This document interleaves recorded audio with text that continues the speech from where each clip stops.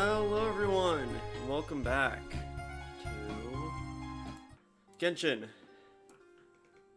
Because it's been a minute. Well, it's been a week, rather. Oh gosh, I'm out of it a bit. I woke up later Many than insects I really have a wanted to. compulsion to Yesterday follow the was a light. mess. Shut up, off we go. But we're back and we're doing this. But yeah, because we're going through Act 4 of Song of the Welkin Moon. And I can't speak today because I have a sore on the inside of my lip, so this is great. This week is going fantastically. Yesterday's stream didn't properly work because Microsoft died. Oh hey. Oh, do you think the others are making good progress? Hope it's all going smoothly. Same, bro. Huh, hey look! They made it back as well! Prince! Llama! How did it all go? All is well, thank you. Nefer and Yehuda had to stay at the curatorium to wrap things up, so they won't be joining us for now. Yeah, we didn't want to have a million characters in one space. I ran into Miss anymore. Nefa and Miss Aino on the way back. Their work is still in progress, so I suspect they won't be back for a while either. We don't want to You write seem 30 rather million cheerful characters today, Mr. in one Flint. seed. I certainly am. I achieved what I set out to do and came away with more than I bargained for. More than you bargained for? Fighting alone can get quite Oh. tedious, but I had the good fortune to run into a pair of brave young warriors. Those are not who I expected to see We a meet meeting. again. How have you been? Hi, Albedo. No! What are you doing here? Guessing you're here to see Varka? That would be a natural assumption to make. It's also the correct one. These two courageously lent me a hand while I was fighting the wild hunt. When they told me they were Sir Varka's colleagues, it all made sense. And given how people of outstanding talent tend to cross paths, it's no wonder you're already I love acquainted. the friggin' thing in the background like, hey, there's a chest over here you should maybe get. So, who's your travel buddy, Albedo? Why don't you come and introduce yourself? It's our boy! It's the boy! A gentleman of few words, I see, and a rather stern countenance. I presumed you were acquainted with him. Is that not the case? Wait, those horns, you must be... It's nice to meet you. Again. We've technically met before. I love how awkward he is. Wait a sec! You're Minnie Durin! That's right. It's me. I'm glad to see you again. I love how fucking awkward he is. It's precious. By the way, he says it's okay if you drop the mini. Yeah, I'm not as mini as I used to be. Interesting, Oh. isn't it? The first step towards blending into human society appears to be reflecting on whether one's name really reflects who they are. Oh my... Also Pyrovision, and it's the Mondstatter vision. Wow! You look so different! In a good way, of course. It's great to see you looking so healthy. I find it interesting that despite being what he is, Durin still has a vision. It's interesting. Thank you, Paimon. And although you're as mini as ever, I understand that diminutives don't always convey endearment. I'll be sure to simply call you Paimon as a sign of my great respect for you. Wow, you're such a smooth talker now. Paimon could get used to this. From now on, you may refer to her as your esteemed guide, Paimon. Little Paimon is pretty tiny after all. Personally, I think our little Paimon is the perfect size. When people call her Little Paimon, it's just because she's so adorable that they can't help themselves. If that's not a sign of endearment, what is? Yep, that's 100% right, Lava. You're absolutely right, Miss Lauma. My brother still has a long road ahead of him when it comes to understanding human relationships. Oh yeah, technically speaking they are, because they're both made by, Rhindaughter, or whatever. Anyway, Or is it speaking not of long Rhindaughter, journeys, it's one of them. didn't Columbina leave with you? How come she isn't back yet? She's been catching up with old friends. Wouldn't be surprised if she stopped for a cup of tea or 10 on the way back. Yeah. Uh-oh. People are talking about me. Hope it's nothing negative. This is like such a wild group of people. You have a Fae, a Fatui Harbinger who's descended from an ancient Conrian lineage, who also is kind of a moon goddess now. The reincarnation of the dragon Durin, and an alien, whatever Paimon is, an artificial human, and an actual moon goddess, an ex-Fatui Harbinger, and the high priestess of the remaining moon. Seems like she's in much better spirits after meeting her old colleagues. Judging from your expressions, I'm guessing it all went well? It's getting crowded here. I'll go grab some chairs. No need. This is a job for an alchemist. I'll whip some up momentarily. Thank you for your hospitality, ladies and gentlemen, but I was merely escorting my friends back. I'll be meeting Sandrone shortly, as we still have some things to discuss. It's been a pleasure, everyone. But this is where I'll say goodbye. See you, We bye. really appreciate See your you help. later, Arlecchino. Thanks for standing Come by on. us. Spare the formalities. I'm just glad I could help out some true friends. Yeah, she's probably just like, yeah, I'm not really in a position where I have much friends nowadays, so having actual compatriots is quite nice. I understand. Well, bye for now, Harlequino. See you, Arlecchino. Oh, this place is hopping. It's probably a good thing one of us left. Otherwise, we might not fit all these people in. Are you Varka. saying we're about to run out of chairs? As a matter of fact, I am. Come on in and see for yourself. Oh gosh. So yeah, they're having Arla go off because she's filled her purpose in the story at the moment.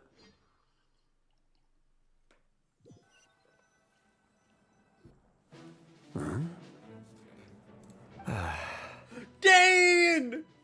Another wild ass compatriot. I mean, it 100% makes sense. I overheard your little chit-chat outside, by the way. With Miss Columbina's colleague gone, we should be back to the original crew plus the other colleagues I brought in. Yep. Though, it looks like we have another new face. Someone else managed to rope in a colleague, too? He's probably here Frankly, for us. you and Paimon are the only people I know here. They'd just be like, I am here because this makes, because this is related to my problem. You two are my only friends in existence nowadays, so help me. This here is Deansliff, colleague of Tibet's greatest guide, Paimon, and greatest adventurer, the Traveler. Well, not exactly colleagues, more sort of friends.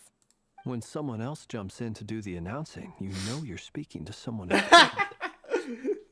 Yeah, you're actually not wrong. Dainsleaf, the Platinum, the Let's hear what he has to Twilight Sword. Note to self. Once Paimon knows your name, the rest of the world will soon follow.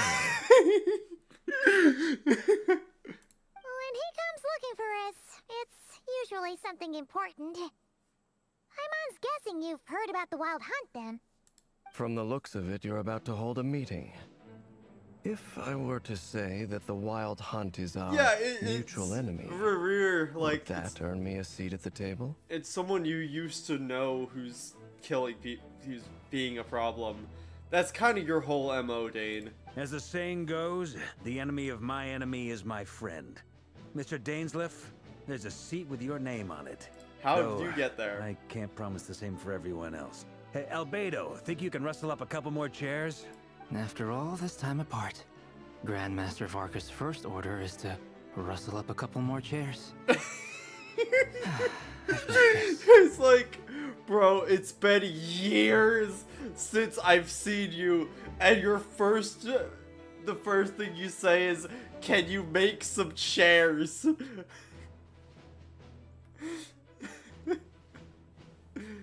Oh, fuck's sake. Also, Durin is long. Is he being sarcastic? Hey, he's your brother. Why are you asking us? I've still got a lot to learn about the nuances of human conversation. Trying to decipher Albedo's way of speaking has been like jumping in at the deep end. Yeah. Oh, good point. Paimon gets you now. Don't sweat it. There are people who go their whole lives without getting the hang of it. You're ahead of the game already. Look at you, Paimon, expert in the art of encouragement. Tears!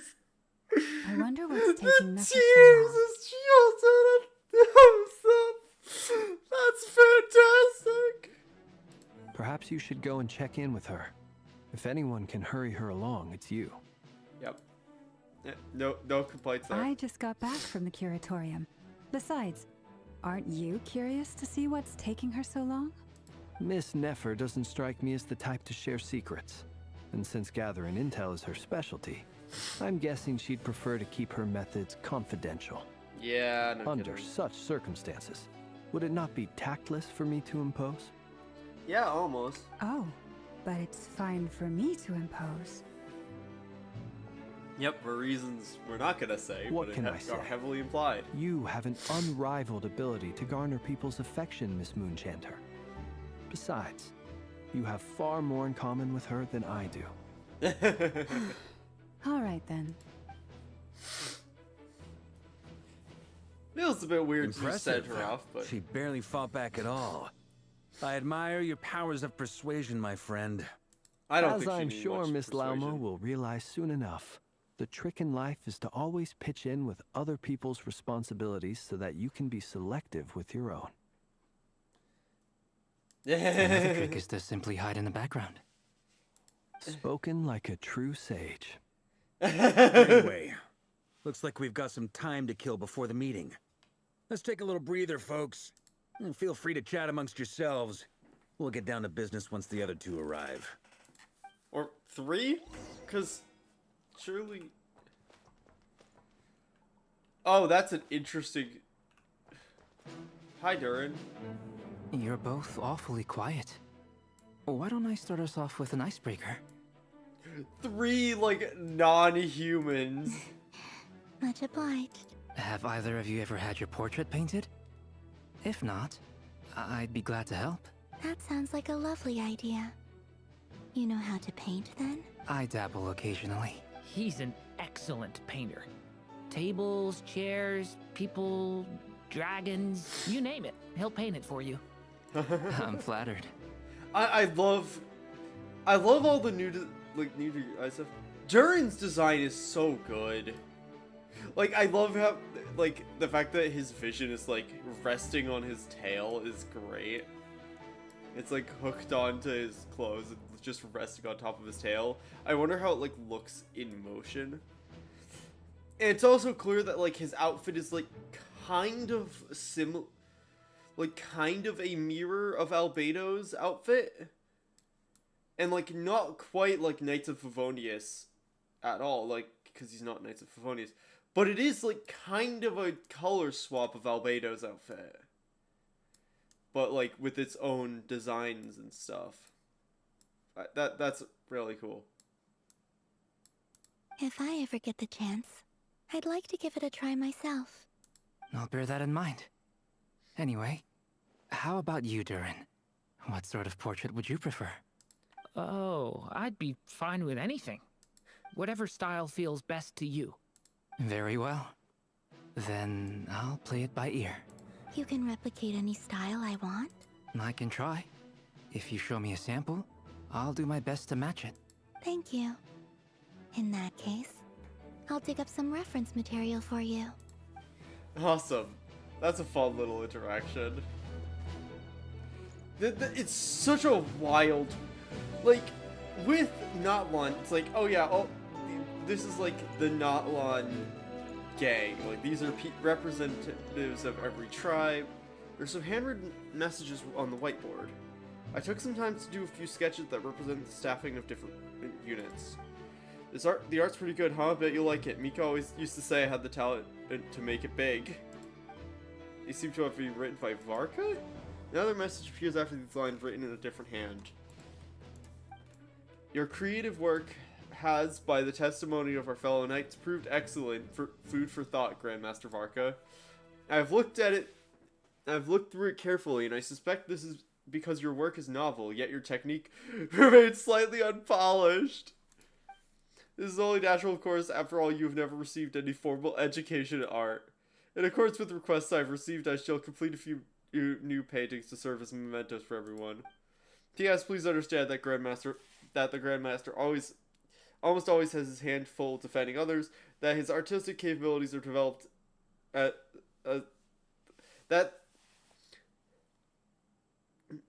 his artistic capabilities are developed as this is a testament to the time he has spent alongside Spark Knight Klee.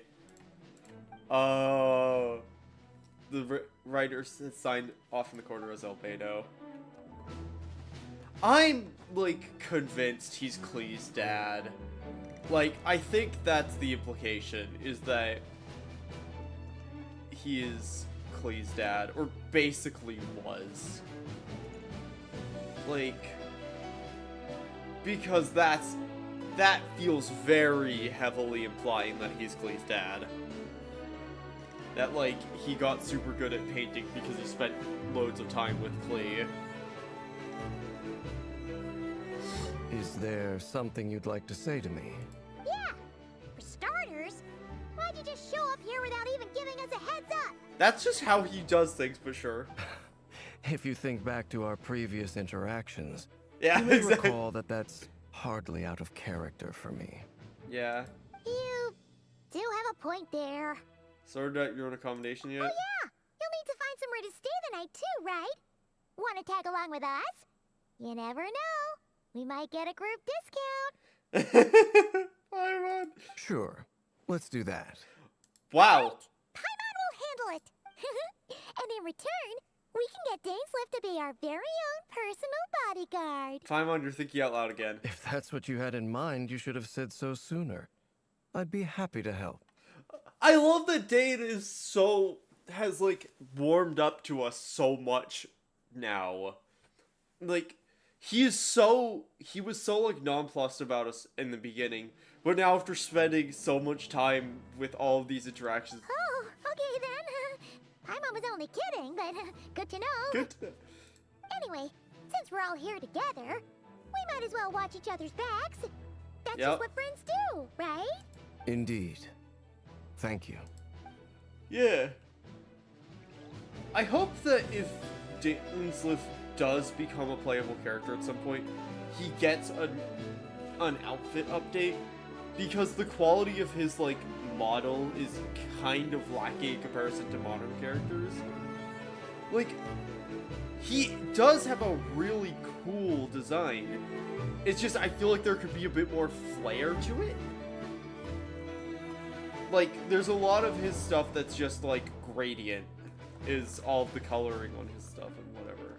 Comparatively to fucking Varka and Flynn's and Durin. Like, you can really see who is the 1.0 character in this trio. Also, I feel like Durin would get along well with Bennett.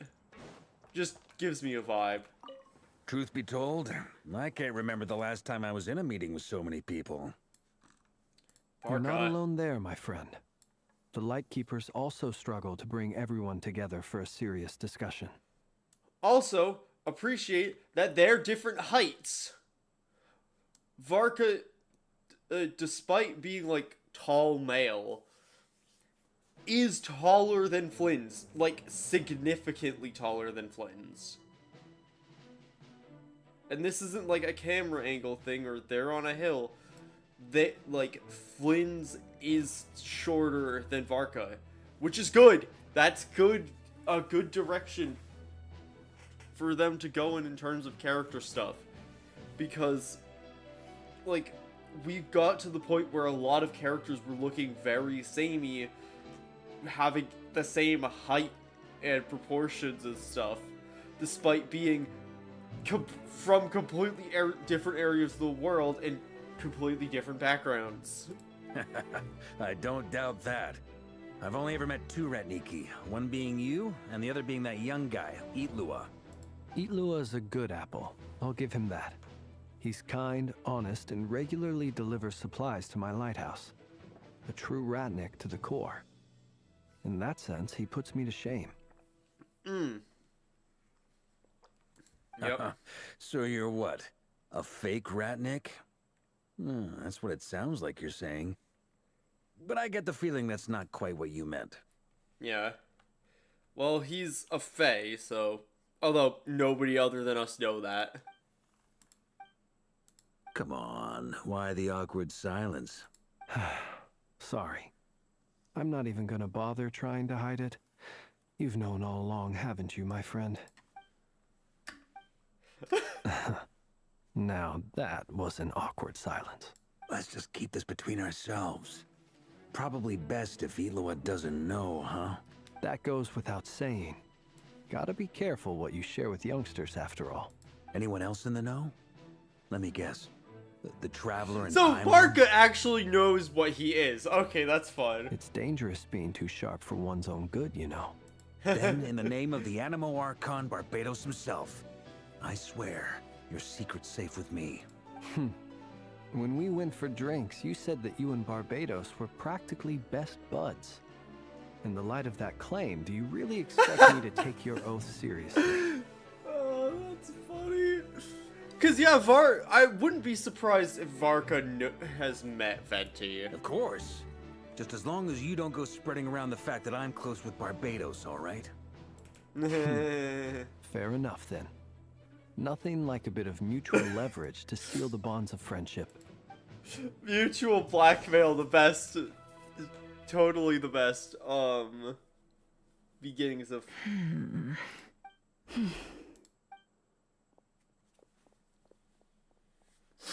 She's so upset that there's more people being dragged Miss into this. Nefer, you made it after all. Such a wild group. But what about Yehoda? I'm here to give you an update on how things are going on our end. Once this is over, I'll be heading straight back to continue my work. I left Yehoda back at the curatorium to watch over things while I'm gone. I just realized how much shorter she is. Like, it might be the camera angle, but how much shorter she is than Lama. So much for just this once. Not so loud! We're on a roll here. What if she remembers and suddenly decides to back out? Did you say something, Mr. Varka? Gosh. Huh? I didn't say anything. Right, Flints? Must have been a frog. They get so noisy around here. Why is there a frog in Like here? they're putting on a concert in the background. Anyway, before we begin, there's a few introductions to make. Let me start by saying that it's an honor to be speaking before so many distinguished colleagues and collaborators. First up, we have Miss Lauma. As Moon Chanter, she's the leader of the Frost Moon Scions, a local religious community in Nodcry. Then there's Miss Nefer, boss of the Curatorium of Secrets, an intel gatherer extraordinaire. Nefer is leading the investigation into Rerer's background, assisted by Yehoda and Lauma. From the little I've heard, they're making some great progress. Yep. Over here, we have Mr. Flintz, a Ratnik and guardian of the abandoned lighthouse. In our last operation, he courageously distracted the wild hunt to buy time for the rest of us. Yep. For those of you who've never met, this is Mr. Albedo, a renowned alchemist and captain of the Knights of Favonius investigation team. By his side is a new face for us all, myself included. Mr. Durin, who has come to lend his aid. Yeah, like, I don't know who this dude is, but he's here to help, so that's great. Which means that I wouldn't be surprised if it's just us and Albedo, and obviously Durin, who know who and what Durin is. Next up, we have the Moon Maiden and former Fatui Harbinger, Miss Columbina. Then we have the Traveler, who's earned more titles than I could possibly hope to list out, so I'll spare you the rundown. And Paimon, the ultimate travel companion and quite possibly the best guide in all of Teyvat. You're flattering her too much, Varka. Whoa! That's great turnout. Miss Nefer, it looks like you might Just have a doesn't good job introduce getting your Dane because he has no idea who the fuck he congratulations is. on the booming business, I guess. Oh, You think I haven't got enough on my hands as it is? Who's looking for me now? That would be me, Miss Nefer. I have a commission for you. Oh. And you are? Who I am doesn't matter right now.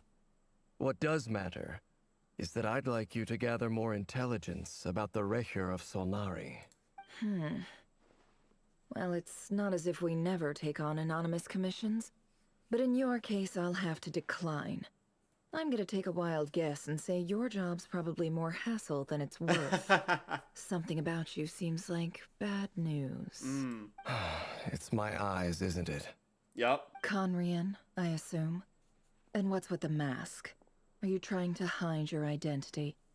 In any case, the fact that you're even still alive raises an awful lot of questions for me. Yeah. My name is Dainsleif. And yes, I am from Conria. As I'm sure you're aware, the Welkin of Solnari's real name is Rerir. He was once an acquaintance of mine. Really? Then you must have been quite an influential figure yourself. Yep. Dane's left the Phantom Saver? You flatter me, but none of that matters anymore. My point was simply to clarify why I have asked Miss Nefer to investigate Rerir's background. So you're both from Conria, and it sounds like you used to be friends? What am I missing here? Surely you already know how he became one of the Five Sinners. I'll tell you everything I know. The history of Conria, the names and identities of the Five Sinners. Ooh, give me. Give us all the lore, Dane! I have never spoken openly of this before. But the truth was exactly as people say. The Five Sinners were each driven by their own desires, and it was by playing upon these that the Abyss tempted them to their fall, tearing Conria apart in the process. The visionary, Vedifenir, who wished to foretell the future. The wise, Horoptatir, who sought limitless knowledge. Oh, interesting. Vedifenir, Horoptatir. Gold, Rhindaughter, who desired to create life. The foul, Sertologi, who pursued supreme strength. Sertologi, I think, is Skirk's master, I think? And last, but not least, Welkin of Solnari, Rerir, Ravager of the Moon. Of the five, Rerir is the only one who remains a mystery to me. He never harbored grand ambitions. So what changed in the space of a single night? How did he come to fall like the others? In other words, you're saying that his change came as a shock to you, and you have no idea what actually happened? That's right. Huh. You mentioned how the Abyss tempted them, which led to their fall. But what did that look like in practice? And what other context can you give me about the events of that time? The more detail you can give me, the better. Strangely, now that it comes to it, I hardly know where to begin. The fateful night took place during the era of the Eclipse Dynasty. One day, my elder brother, the visionary, Vedifenir, was summoned to the palace by the Vinster King, only for the king to gouge out his eyes and cast him into the dungeons. What the fuck? When I came to hear of this, my fury knew no bounds. I gathered together every ally I thought I had, and together, we set a night to storm the palace and free Ved. Centuries on, the memories of that night still haunt me, like a never-ending nightmare. We broke through the palace gates, just like we had planned, each striking towards our separate targets. But then, I was betrayed. Even Vedifenir, the very person I had come to rescue, abandoned me and partook of the Abyss's power. Gosh. So, It's personal after all. Then tell me, Mr. Dainsleif, what price are you willing to pay? You, of all people, must know that nothing comes for free. I cannot say what price would be worthy of such a commission. But know this. Rarier was not always a madman. Believe it or not, there was a time when he was just an ordinary man, working for the Conrian Intelligence Service. Uncovering the truth of Rarier's past is the only way to unravel this mystery. But before you decide if you will accept my commission, I will tell you more about him. Enough, I hope, to help you plan your next move. Sounds pretty good to me. Feels like we just flagged down a random passerby, only to discover he's actually a master strategist who has a score to settle with our enemy. Who knew having a Conrian friend would come in this handy? Can I borrow your halo? It could be useful in the lighthouse. Yeah, enough with the wisecracks. Besides, isn't that lamp of yours bright enough already? Relax. It was meant to be a compliment. If that was a little over the top for your liking, I'll make sure to tone it down next time. I'll give your proposal some serious thought, Mr. Dainsleif. Let's speak in private once the meeting is over. Before that, there's a few things I'd like to share. Oh. Oh yeah, all of the shit that we just went through. You recount the meeting in the Nave and how the iridescent moon's marrow was retrieved from the Crimson Moon space. You make it clear that the Nave chose to help you of her own accord, then concluded by reporting how the hearts of the 3 moons are finally in your hands. Now that we've united the hearts of the 3 moons, your power should be greatly enhanced. But it seems like that hasn't happened yet. No. I believe it will take a little longer. Yeah, maybe like 2 patches. You've done so much for me, so I want to be completely honest with you all. Even though I'm doing a lot better now, the truth is, my recovery will likely be an ongoing process. From the moment I was born, my power has been slowly ebbing away. And that is because Tevat has never accepted me. Even with the moons united as one, it seems my rejection cannot be undone. So far, I have yet to find a solution. It may turn out to be a problem that will plague me until the day I finally leave this place behind. It's interesting that it's just like, oh yeah, like, being from the moon, the planets never accepted me, and so... Even so, I will do everything in my power to help you drive out the Welkin of Solnari. As Arlecchino put it, this is not about chasing the spoils of victory. It's just a gesture of heartfelt gratitude. Kutar.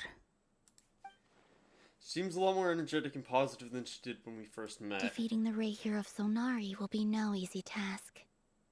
While my strength slowly recovers, we'll also need to gather more intel. He is so much taller than her. Naturally. We should take all the help we can get if we hope to defeat him.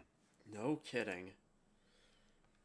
We've considered several viable plans now, but our choice hinges on the answers to a few key questions. Is it even possible to kill Rarier? What experiences shaped the person or monster he became?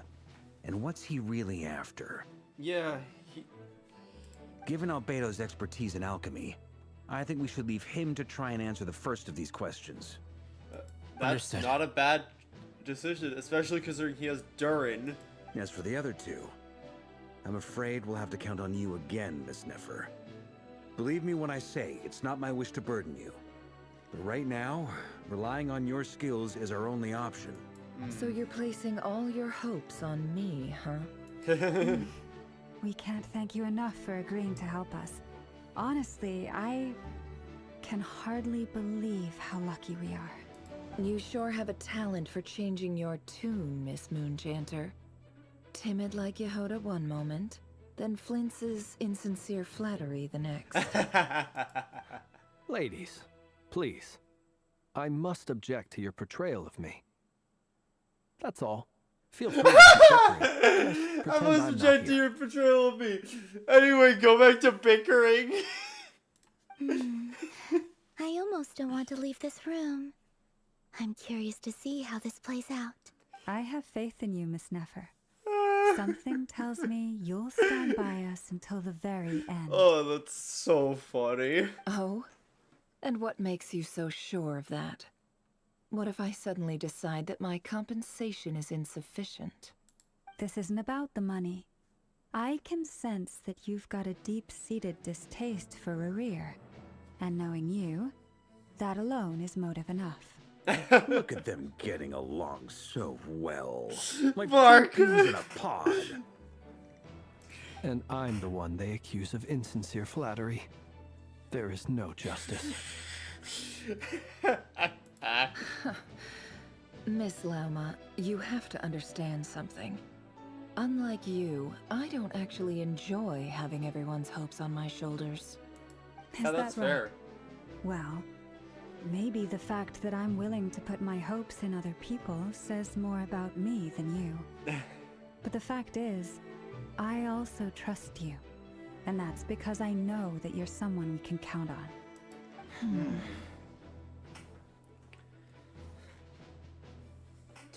Anyway, we've got our plan, so let's get moving. Mr. Dainsleif, let's talk. And Traveler, once we're finished, if you've nothing else planned, I'd like you to come with me. Alright, sounds This whole good. experience is teaching me a lot. For instance, I now know that when other issues come up in the future, I'll have far more luck getting Lauma to convince Miss Nefer than trying to do it myself. Hate to say it, friend, but that's one of the funniest things I've heard in a while. Why? You think I've got it wrong? Quite the opposite. But what makes it so hilarious is how long it's taken you to realize. Oh, that's so funny. Nefer and Dainsleif converse intently for quite some time. From the gravity of their expressions, you can tell how heavily the next stage of the plan weighs upon them both.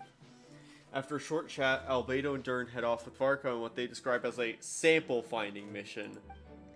Lauma steps out for a while, then comes back loaded up with emergency medicine. She tells you that while people rarely expect to get hurt, it's her duty to be ready when they do. You and Paimon wait patiently for Nefer, content to see how well everyone is working together. Once Nefer is finished, you follow her and Lauma back to the curatorium. I guess Dane is just staying back. Like, being non-committal as always. But granted, it's nice to have him in, like, the main arc story for once, and not just tacked on to the end. Which makes sense, because this very much feels like it's starting to be, like, a major, not conclusion, but at least major aspect in our own personal storyline. Thank you for waiting. It's okay. We actually used the time to help Dainsleif get a room at the hotel. Oh, great. That's very considerate of you. Now, I trust you share my curiosity about Rerir's past, and you seem fairly familiar with Mr. Dainsleif already. Yeah, we've known each other for years. We spoke at some length after the meeting. He was the one who suggested I should invite you to join this operation. He feels confident that these secrets will be safe with you. Dane has a lot of faith in us, that's for sure. Thank you for your trust too, Nefer. Likewise. I appreciate that you got right on board without interrogating me about why I invited you. It shows that you trust me to explain everything in due course. I just assume that's because I'm the main character, but you know. That's because we know what you're capable of. We appreciate you too, Nefer. You might have been forced to help in the beginning, but this time, it was your choice. That's one way to put it. Another is this, that once a decision's been made, it's set in stone. After that, my only goal is to see it through. Valid. Alright, so here's how it is. I'm going to access Rerir's thoughts again using my confidential method. Now, I'm sure you've seen things like this before on your travels, so you're surely well aware of how dangerous it can be. Right. The reason I've gathered you all here is to ensure my safety during the proceedings. I plan for us to enter the fragment of his consciousness together, and once inside, I will focus on searching for information. Think of this as a diving expedition into someone's brain. If I'm the diver, you are my safety equipment, tasked with keeping me alive while I'm under the surface. Sounds good. Once the ceremony begins, we will all be spying on privileged information. But in the interests of safety, you must remain absolutely silent at all times. We will discuss our observations after the ceremony has concluded. Lastly, any individuals of a weaker constitution are advised not to partake in the ceremony. In any case, just be honest, Nefer, you don't trust Paimon has to her shut own up. job to do. Never conspicuously left out the details of her confidential method. Guess her brain diving techniques are a trade secret. Well, good luck, everyone. Sounds like all Paimon can do is cross her fingers and root for you guys. There's a little more to it than that. I was being serious when I said you have a job to do. While the rest of us are inside Rarear's mind, it's imperative that we have a team member on the outside. Yeah. In the event that something goes wrong, you will be our first responder. I don't anticipate any issues, but the extra level of safety will be greatly appreciated. Yeah, we need you to be a lookout, Paimon. I second that. This is a dangerous operation here, and you're our whole rescue team. That's pretty much the most important job in the crew. So, Paimon's like the lifeguard? Yeah, that makes sense. All right, got it. Good. Yep. Please, take a seat. We'll get started momentarily. Yep. So, did Mr. Dainsliff tell you anything else? He told me that he believes Rarear kept some big secrets in his life. He's not sure that they were the cause of his eventual downfall, but he's asked me to uncover what those secrets were all the same. But surely you're not planning to go through with this, no matter the cost. If you think that, you'd be overestimating me. I'm a businesswoman, not a mercenary. Yep. But I do have my own professional reasons for taking this job. You think I'd turn down the opportunity to get a first-hand glimpse into Conrian history? No chance. Yeah, like, this is insane information, like... Well, as long as you don't let morbid curiosity get in the way of safety concerns, we're good. We'll do whatever we can to help you. Yeah. You're such a killjoy. Yep. She's got incense, candles, almost feels like a summoning ritual. We're about to summon the winged dragon of Ra. It seems like Nefer still has no intention of sharing her trade secrets, but not exactly the moment to pry. See, there's a chest set on the table. Could this have something to do with her intel gathering methods? All I'm good to go. All set over here, too. Alrighty, Paimon, Captain. Be extra careful.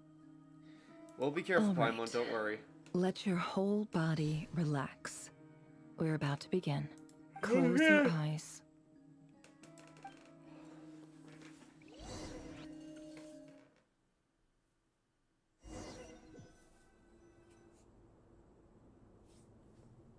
Phew. Could this be his office? Pretty standard setup. Bookshelves, paperwork, files. According to Dainsliff, Rarear used to be an intelligence operative. Chances are there's plenty of top secret intel stashed away in this room. Is this where you keep your secrets, Rarear? Oh, those are files. Can't say I'm not looking forward to this.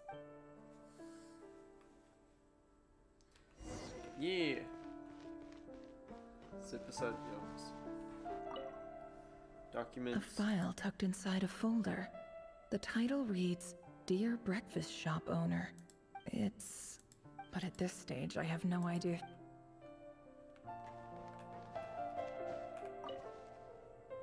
Wonder what kind of encryption technique this is. Aha. Please, hear me out. I can't shake this feeling that someone's been spying on our house. No, I'm not being paranoid. It's true. I saw someone dressed in all black. It was a couple of days back, but that was on another street, not near my house. I swear, I know what I saw. There's a note in the margin. Surveillance of the Runfarther residence has concluded. We apprehended the target and That's filed funny. the mission report last night. Could the voice in the recording belong to one of Rick? Like, surveilled the house, found someone saw you, so it's like Bookshelves concluded. full We of took him. documents. Looks like these are all files, packed with the personal details of individual Conrians. The Crimson Moon Dynasty preceded the eclipse. Since Rerir worked as a secret agent during the latter, it stands to reason that he was tasked with purging remnants of the old dynasty. Yep, lines up exactly with what Dainsleif told me. Alright. I am going to be right back real quick because I'm going to use the bathroom, so I'll be right back.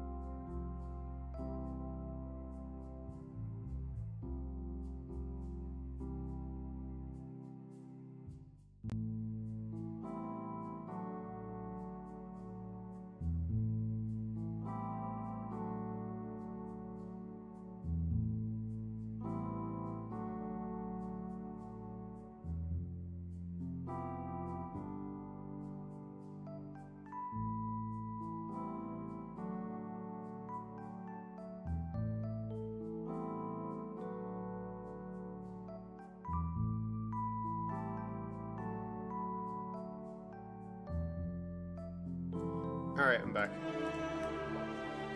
Jeez, just really need to pee.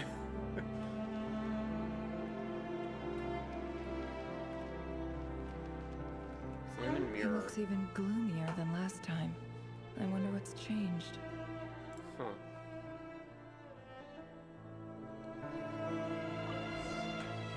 Let's see. What's in the files? Today's files are in. Time to wade through them, just like usual. Ooh. Male, 51. Occupation, cook. Confirmed Crimson Moon descendant. Has maintained frequent contact with other descendants over the past year. Poses a threat to the dynasty. Oh, gosh. Neutralized. Great.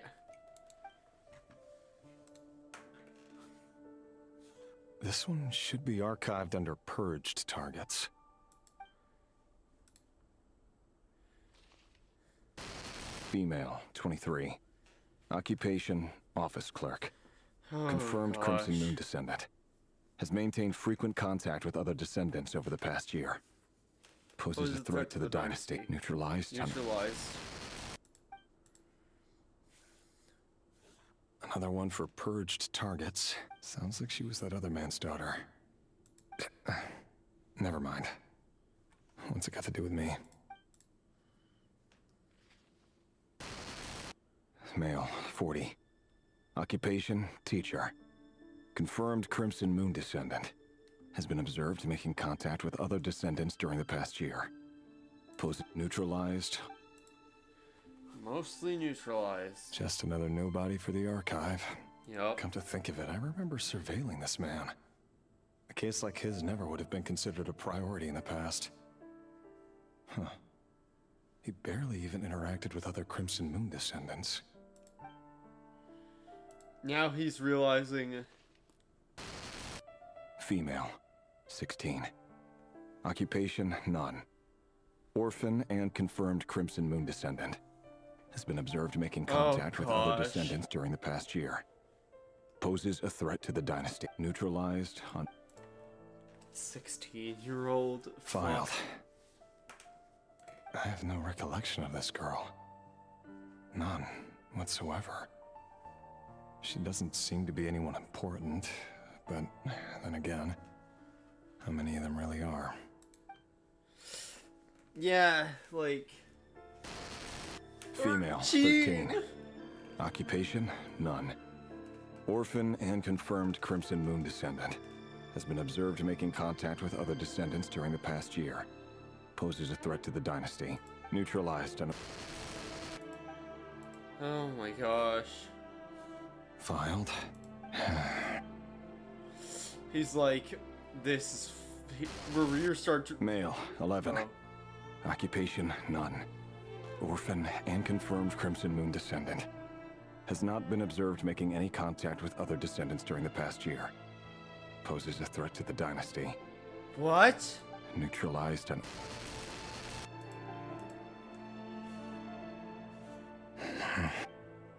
Yeah, like, this is...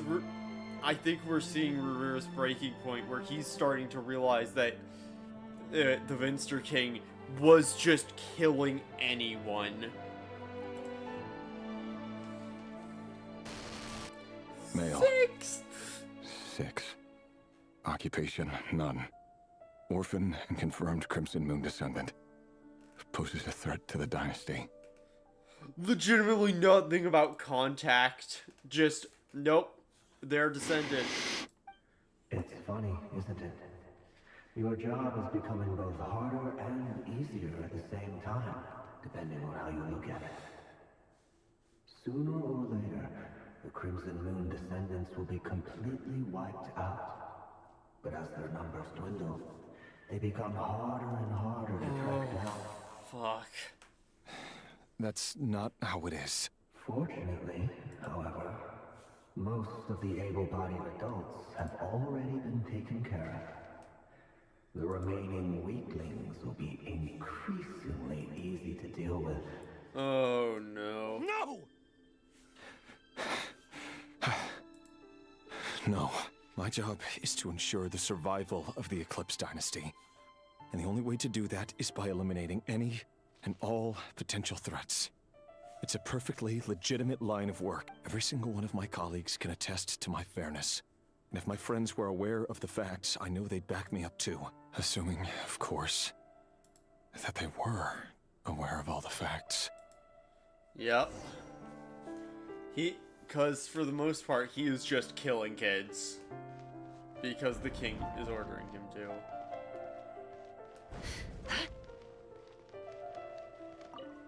Box. A box containing a ring ring inlaid with a precious inlaid gem. must be for his girlfriend.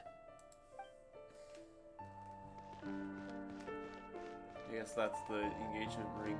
He's holding on to it, I guess. She hasn't said yes.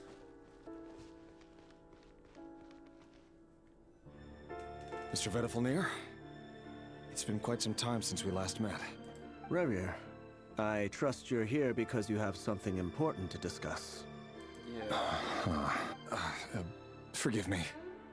I wasn't tuning out, it's just, I noticed you didn't even phrase that as a question. As if you knew I was coming. Tell me, does someone in your position ever feel the need to ask questions at all? Interesting. It is indeed within my power to foresee certain things. Things like your arrival. I was just thinking. It won't be long before I'll be inviting both you and Dane to my wedding. That isn't a lie, but nor is it a fact as such. It's a wish, isn't it? No fooling a prophet, is there? Ever since that day we met for drinks, I knew it was only a matter of time before you came looking for me. Does it feel good? Knowing how the future will unfold. Gosh. I'm afraid the notions of good and bad fail to capture the complexity of what such a power entails. Once you've seen what will come to pass, it can be all too easy to succumb to fear and melancholy. Unless, of course, you learn to abandon these feelings. You fear my silence, and long to hear the words I left unspoken that day. Yep. That's right. You must have noticed my reluctance to broach the subject. And the reason is simple. Because the truth could never have lived up to your hopes. For both our sakes, such words are better left unsaid. The burden of prophecy was never meant for your shoulders. So who exactly do you deem worthy to hear your prophecies? None but our exalted king? Or rather, our king as he once was. You're closer to his majesty than I am. You must know better than anyone how much he's changed. You say that as though it is to my benefit. Yet precisely because of that, I dare not speak rashly. A king can turn out to be the most virtuous of rulers, or a tyrant more terrible than the most vicious of dragons. And that's the direction the Vinster King's going. You are so wise and far-sighted, yet still you would have me live in fear of the unknown? You make a fair point. Especially given my silence alone was all it took to send you spiraling downwards. Gosh. Very well then. Let me offer you some advice. And I say this not as a prophet or a visionary, but simply as the brother of your friend. For many reasons, there is very little chance of your marriage ending in happiness. If happiness is what you seek, you should find another fiancé. Really? Hold on. There's that same black fog again. Could this memory belong to Thelindis? Guess I'd better tread carefully. Yep. Let's go into the fog. Wait. Hear me out. This time we finally got a clear look at his face and learned his true identity. Right. His name is Rayrir, and he claims to be one of the king's guards. What did you say? A cruel irony, isn't it? The man you're set to marry leads a double life as a brutal executioner. Why are you telling me all of this now? Simple. It's because I want you to kill him.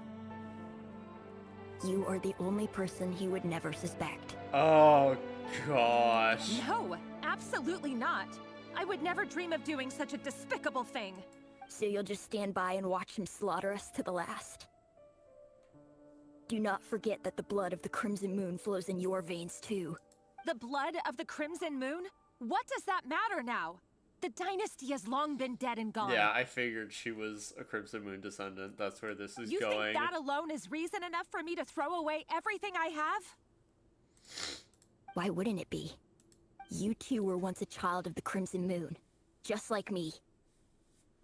Don't tell me you've never felt so much as a flicker of fury for the way we were trampled into the dust.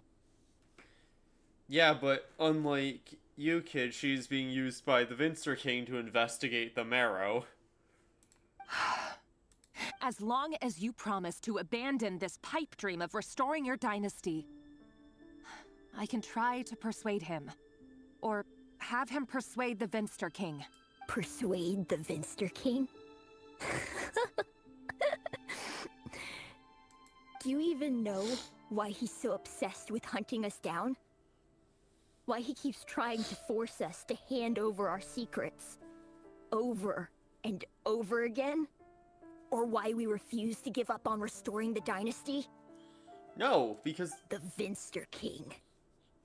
A blind fool. His eyes clouded by powers from beyond this world. A petty little man with a miser's heart. And he dares to sit upon the throne? Mark my words. Sooner or later, Conria will fall. And it will be his doing. Yup. That's not incorrect. Mostly. If you can't bring yourself to do it, so be it. Just you watch. It won't be long before calamity descends upon us all. Yep. The Ray here of Solnari. Something happened to her face there. That really is quite a secret you've been keeping from me, Rerir. But who am I to talk? Am I really any better? I've kept my own past a secret this whole time, too. But now the king told, like, he was ordered to execute her. I think that is where we're going, is... The king told him to execute Tholondus. Love should be built on honesty. But ours was born from lies. And yet, is it really so wrong to hide things that would only make life harder? If we don't cover up the parts that no one else should see, how can we go on pretending to be normal? Vedifulnir must have known all this. And that's why he made his prophecy. In the end, nothing stays hidden forever. Yep. But I won't just sit by and watch this disaster unfold. I'll do everything in my power to protect what I cannot afford to lose, no matter who I have to face. Oh no. Huh? Was that Rerir who just walked past the window? Doesn't it give you the chills that he still takes the same road to work every day? As if nothing ever happened. Those people at the deli. Enough already. They're clearly pretty taken by their own disguises, so just smile and play along. Pull the rug from under beasts like that, and you'll risk having your throat torn out. Deli? Oh. They're talking about those people from the opposition. Right. I'd almost forgotten they used to run a deli. People of no consequence always vanish so easily. And no one even remembers them. Yeah, you're killing orphans and But surely you deli can see he's not the man he pretends to be. So many have died already, and they say that the king's madness grows with each passing day. We're not going to survive this, are we? But why does it have to be this way? Do we really deserve so many to Crimson die Moon just descendants are because now of the going blood to that her runs to through try our and beg veins? her. Tholondus, are you even listening? Sorry, Freether. My mind was off wandering. I heard you, though. You're talking about what Rerir said. He's just following the king's orders. He's a secret agent, and it's his job to hunt down rebels and dissidents. By the time you first met him, he'd already taken lives. Maybe he was using you from the very beginning. No. Rerir has no idea I have anything to do with the Crimson Moon. My family are only distant relatives of the main lineage, and besides, my eyes are perfectly ordinary. Except they're clearly not Conrian. Truth be told, apart from my teacher, pretty much no one knows I have any connection to any of it. It's been a long time since my family severed ties. But as Orlog said, who could possibly talk sense into that raving lunatic of a king? No one. I'll work something out. Trust me, I'm with you all. But for now, you need to keep yourselves hidden. Don't let anyone find you, anyone at all. Don't forget that Rerir is an Eclipse operative. You need to be extra careful when he's around. And when I am too. For now, don't come looking for me. And if anything happens to me, just act like we've never met. If even you can't escape this, what hope do the rest of us have? But after all this time together, surely yeah, we that's would lay a the hand on you. thing, though. I won't speak in his defense, nor can I give you a clear answer to that question. But I'll do everything I can to put an end to this. Here, hold on to this. If an opportunity to escape presents itself, take it. You'll be glad you took some spare change. You call that change? But what about you? I've got a job, and there's still money coming in. But you can't go anywhere right now. Please think about yourself for once. Mm-hmm.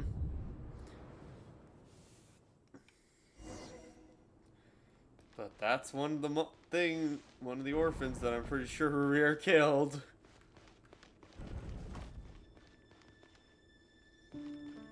Go to the training room. Those are really shitty doors. Like, you could not move another round of anything. Assassination training. Training ground is just beyond this hidden passageway. When you kill a person, doesn't it bother you when you end up covered in their blood? Why would it? Aren't we all just walking blood bags? But not everyone is accustomed to hunting down others like prey. You've been a hunter for so long now, you seem to have forgotten that most people don't just go around killing one another. Leave me alone. Yeah, Rere's already started to be tempted by the abyss.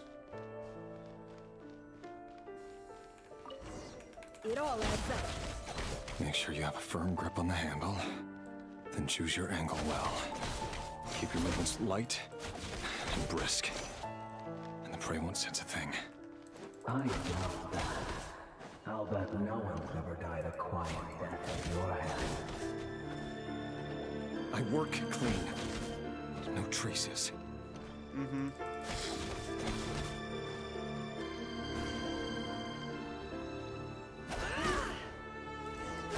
That doesn't make it openly unfortunate. The king just happens to be what someday he doesn't. That won't happen. Ever since he fell under the spell of that power, at the beginning, he only had to take out a handful of it. But now... The ones I've dealt with have always been guilty. And I've carried out my work flawlessly. Not always been guilty, though. You're killing orphans.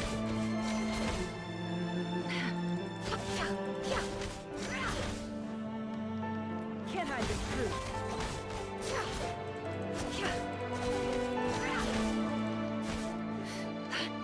It all adds up.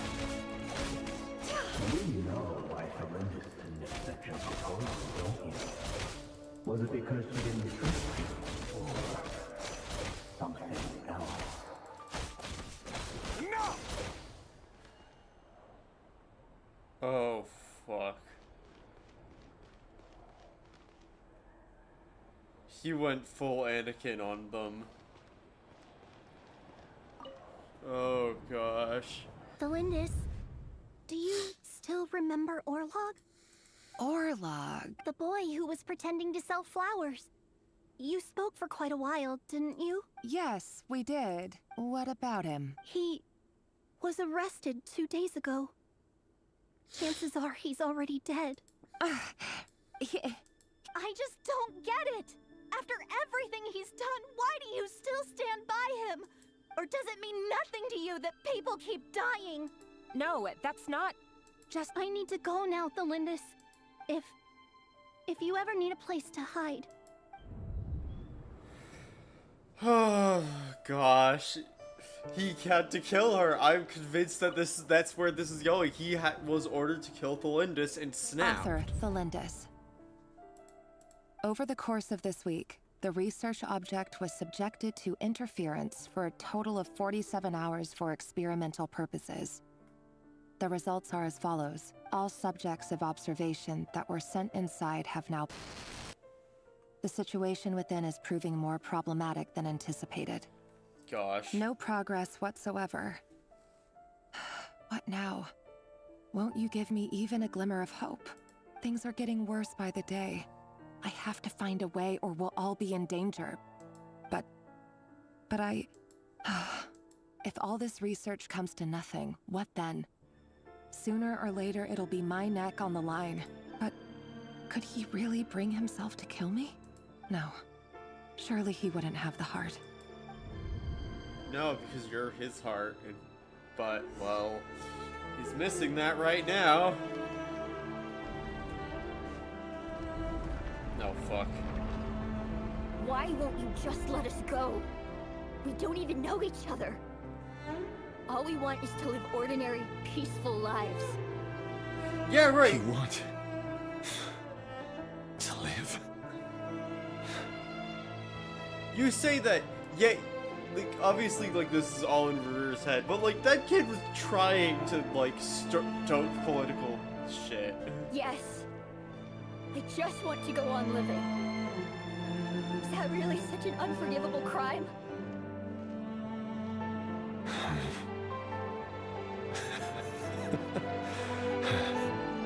You want to go on living. I want to keep living too. To keep living forever.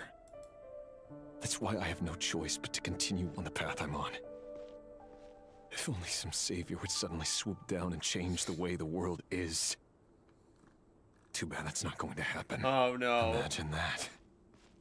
If there really were such a person, you and I wouldn't be standing here like this, would we? Gosh. Fuck. Today's files are in. Time to wade through them just like usual. No, I don't get tired of it. It's my job. And not only am I lucky to have it, I'm good at it too. Fucking hell. Wait. That's... Thalindis? Here we go. No. No! Why? But you bear no mark of the Crimson Moon. How could you possibly have anything to do with them? It cannot be! A diluted bloodline. Carefully concealed. I see it now. You've been living in the shadows just like me. Mm-hmm. What a fool I've been. Numbing myself with talk of justice. Even imagining my friends would back me up. But in the end, Irminsul. Finster King! How far are you going to take this? From the direct bloodline to secondary offshoots? And then what? Irminsul? Irminsul's the name of the Finster King? Today it's the descendants of the Crimson Moon. Who will it be tomorrow? Will you not rest until everyone down here is dead? No.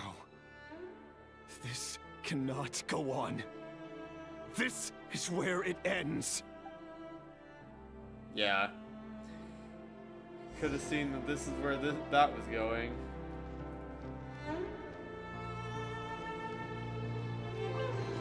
Ooh, loot.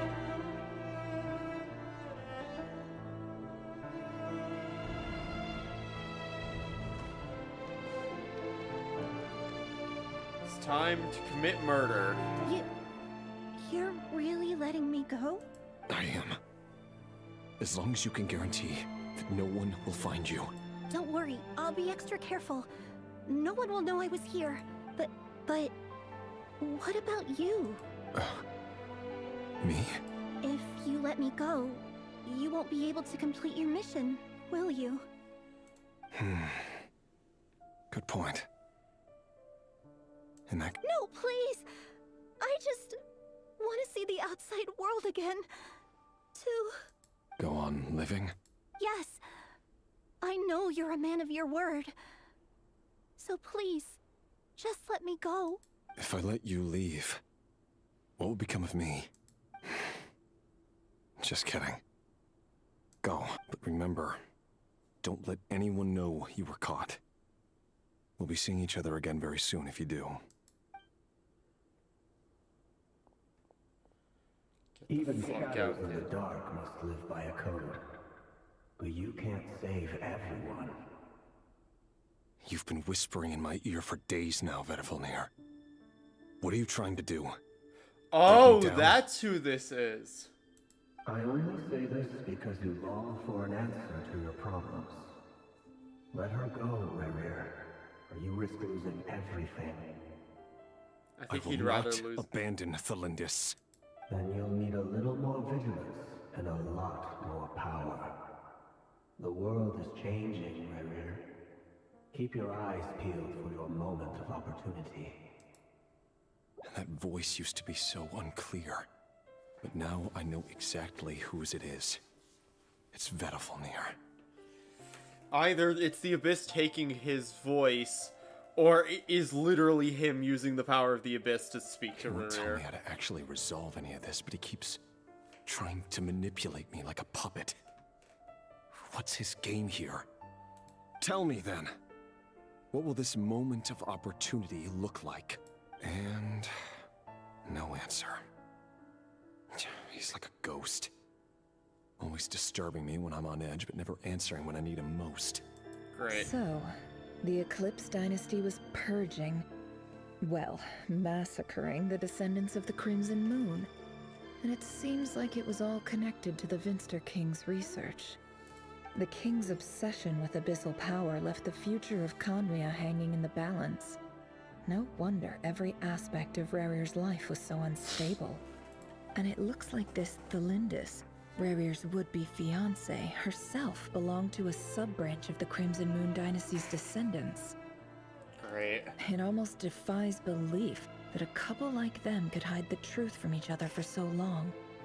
If the Vinster King hadn't intervened in such a drastic way, they might have gone on deceiving each other for the rest of their lives. Yup. And why does Vedalfonir, Daneslif's older brother, keep talking in Rerir's head? This guy kept more secrets than I ever imagined. No The kidding. human mind is like a vast desert of shifting sands. When you follow the flow of someone's memories, you only ever see the parts they're willing to let surface. Time for something a bit more creative. We've been inside Rerir's mind this whole time, building up a picture of his psyche. There's already enough clues on the board to start reading between the lines and mapping out the rest. Now, we can finally begin to put the pieces together. Sure, it'll only be a reconstruction, part simulation, part reasoning, but it's usually pretty accurate. Once we've built up a cognitive profile, we just need to cross-check the logic behind his actions. And then we'll be able to take a sneak peek at whatever it is that Rerir has really been hiding. Mm-hmm.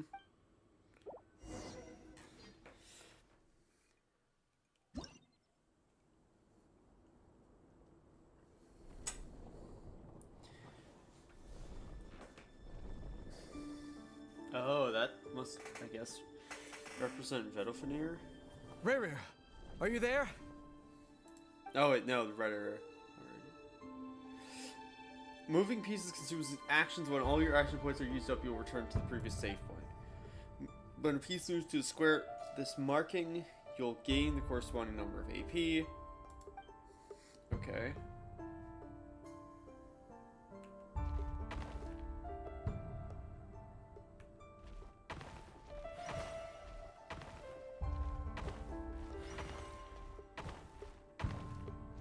Oh fuck.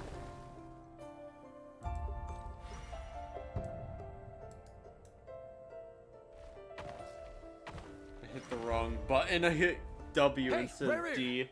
Come out, it's urgent. Dane? What's wrong? Quick, come with me. I'll explain everything once we've met up with the others.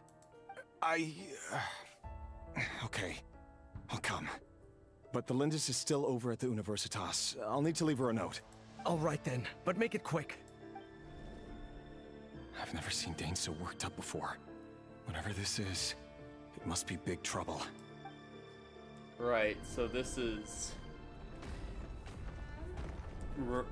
the night of the siege, where he went, where they're trying to get moving does not consume AP.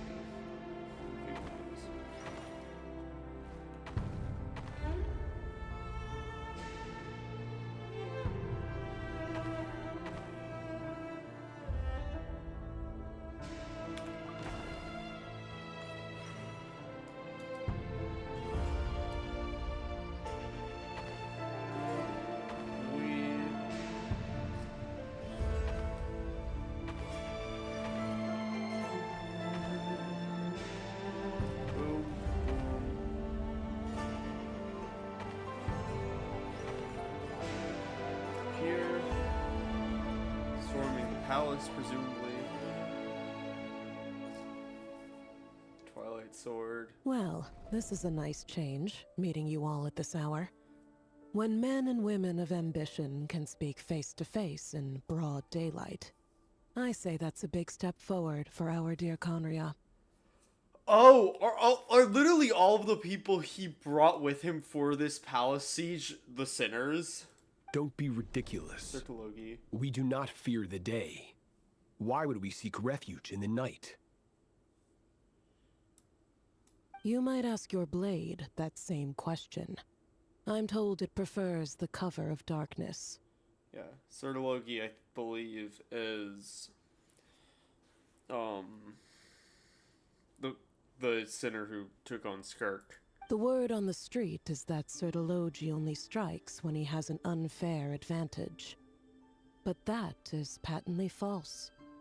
I see you're missing an arm and a leg. Surely only a fair fight could explain that.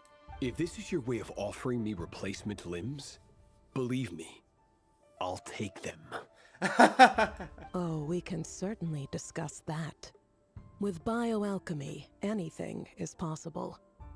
Assuming I have your full support in my research. Lunatic. Roptatir. What brings you here? Why, Dainsleif, of course. He invited me.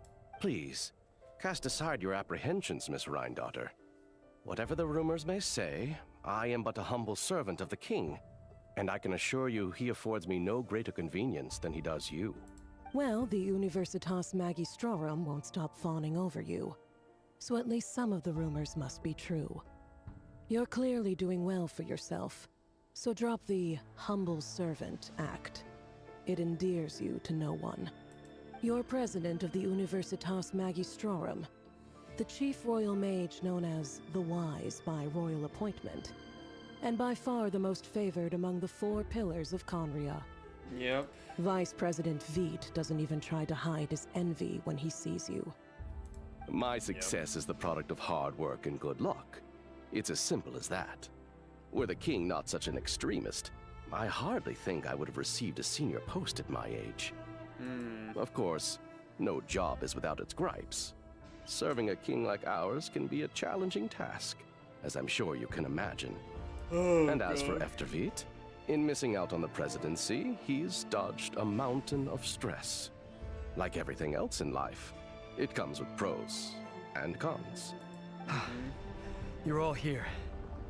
I apologize for the short notice, but it was an emergency. The 5 sitter. Well, 4 of the 5.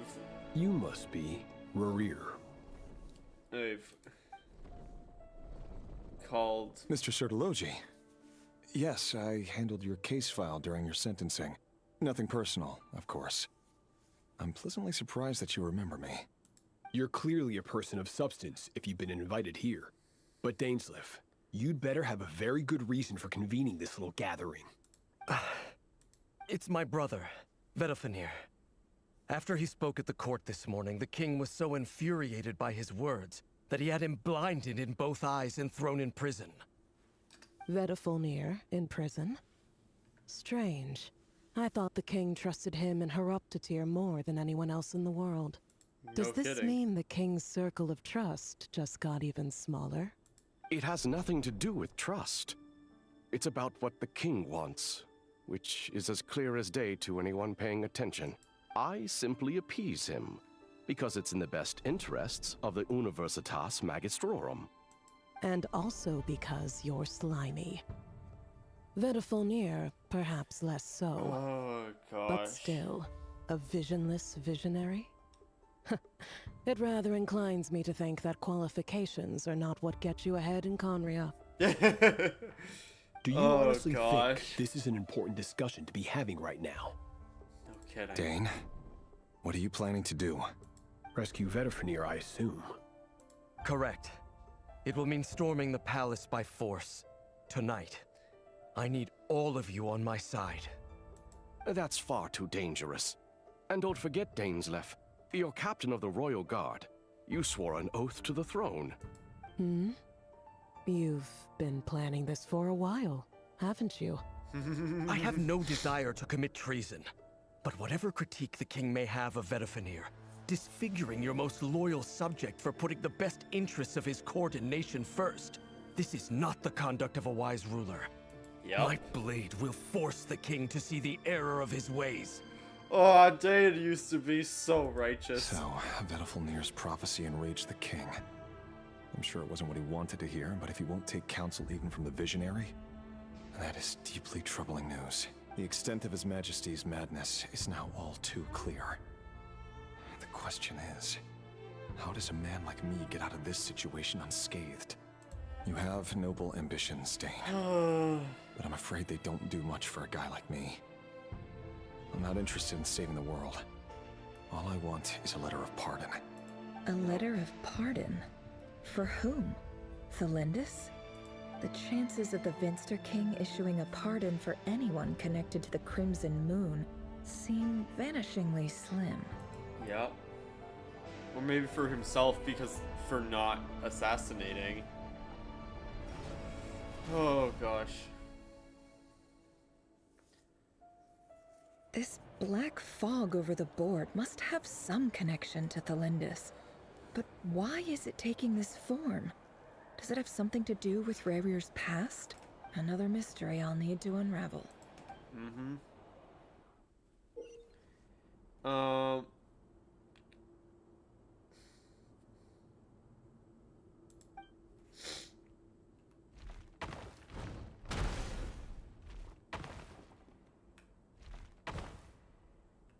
Okay, I think I put that up.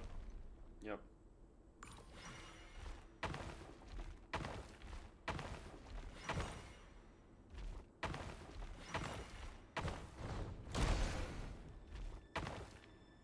Okay, no. We need to...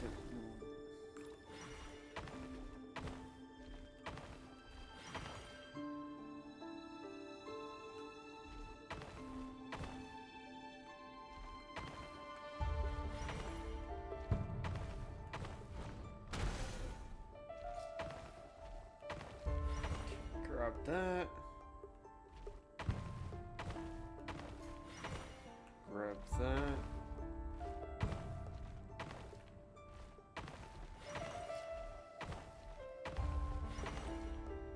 Go. Yeah, that's an interesting one. Author it's an interesting Thelindis. little mini game. Thelindis. Over the course of this week, the research object was subjected to interference for a total of 60 hours for experimental purposes. The results are as follows. Research dating back to the Crimson Moon Dynasty has established 2 points regarding moon marrow. Firstly, its origins have something to do with a god's power. Secondly, it serves as a portal to an as-yet indeterminate location. Moon marrow can thus be defined as a spatial gateway. However, there are a number of hurdles to overcome before we can answer the question of where it leads to. To start with, opening the gateway requires a specific power source, which the relevant literature indicates. An enormous amount of power is then required to keep the gate open. Currently, the total power output of our instruments remains in the single digits. To make matters worse, I am now the only staff member remaining in the Moon Marrow lab. The Universitas Magistrorum recently decided to move most of its personnel into abyssal energy research, which has stymied all Crimson Moon-related projects. This is not a wise move. I have always maintained that placing all our hopes in a single source of power is risky, especially one as poorly understood as this. As well as making ourselves overly reliant on a single resource, we are neglecting other promising technologies.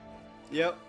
So they're all just focusing all of their effort into Abyss and making all of the stuff they tried to learn from Crimson Moon null, so he's just killing people for no reason. I mean, as if he wasn't already, but disrespectful. But as a Moon Marrow researcher, I desperately want to see the world beyond the gateway. If we really made it there one day, what would we find? And how would we go about taming the unknown?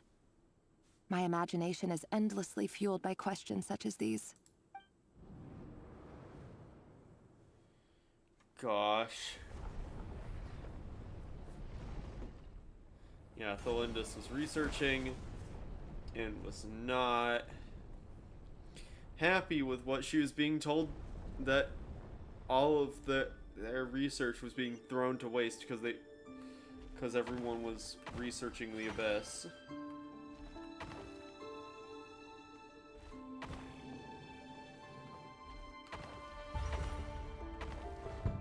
Bang.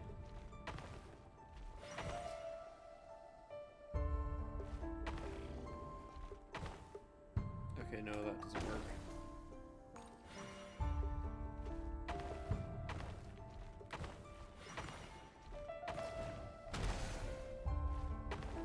Nope. Rerun.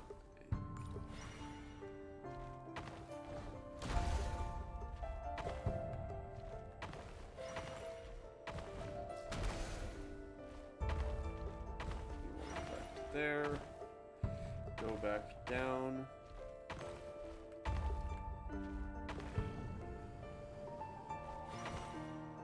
Go here. Thelindis is just This gonna... is for you. I heard you're gonna leave the city with your parents.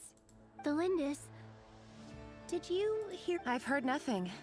Rerir got back very late last Friday, and he was acting a little unusual, but he slept pretty well, so I'm guessing whatever he did was a good deed. You never saw him, and I don't know what he did. And this conversation never happened. You understand? What if he finds out that you pried into his secrets? Don't be silly. I don't know what secrets he does or doesn't have. All I know is he's just a normal guy who happens to run some errands for the king. Thelindis just being like, I am denying any understanding of what he is doing, and you have to do that too if you want to live. Are you scared of him? I don't know. The Rerir I know doesn't match the person you all describe. Logically, I should be scared of him. And yet, I don't want to lose him. But enough about that. You should get going, and be careful with the package I gave you. Keep it secret. Keep it safe. Keep it secret. Keep it safe. Does that mean that this girl is possibly Arla's ancestor? What's in it? A piece of the moon. All you need to know is that as long as you keep it safe, then in the future, everyone will be able to see a red moon. What? A red moon? That's right. Our moon. I promise, Thelindis. The Crimson Moon bloodline will never die out. Its light, the color of blood, will become like a fire that flows in our veins, no matter how long it takes. Yeah, so that kid must be Arlecchino's ancestor.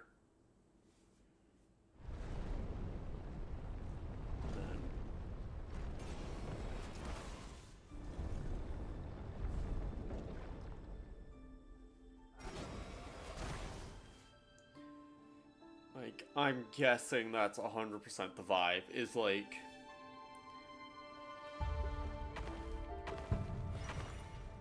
Kill... Oh, wait.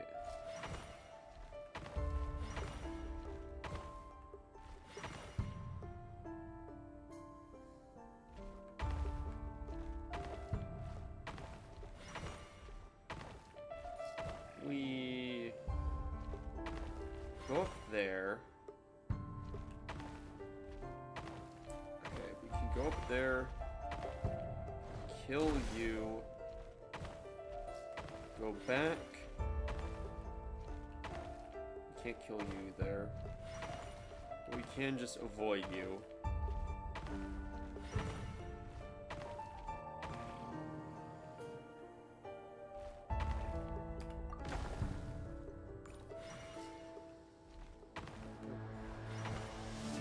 We have to go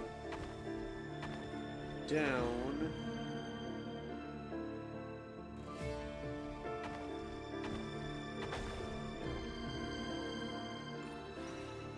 I messed that up. I need to go here, kill you, go back, go here. Hurry, everyone, and stick to the plan. Sir Dainsleif, what are you? Is this treason? You know what happens to those who betray the throne. Please, don't do this! It is the king himself who has betrayed the throne. He has betrayed all of Conria. If you have any love left for justice in your heart, you should join me. It's showtime. Dane and his group will handle the troops in the palace. Then Hraptatyr and Rheindater will disarm the security measures. My job is to enter the prison and rescue Vedafilnir. Stay safe. Wish me luck. Look after my brother. Draw your blade. It is time for justice to prevail. Rurir going after Vedafilnir is interesting. Considering Vedafilnir's in his mind, haunting him. Oh, this is a cool little bit. Like, this is a cool, like, manifestation of how these events are going without, like, needing to require, like, loads of animation and stuff. Just, like, a little new game mechanics. Ew. Oh, I see. I was meant to... We...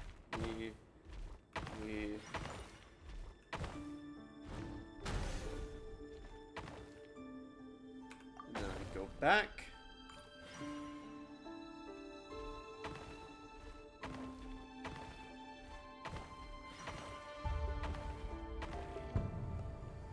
And then I go down.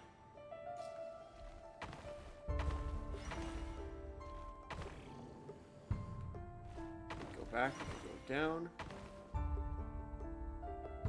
Nope, I need to redo that.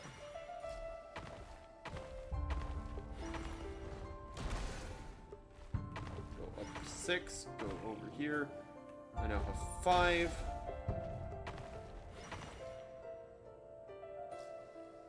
And then I go back to 6. Over there. Then I go here. We're almost to Vedafilnir. This place is filthy. And the smell is abominable. Clearly, the king doesn't allow his prisoners a single shred of dignity. This is dire. Yeah. It also means that they don't need to commit to making make character models for all the sinners right now. Or like old Dane. Hello, Mr. Vedafilnir. It's you. Surprised? Oh, wait. I guess surprise isn't an emotion that prophets feel very often.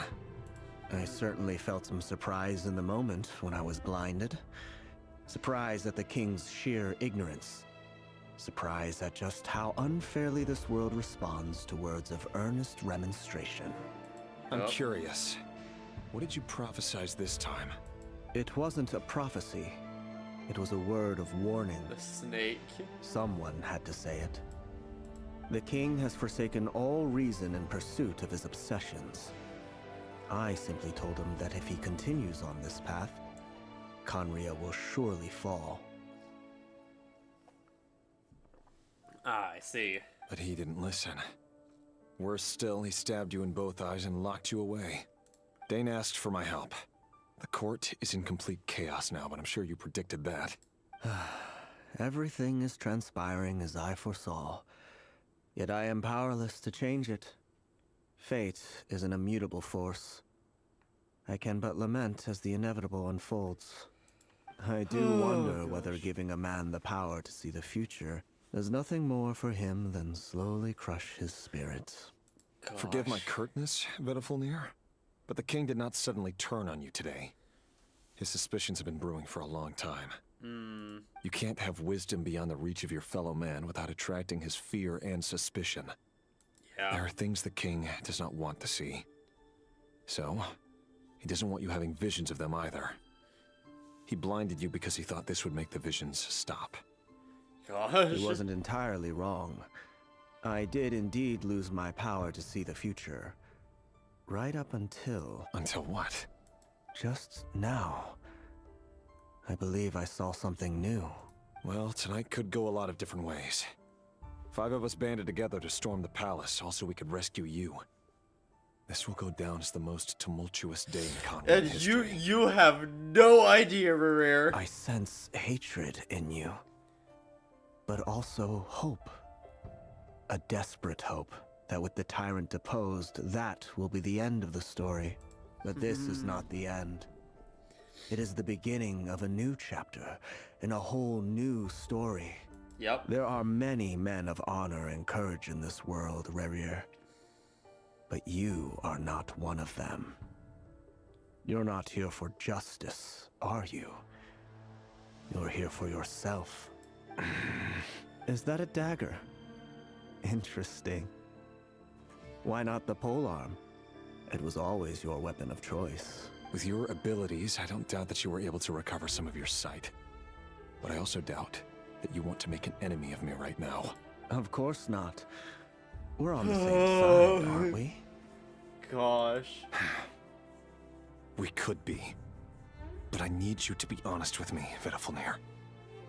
At this point, you're my only hope for the future. You mean your future? With your beloved, Thalindus? Yes. And I know there are bigger things at stake here. A dynasty, a nation, maybe the entire world. But forgive me, I care first and foremost about myself. I can't abandon the one I love to save myself. I just can't do it. But you see a broader picture of the future than I. You see the solutions to the biggest problems of our age. So tell me, what is my solution? What's the answer? Gosh. In matters of fate, answers are either right or wrong. What will be and what will not. Maybe you are willing to pay a certain price in the pursuit of happiness, but unfortunately, fate does not negotiate. Oh, that is the cruelest thing about fate. It is unmoved by your sacrifices. I really like his little... I like all of them, but I like his especially, because, like, the snake curling around getting impaled on all sides by that star. Can't be true. And his, like, being a wolf sitting in a moon with shards pointing at it.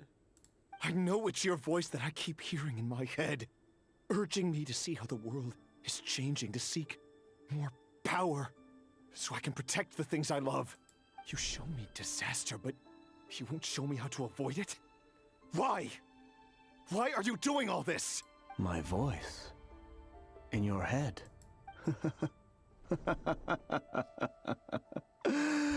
So, you hear it too?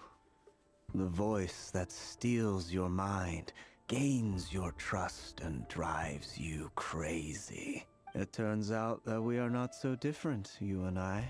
Welkin just broke into the strangest smile I've ever seen in my life. As if he'd discovered some monumental secret. But then he suddenly switched to looking extremely weary. Very well then. My advice to you is as follows. You must persevere. Whatever trials and tribulations you may face, be steadfast in the belief that they are your path to the future. Yeah, Welkin was just like, you've been whispered to by the Abyss. Or whether or not he knows this, I do not know. That means that you have the ability to push past the things that have done wrong to you. For as long as you live, your story with Thalindus shall not come to an end. That is the only chance you have of fighting back against fate. It is up to you whether you believe my words. Regardless, that is all I will say on the matter. I have no right to intervene any further. I will hold you to your word. Thank you for setting me free. In return, I will tell you one more thing that you cannot afford to ignore. Just then, a strange wave of energy rippled through the city. Oh, God. No idea what it could mean. If I were you, I would head to the Universitas Magistrorum. Universitas? Oh no! I'm sure we'll be seeing each other again very soon, Rarier. Whatever Vedifalnir said, I didn't catch it. I didn't even help him out of the prison. There was no time to lose. Yeah, he opened the door, which is all Vedifalnir really needed.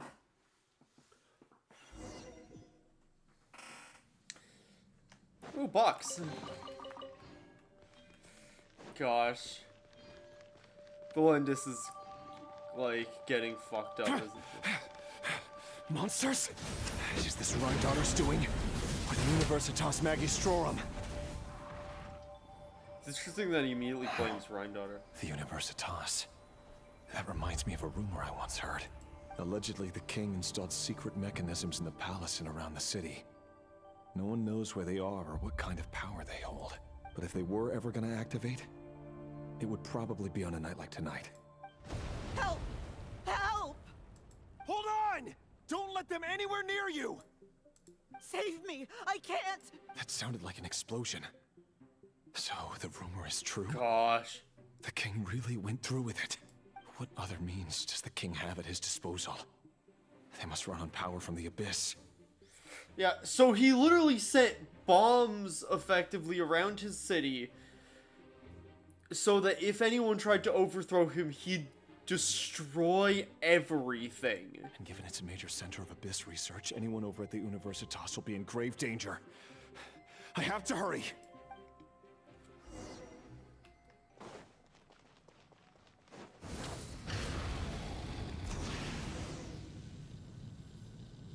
Oh gosh. Faster! Stronger! Start the... Hands where I can see them! Stop right there! Headbutt! It's justice Sorry, o'clock! Nefer, but you don't really work with the party cop. Yeah! Hero incoming!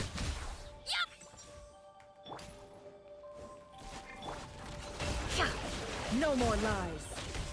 Pyroclastic surge! Full throttle! I mean, I can always click burning on everyone, but it doesn't really help. One fell swoop! Charge! Quick as a flash! Regicide's blood money. You Blood asked for debt it! collector. Final warning! Drop your weapon! Light of the blazing sun! The deception ends here. Can't hide the truth. No more. Yeah! Headbutt! Charge! Yeah! Stop! Burn it down! Start the clock! Faster! Stronger!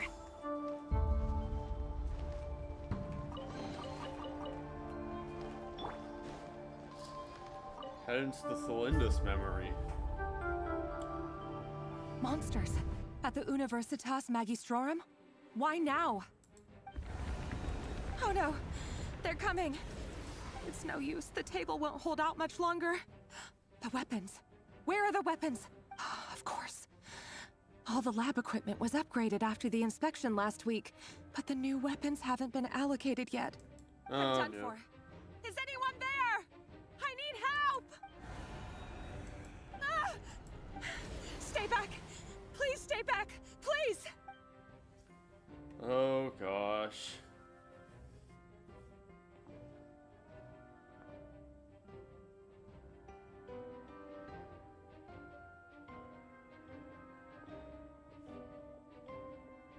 What did you just happen to Thelindus? What's that? Reverie. So the rumors about your work are true. What? No! Listen, something happened at the palace tonight. We have to leave! You don't need to lie to me anymore. What do you mean? I know why you're worried, and I will respect the decision you've made. But it's okay, because I found a solution. I know how to end all this. You can have it back. The normal life you so desire. But until then, I'm afraid our wedding will have to wait. Thelindus? No, don't do it! Thelindus! Thelindus! She just dropped her I told you, Reverie.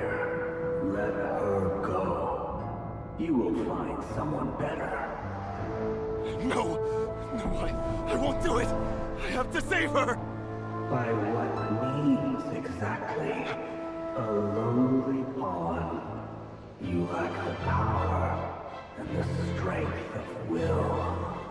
Do you know a way? Tell me! Come to the palace. Join us.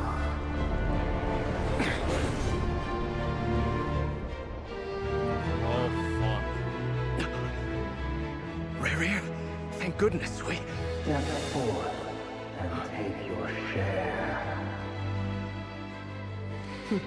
You made it. Not you too.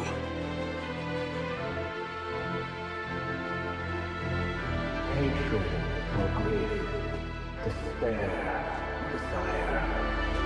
We all have our own.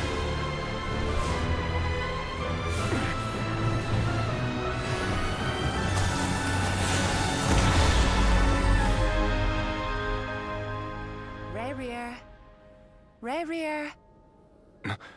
Linus? Were you daydreaming? Oh no. You still remember, Rare? That question you asked me a couple of weeks ago? Oh. You mean the proposal? Yeah. I'm wondering, where do you think would be a good place to discuss it? Maybe in the garden?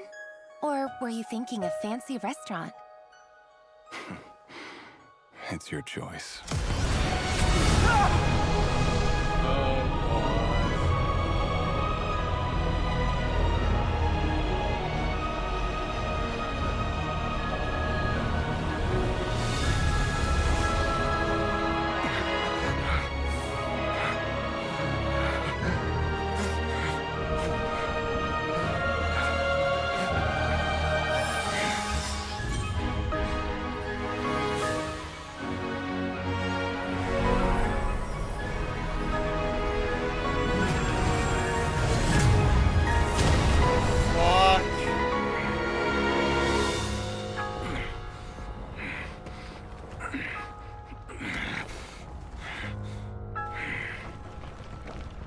I will find you.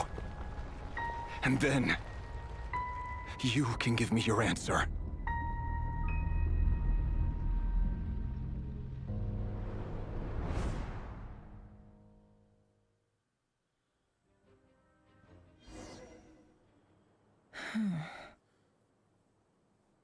So that's how the Raker of Solnari was born. A monster created by circumstance is a monster all the same. Yep. Viewing other people's thoughts for too long can get uncomfortable. Right now, I'm feeling a strong sense of loathing. Oh gosh. In a nutshell, the story of Conria is what happens when the truth falls by the wayside. Everyone tells little white lies, and before long, you have a huge pack of lies that destroys everything. Jeez. Time to get back. Fucking hell. His past is filled with sorrow, but the tale of any fallen civilization is one of endless tragedy. Cruel as it may be, that was Conria's fate. So we now at least have finally seen what, at least for the most part, what happened that caused the fall of Conria. The five sinners each taking a part of the power of the abyss, and forsaking the rest of the world for themselves.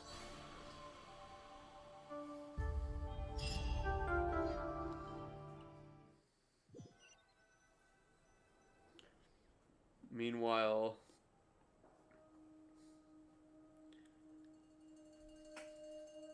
everyone, I'm back.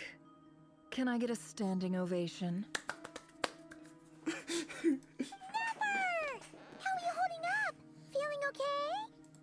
She's fine. Boss is a pro. Yes, I'm fine. They get a You will have standing seen the ovation. events of Rarir's life through my thoughts. It's now clear that he is just a regular nobody, driven by personal tragedy. as he said himself. I mostly agree. There's only so much we can know about him from his memories alone, but they did give us a clear glimpse into his life in Conria. Gosh. However, I would not consider Rerir to be a nobody. He was deeply involved in the events of that era. Yet, when the catastrophe of a generation strikes, nobody is safe. Sounds to me like you're speaking in riddles again.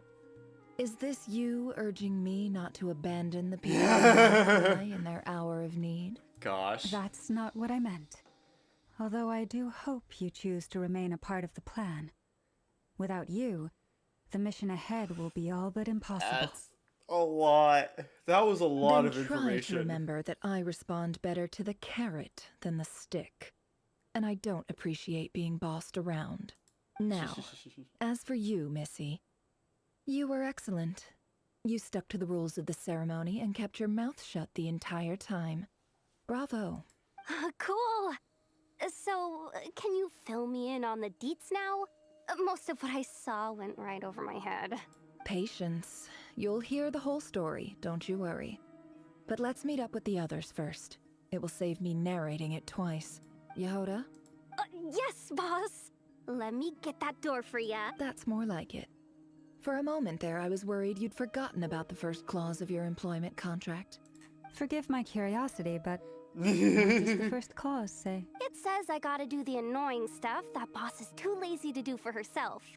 Like opening the door, pouring the tea, yada yada. Is that right? If something is in the contract, it's because she willingly agreed to it. Rest assured that the curatorium abides by the very strictest of labor policies. You don't seriously think I'm cruel enough to treat her like you my agreed slave. to do this. This In any was case, your... I've hardly shied away from my share of the work today. Hope I don't catch Flints and Varka lounging about in their chairs, enjoying a leisurely cup of tea. There's nothing I dislike more than other people enjoying themselves while I'm hard at work. Yep. Anyway, I've just been sitting here the whole time. Oh no. What the fuck?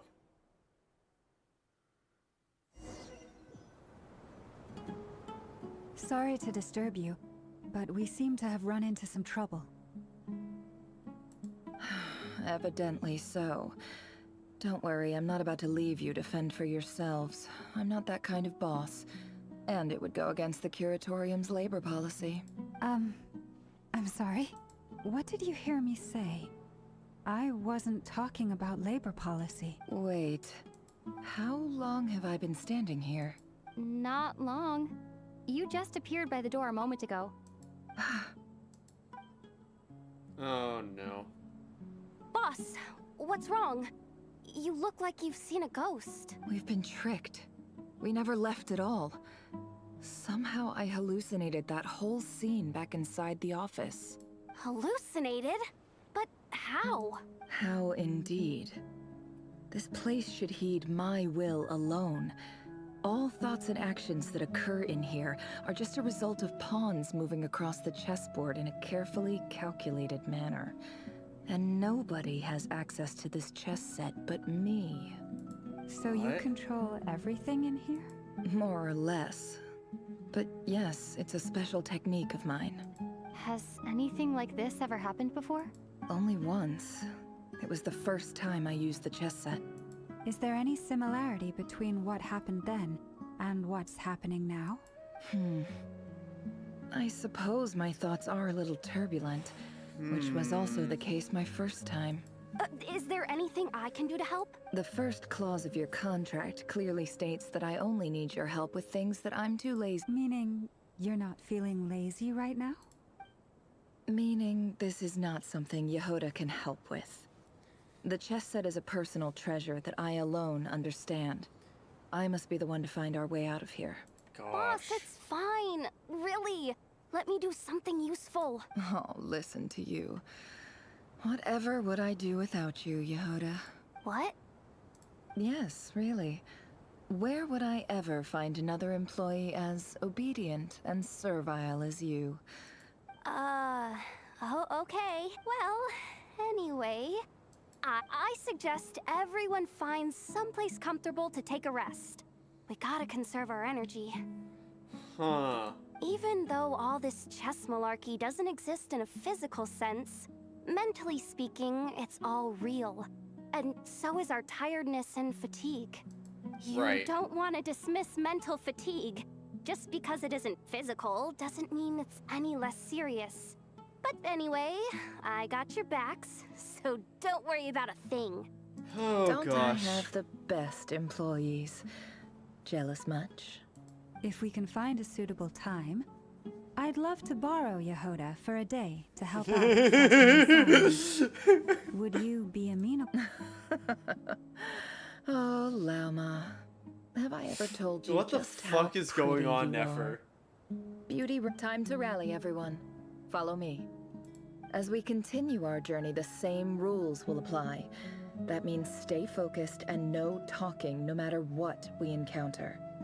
And don't disturb the chess pieces. You have my word that I will get us all out of here. The way she's speaking is odd. Like, she's speaking like especially honest?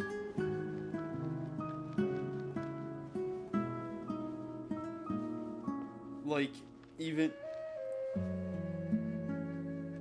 Where in... This place looks familiar. That's not a good sign. Our village? There's someone up ahead. Can't remember the name Time of it, for a but- little chat. Yeah, it's basically the statue. I of the wasn't second. expecting visitors at this hour. Wait, is that? Oh, it's... There you are. Sinue's been looking for you all day. I think he has some news for you. Oh yeah? What were you doing just now, Uncle Retinue? Hiding away some more loose change? I know I saw some Mora. What do you mean loose change? Oh, come on, I'm too old for this. Just pretend you saw nothing. His eyes are facing weirdly. Oh no. Oh gosh. Yeah, it's our village, I think. Unless I'm just remembering wrong, but this is...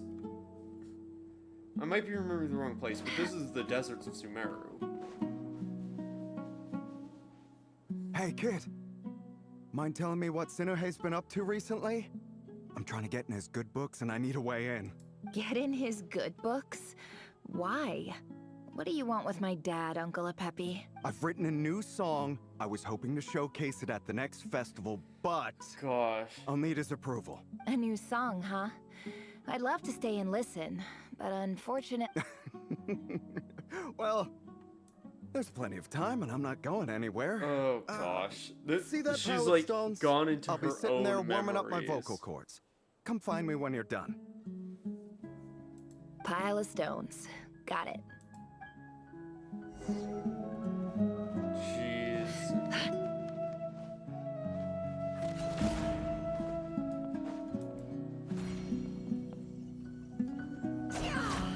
I really don't know what the purpose of her charge attack is.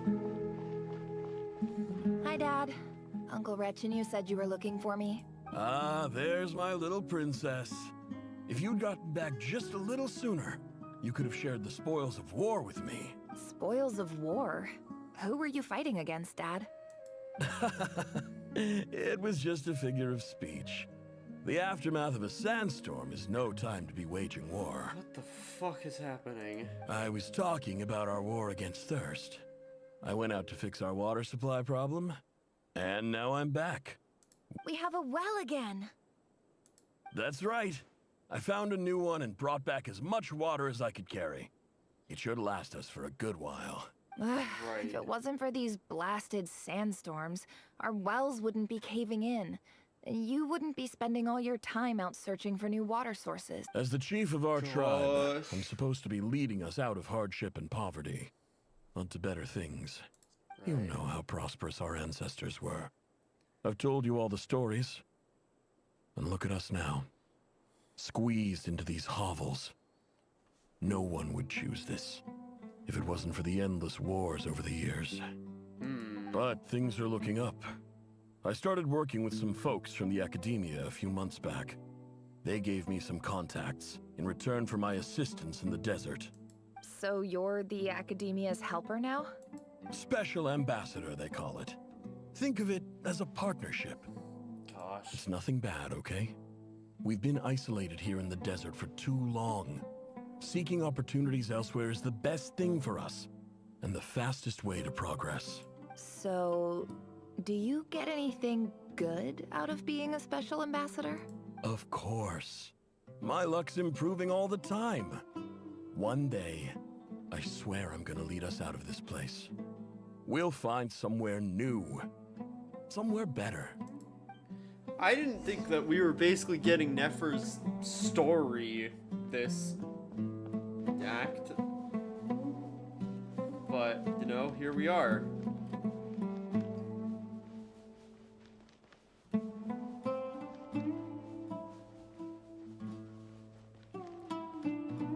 Yeah, we're in the deserts of Sumeru.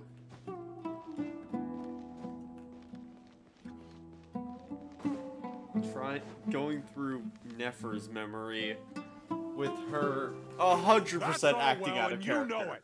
You stole from us. Well, you've gone from chief to thief, and now you have to face the consequences. Did you really think you could take our water without permission and get away with it? You're either brave, stupid, or both. And that special ambassador act? Yeah, nice try. We spoke to the academia. They said it was all news to them. You're Great. a liar and a cheat! Oh, great.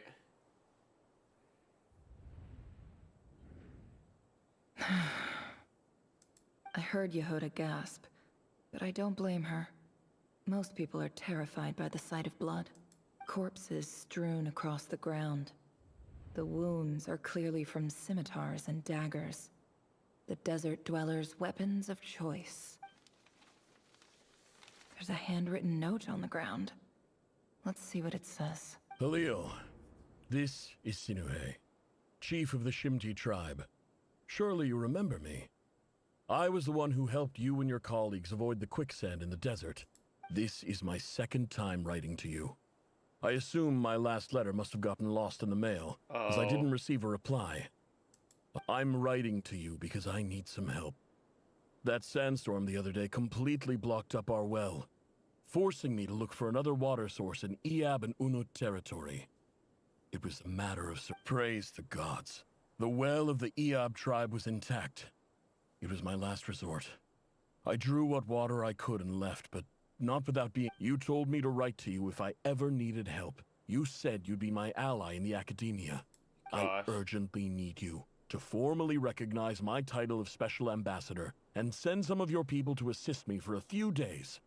It's the only way I can convince them that this was the academia's decision and prevent them from retaliating. This is an emergency. Please send help as soon as possible. Looks like this letter never got sent. The writer died a grisly death, and the letter was trampled into the ground. It's badly defaced. Some parts are So barely her entire legible. village got massacred by the other tribes because their chief stole their water. What a ridiculous lie the surviving Shimti tell. Their whole village was butchered over a sip of water. Gosh. So yeah, it's not our village, but another place that's just abandoned. Ah, officer. Welcome. Welcome to our humble village. Ampu. I thought you would at least have the courtesy to provide some respectable libations. This is the finest wine Aru village has to offer. I promise. You could tell it's the past because they're still wearing those.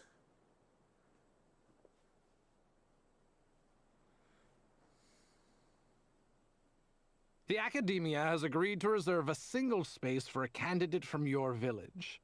But I remain skeptical of this entire endeavor. I highly doubt anyone in this desert possesses serious academic potential. Please, have faith.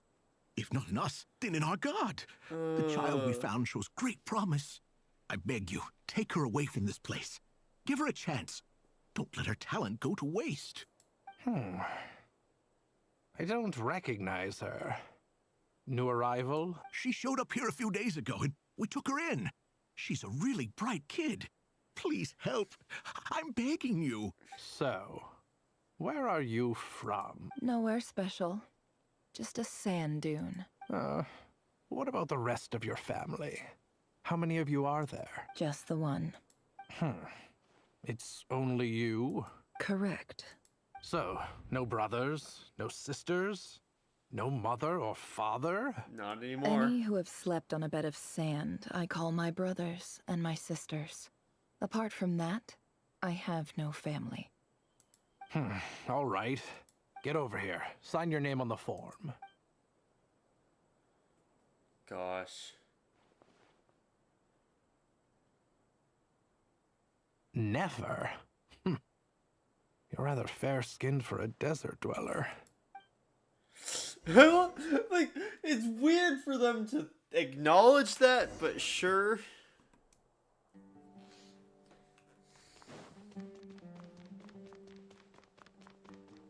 So yeah, she has, despite seemingly growing up in the academia, she adorns herself with Nefer, this term's assignments have been issued already. Please read through the materials thoroughly, conduct your own additional research, and then write an essay on the topic. Yes, Professor, I'm aware. I just had a couple more questions I wanted to get your perspective on. Oh? Please, ask away. Well, I saw the other students' problem sheets, and I couldn't help but notice that my assignment is much easier than theirs. Do you really think I'm a weak student? It's funny seeing her with one of those, because obviously she would have one at this point. A weak student? Goodness, no. Quite the opposite. You have a sharp mind. Almost too I sharp. don't even remember what they're called at this point, because it's been so long. I think what you're saying is, a weak student wouldn't have noticed the discrepancy. And if they did, they certainly wouldn't complain about the lighter workload. You see, sharp as they come. You see things the way they are, and I'm sure you know why they're like that. Because of where I come from. Because I'm different. I'm sorry, Nefer. I don't like it any more than you do. It's just... Anyway, you said you had a couple of questions. What's the other one? I wanted to check. If someone sent me a letter to the academia, where do I go to collect it? Ah, your family wrote to you. Well, as long as they put your name on the envelope... Not exactly. It's not even a recent letter. I was just curious where the mail would end up if no one collects it. The House of Dana, I expect. I know there's a box for unclaimed mail somewhere in there. Probably sitting on a shelf. Whatever you're looking for, that'd be the place to start. Okay, got it. Thank you, Professor. Oh, don't mention it. Honestly, I feel like I failed you. I'm supposed to be your teacher, but I haven't taught you anything. Hey, don't say that. You're a great teacher, and you do your best for all your students. But the rules are the rules. You're not allowed to teach students like me. It's not just the academia either. The whole world bends over backwards for the successful and leaves the losers to suffer and die. Gosh. Yeah, because this is like old academia when they were before the Endless Samsara festival, like the Endless Festival and stuff. Like, where the only one really from the desert currently working in the academia is the General Mahamatra. And he's not a student, he's a warrior. Don't tell me you've given up on life already. I haven't. I just think that if you want to make it in this world, you have to find a way to become successful. Interesting.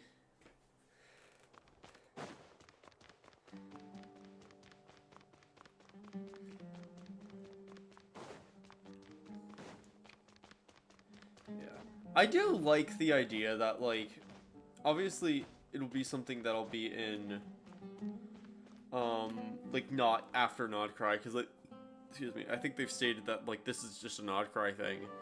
I do like having the characters, like, personal story quests as part of the main story, because that also makes it more enticing to actually go through and do them. Because, like, I still haven't gone back and done Malvika's one.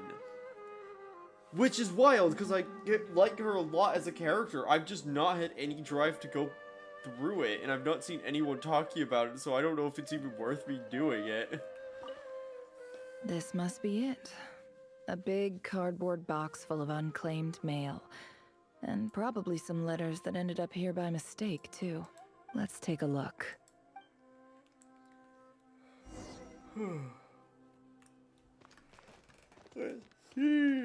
Sorry, tired all of a sudden. I know we've been going for 2 hours, but... A dilapidation survey from Port Ormos. Looks like it's from a Core of 30 representative. What a strange thought.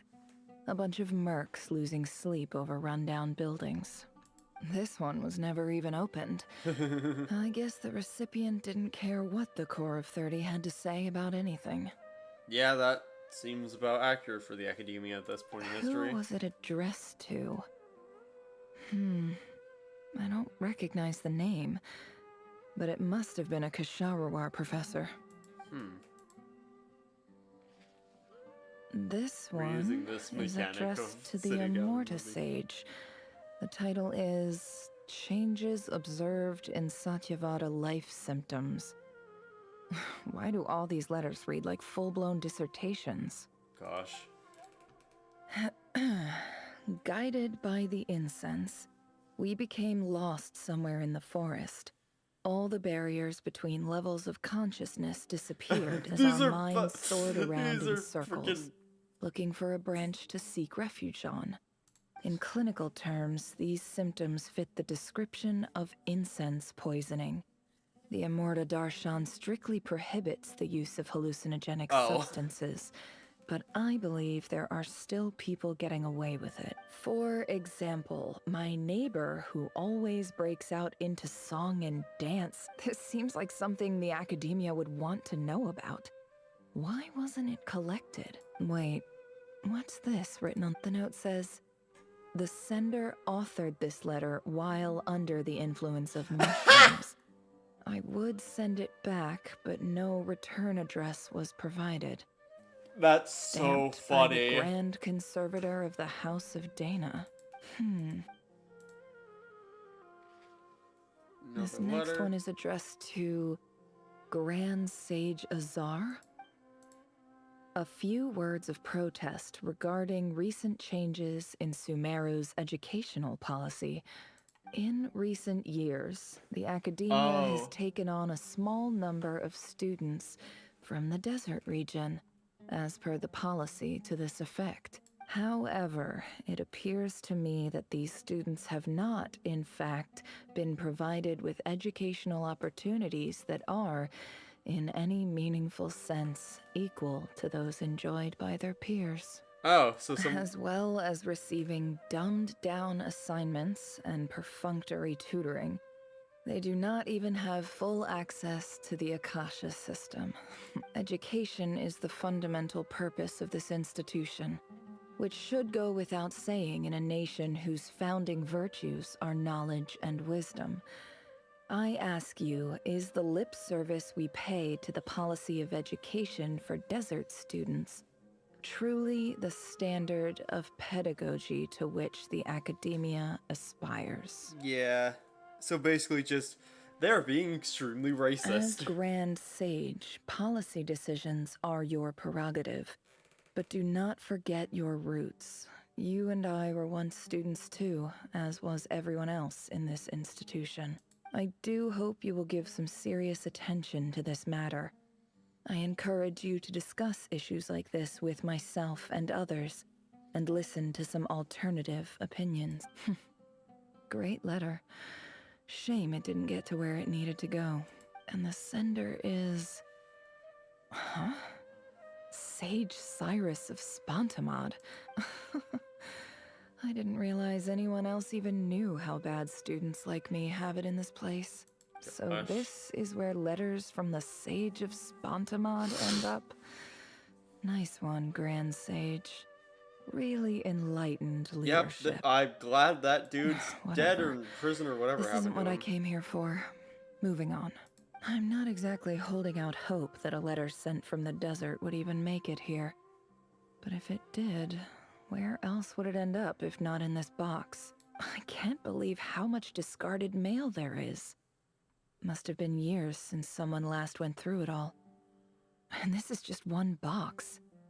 The whole House of Dana is boxes on shelves. I don't believe for 1 second that any human being has sat down and read through all the documents in this place.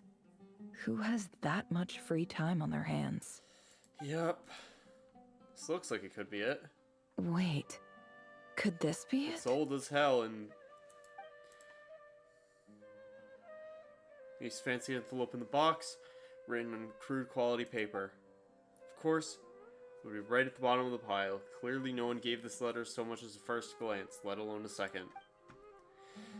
Handwriting on the envelope looks familiar. Greetings, Halil. My name is Sinuhe, chief of the Shimti tribe. I was the one who came to you and your colleague's aid when you ran into trouble in the Great Red Sand. I don't know how well you remember it now, but I brought you to safety and gave you some water and other supplies. You seemed very pleased and told me your name. In my tribe, learning a person's true name is serious business, and I therefore see you all as friends. You were kind enough to leave your contact details so we could stay in touch. The Shimti tribe lives a harsh, nomadic existence in the desert. You were sympathetic towards my plight, promising to make me a special ambassador of the academia and help us find a way to make a better living. This brings me to my reason for writing. Our tribe has fallen on particularly hard times, and I would like to ask for your assistance.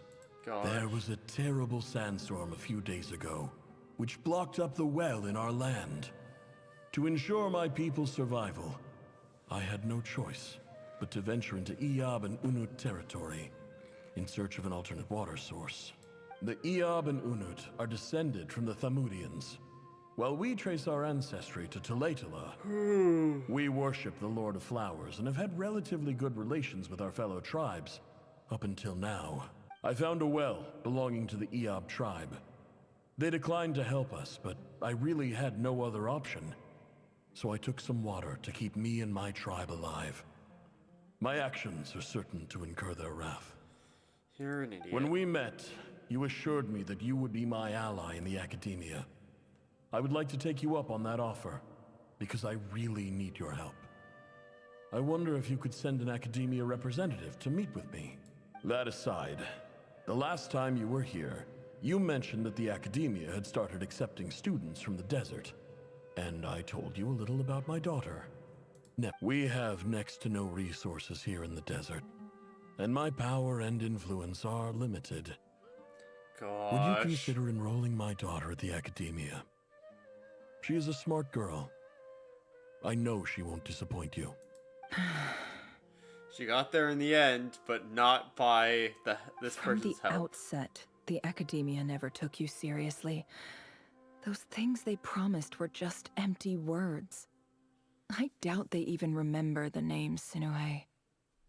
And you were so emphatic that your luck had finally changed for the better. You swore you'd lead us to a better place one day. You spoke with such conviction, like you were the most powerful chief in the whole desert. You liar. You lied about everything. You promised the world and delivered on none of it. And who fell for it? Just me, by the looks of it. Despite your best efforts. Gosh. Which makes you a pathetic liar. You weren't even any good at it. Fucking hell. I think I'll take over from here. Let me show you how it's done. And she's gonna... She probably... extorted the dude. Or something.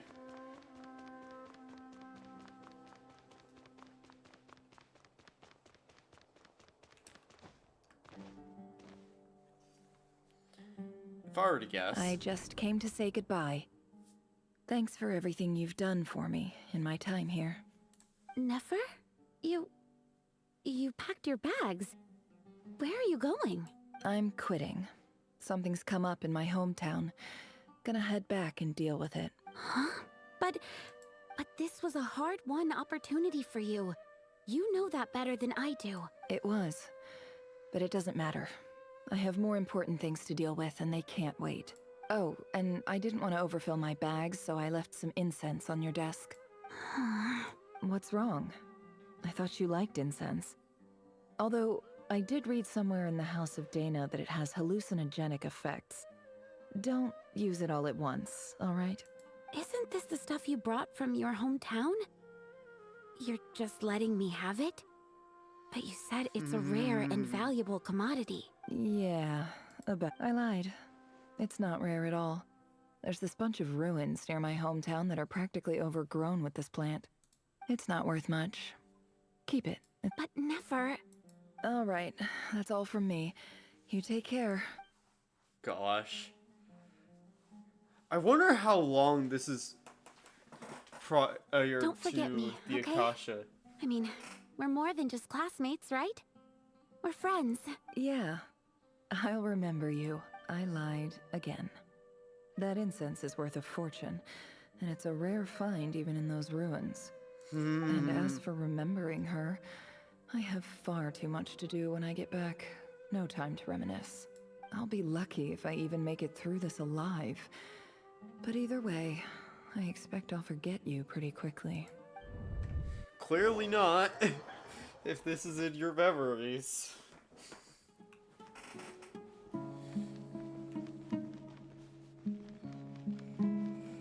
Oh gosh.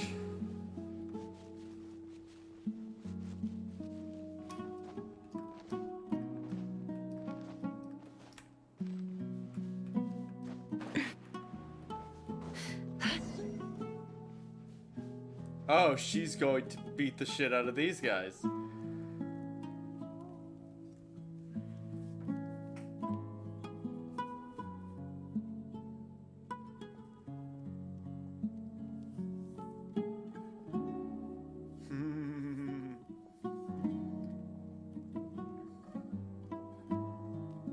It's a pleasure to meet you, Mr. Arif.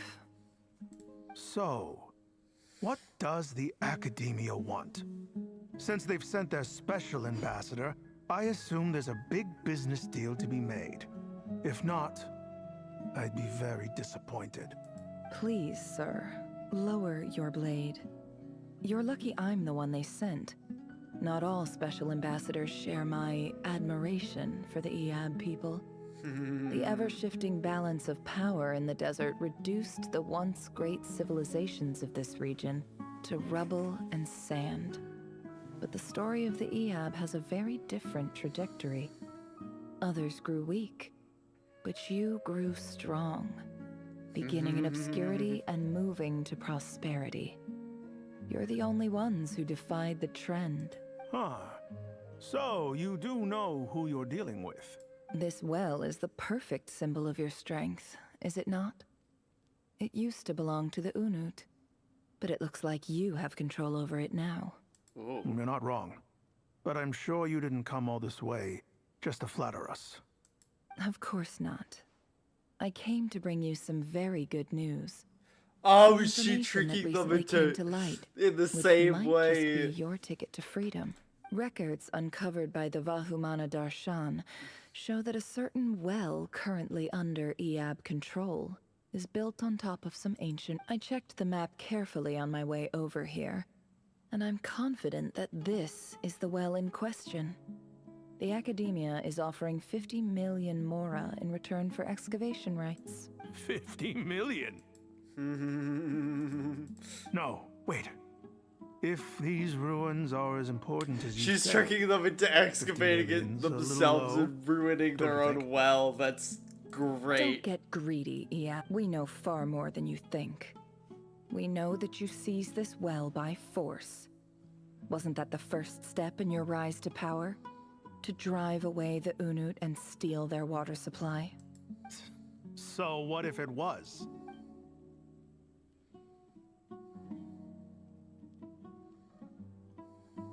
Don't worry. As unscrupulous as it was, it's something we're willing to overlook. The Academia is only interested in dealing with the de facto power holders in the region. I hope I am making myself clear. And I hope your words are the truth. If I find out the Academia is trying to play me, I'll hunt down every one of your people and make you watch as I cut their heads off one by one. I assure you, Chief, that would not be in your long-term interests. You don't want to make an enemy of the Academia. You see how I'm dressed, don't you? I appreciate that you've never been to the rainforest, but surely even you recognize an ambassador's attire when you see it. And what does a barbarian like you have to lose anyway? You really think the Sumeru Academia would bother to come all this way just to lie to you? We have more important things to worry about. Gosh, that's great. I love what she's doing. It's absolutely brutal, but it's what they deserve. All right, I take your point. The Academia is the highest authority in the land. I'm sure you're trustworthy people. In that case... Trustworthy. We have a deal. We will sell you the excavation rights. I'd like to thank you, Ambassador. This is good news indeed. Excellent news. In fact... Gladly. I am partial to wine myself. So let's indulge in a few drinks together. Oh. Elated, the Eab drink the night away. The prospect of the new wealth is daunting them. When the new day dawns, it brings some shocking news. Chief! Chief, it's an emergency! It's the Unut. They've taken the well. What? Well, don't just stand there. Take it back. Yes, Chief. I have every confidence in the Eab's military superiority. Well, what is it? The Unut's response was alarmingly fast. The day after we reach a deal, they seize the well. This can't be a coincidence. So I was right. Perhaps She's getting them to turn on each other. I don't... I am obliged to remind you, Chief, that the Academia will only deal with the de facto power holders. If you cannot regain control over the well, I'm afraid you won't see a single mora of that 50 million. No! Please, Ambassador, just give me some... That well is ours. And so is the mora. Glad to hear it. If there is a traitor, I will find them. Much obliged. Gosh. Wow. All it took was a few words and I've got him wrapped around my finger. What an amazing feeling. So, in summary, Ambassador, the Academia would rather negotiate with our tribe instead of the Eab, yes? The Eab are ruthless murderers who don't listen to reason. And now they have the gall to interfere in our research projects in the desert region. So let me ask you, Chief, if you were the Academia... Kill them all. Precisely. The Academia does not tolerate those who stand in our way. The Eab have held back our academic pursuits for too long, and our patience is wearing thin. At the same time, there is simply no way that the Academia can be seen... We have our own rules out here. If the rainforest dwellers raised arms against a desert tribe, it'd start a bloody war. Right. We can't confront them ourselves, but we can support their enemies. The Unut have always had strained relations with the Eab, which makes you our natural allies. God. Natural allies. Weren't the Eab your allies once? You were quick to send them after us to protect your interests back when we stole that water. And now look at you. You're at each other's throats. Yep. Let me be clear. The Academia wishes to collaborate with the legally recognized rulers of the desert in this matter. We are asking for excavation rights to that well, and our offer is 50 million mora. Say no more. I believe we have an understanding. Good. Then I suggest you get to work. Get us access to that well, and the mora's yours. You see, Dad? Lying is easy when you know how. People will believe anything. I love how she still has the Akasha terminal on her ear.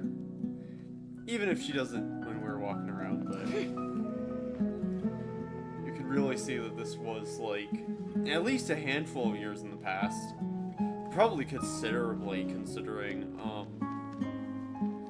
this is before she did any of her stuff.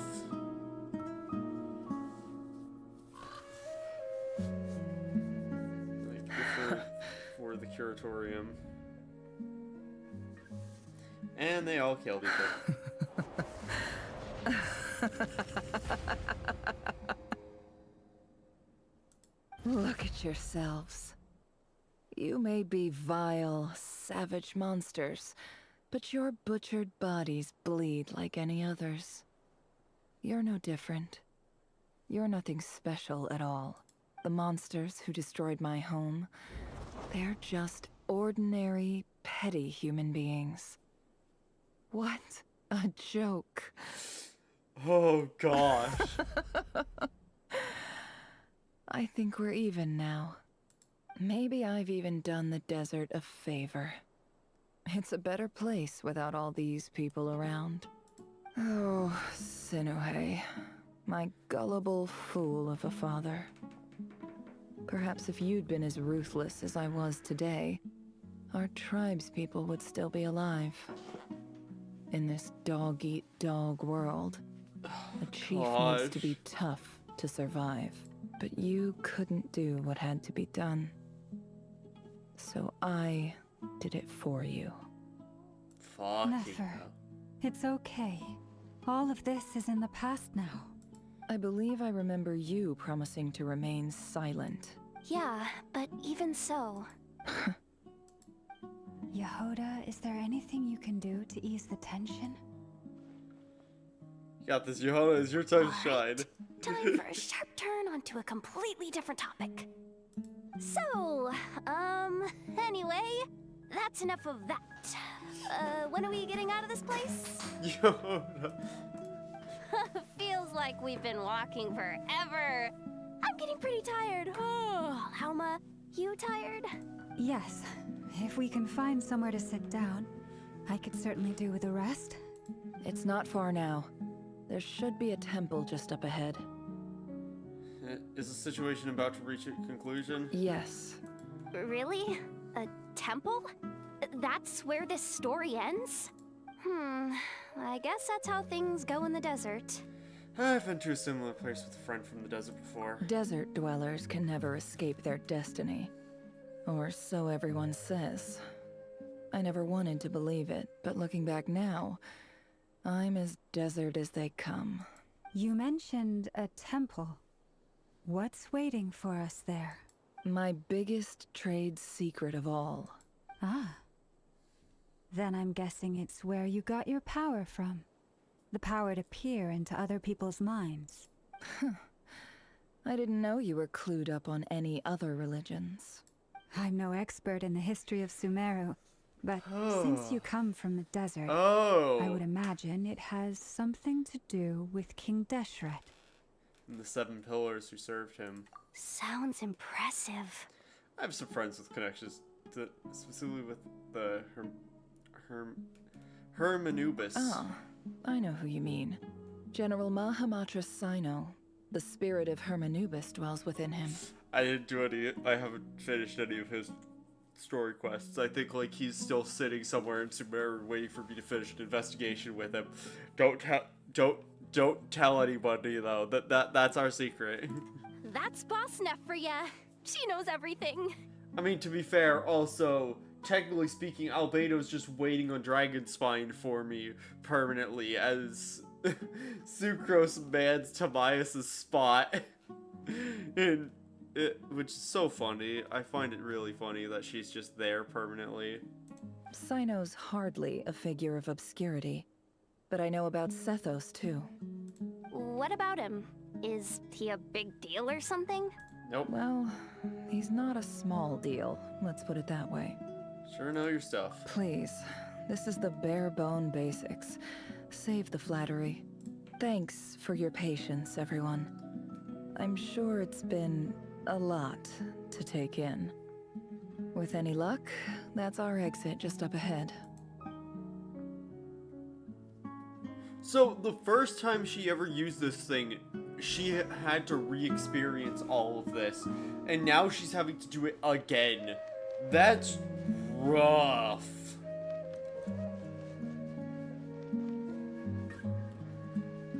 Also, yeah, past Nefer doesn't have her moon wheel. So either she got that when she arrived in Nodcry, or we're about to see her get it.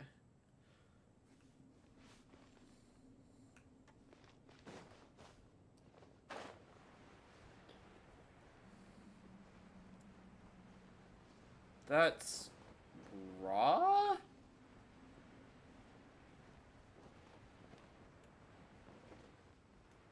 I want to say? Or it's, Uh-oh. Uh-oh. Uh-oh. I'm totally out of my depth here. I don't have anything to add about any of this stuff. Look at that statue, for instance.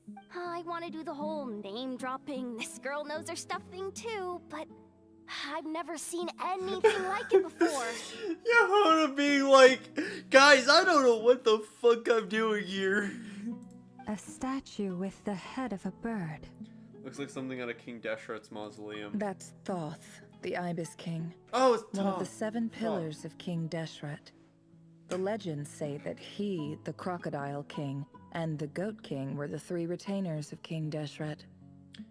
So, is King Deshret in this context Osiris or like Ra? I'll just being perfectly honest, I've not, despite how much I love Egyptian mythology, I haven't done like the desert quest stuff in this game. Just because the desert is hell to traverse. Let's take a look. Although I imagine Mavlika probably makes it easier.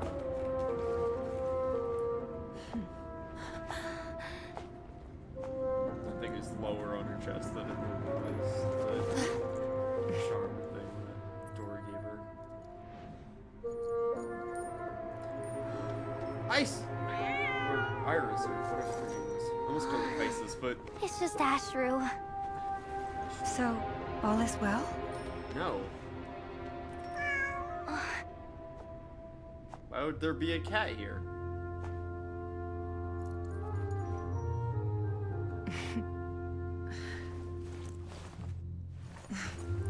Typically speaking, at this point, the world disintegrates. Then we find ourselves back in the outside world. Besides, these are my memories. There's nothing to fear. You're sure? Of course. It's almost over. Rear.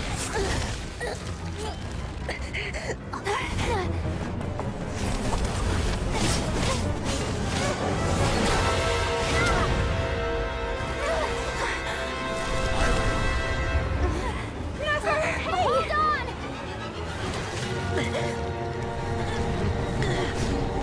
Yeah, because why would Ashru be here? Knowing too much is always a death sentence. Speak for yourself.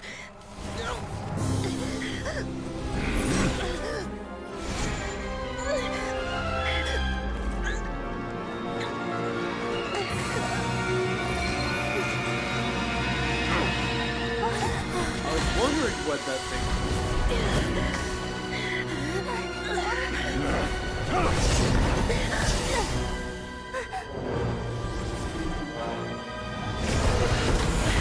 pain. How repulsive.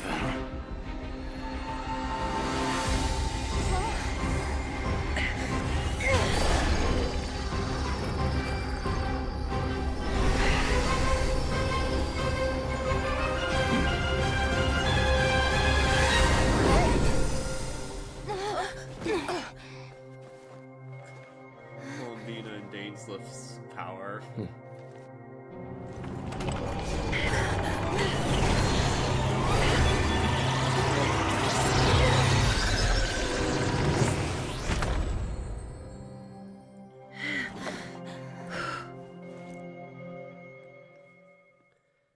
So I guess Paimon went to get them, probably. Because she wasn't immediately present. There she is. Timed that pretty well, didn't I? No shit, Columbina, you certainly did. It's okay. I'm just glad no one was hurt. Paimon noticed you doing something too, Dainsliff. Were you helping get them out? Of course. When I asked Nefer to conduct this investigation, I was not naive to the dangers involved. I had a duty to ensure your safety. Good to know your sense of justice is still intact after all these years. I take that to mean that you saw the truth. That comes as a great relief. I certainly did. And thanks to your help, I also managed to trap Rerir inside the chess set. Whoa, really? Wait, what? Well, to be honest, I sensed that something was wrong long before we made it to the temple. By using this fragment to probe into Rerir's past, well, the monster formerly known as Rerir. It seems I alerted him. I was tracking him, then he caught on and started tracking me too. Can't say I'm surprised. Yeah. But how did he track you through your thoughts alone? That shouldn't be possible. Rerir was a secret agent who reported directly to the Vinster King. He is an expert at finding a trail and hunting down his pursuers. Yeah. No wonder. He infiltrated the chess set, read my thoughts, and built a new virtual chess set inside of it. That's why we weren't able to leave at first. Speaking of your chess set, it's quite a remarkable item. Would I be right in thinking you have some connection to King Deshret? You overestimate me. I only have a connection with one of his underlings, the Ibis King. You all saw how this came to be. A long time ago, the Eab massacred my tribe, the Shimti, in our home village. A few years later, I enrolled in the academia, where some new information came to light. The Unut and the Eab fought a bitter battle over the rights to a well, all for the sake of a non-existent 50 million mora. The Eab ultimately won that confrontation, but their victory came at the cost of almost every warrior in the tribe. The final blow to the Eab came at the victory feast, when an Unut assassin beheaded their chief right before my eyes. The remaining Eab fled and have been scattered to the winds ever since. Gosh. Having gotten my revenge, I returned to my hometown, where to my surprise, the nearby temple was still standing.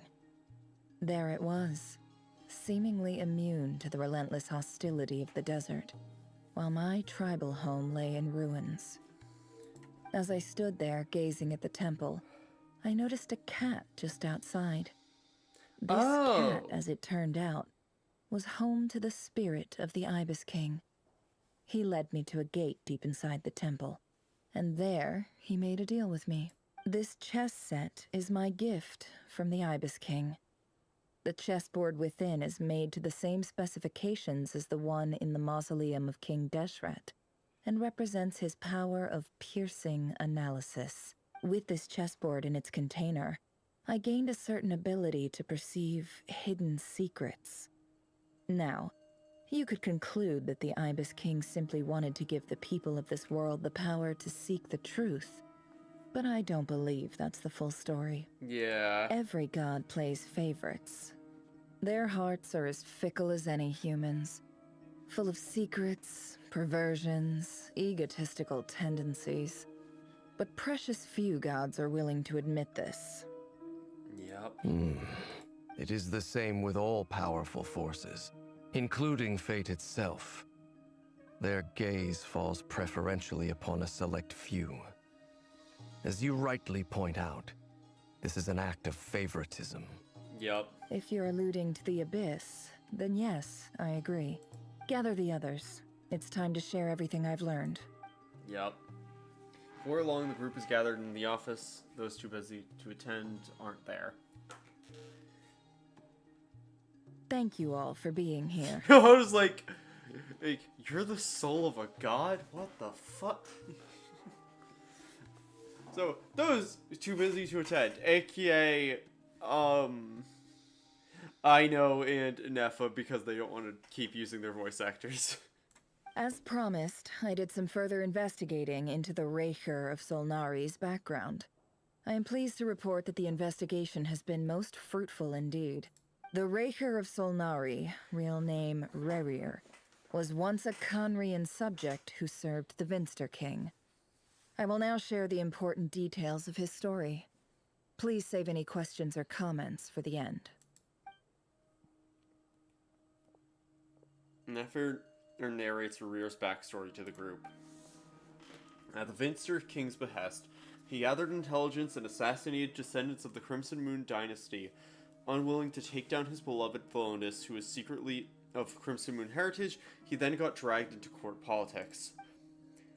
Vedderfinir's voice, which spoke to him of his fate, was like a reflection of the moon, though he could disturb the waters to gain some temporary relief, he was powerless to erase it entirely. In contrast, Rerir's own life was like a reflection of a broken moon. Once the stormy winds of fate blew across the water's surface, it was ultimately destroyed. Thelondus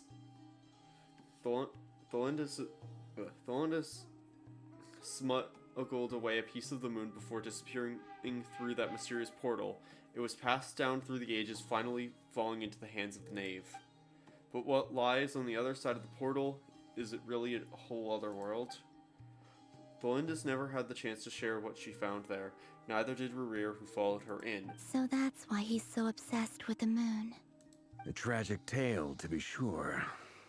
But it does not excuse his many transgressions. Yep. No matter how much Rerir suffered in the past, the fact remains that he is what we know today as the Wild Hunt, wreaking havoc upon innocent lives in Notcry. Yep. He becomes more dangerous with each passing day.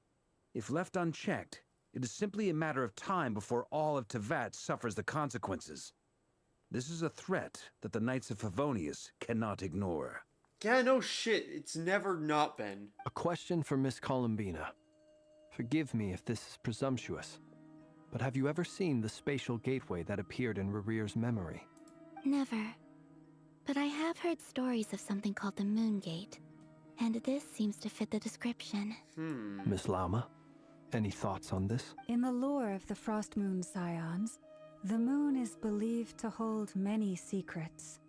Some sources speak of ancient knowledge, others of a gateway to the unknown. The term Moon Gate is one I have heard before. But as is the case with all of our legends, there are no records of any first-hand witnesses. We cannot know whether it truly exists. Then back to Miss Columbina. As a moon goddess yourself, do you have some idea of where the Moon Gate leads to?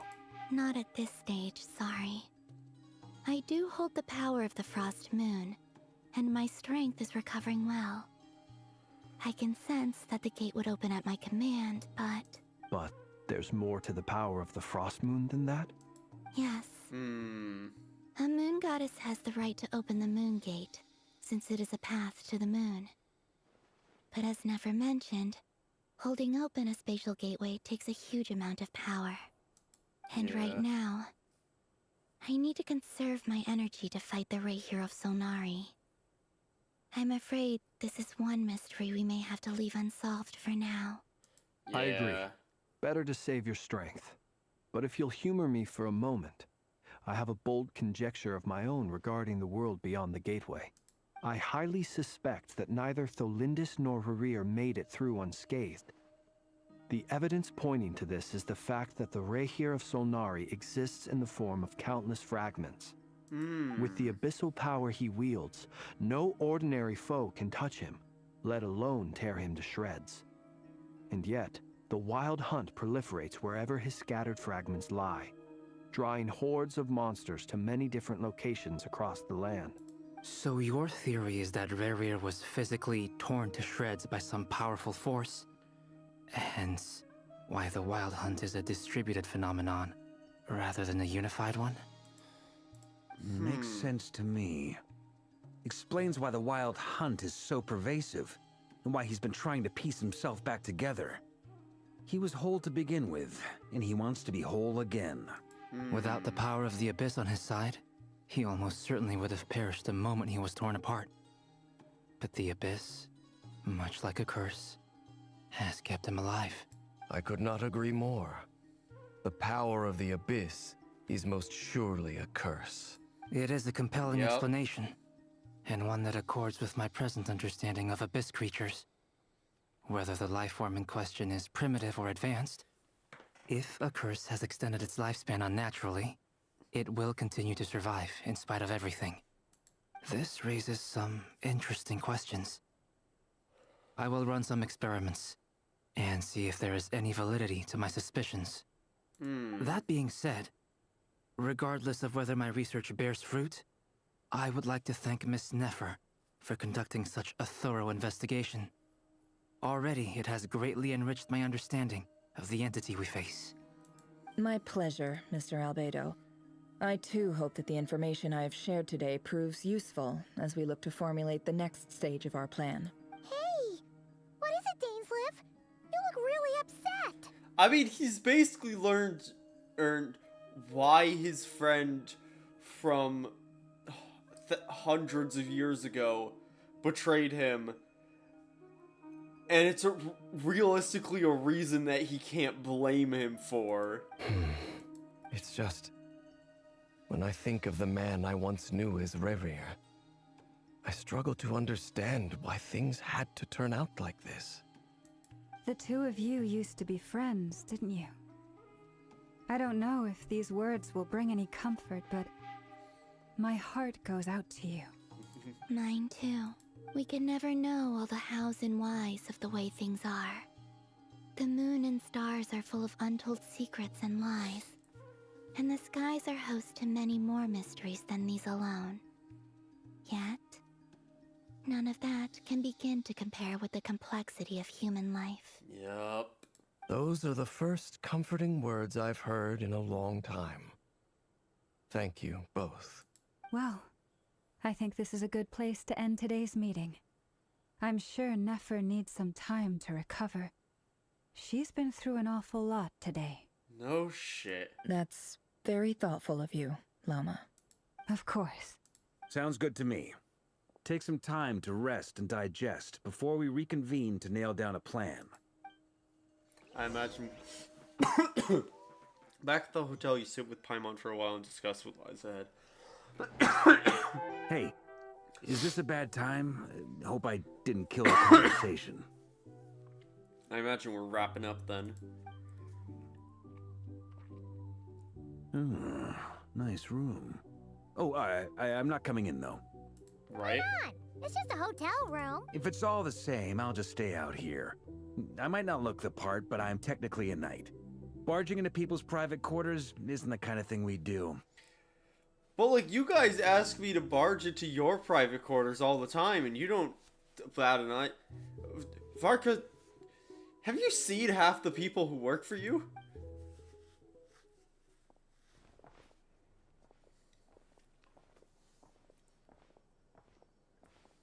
Anyway, Nefer went back to the curatorium to get some rest. But before she left, she shared some things with me that I thought you should be aware of. Firstly, although she managed to trap the SkylaWuzHere of Solnari inside her chest set, there's no guarantee that the power of the Ibis King is any match for one of the 5 sinners. Their powers are beyond our comprehension. Yeah, basically, we've trapped him until next patch. It's only a matter of time before he finds a way to break out. We have to come up with a plan and take care of him before that happens. Honestly, figured that might be the case. So, how long have we got? Well, I asked her that same question. She talked for a long time, but for the most part, it seemed like she was trying to convince me how precious her chess set is, and what a long and storied history it has. It felt like some kind of sales pitch, you know? The kind where you end up handing over Mora against your will. Anyway, after all that, she finally answered the question.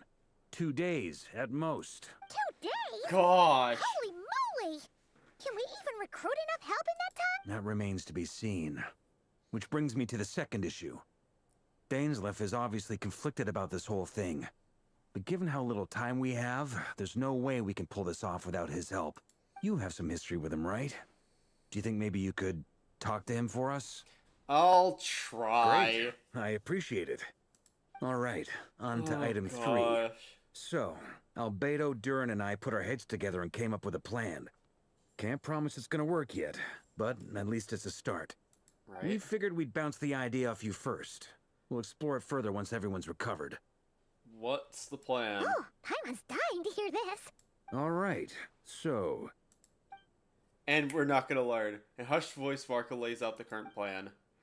It's a shocking plan, but nothing could phase the greatest traveler and trustiest travel guy to Teyvat. It doesn't take you long to get behind it. We felt a little uneasy about roping you into this. I mean, firstly, you're not locals, and secondly, none of us are your boss. You're well within your rights to refuse if you so choose. I need to clear out the wild hunt from this place so I can explore, so... Roping us in? Why would you even say that? We know the stakes here. It's all of us against the Rayher of Solnari, or none of us stand a chance. I choose my words very intentionally, I'll have you know. I like to think there's an art to striking a down-to-earth tone even when the stakes are through the roof. Sir Varka, I have a few thoughts about this plan. I'm all ears. I think we can be more flexible with how the roles are allocated. In my view, the most sensible lineup would be like this. I like the... I appreciate them not I see telling your the point, player. yeah. But if that's how we're going to approach this, you'd better make sure you're ready. To be clear, I don't doubt your abilities. Far from it. I just want to make sure. Are you really willing to take all this on? I want to do everything within my power. The Rayher of Solnari is a truly fearsome opponent, and if I do my part, it'll greatly reduce the risk for everyone else involved. Yep. Well, that tracks with what I've heard. Jean's mentioned in her letters that you're so diligent it's almost abnormal. Most people weigh up the risks and rewards in situations like this.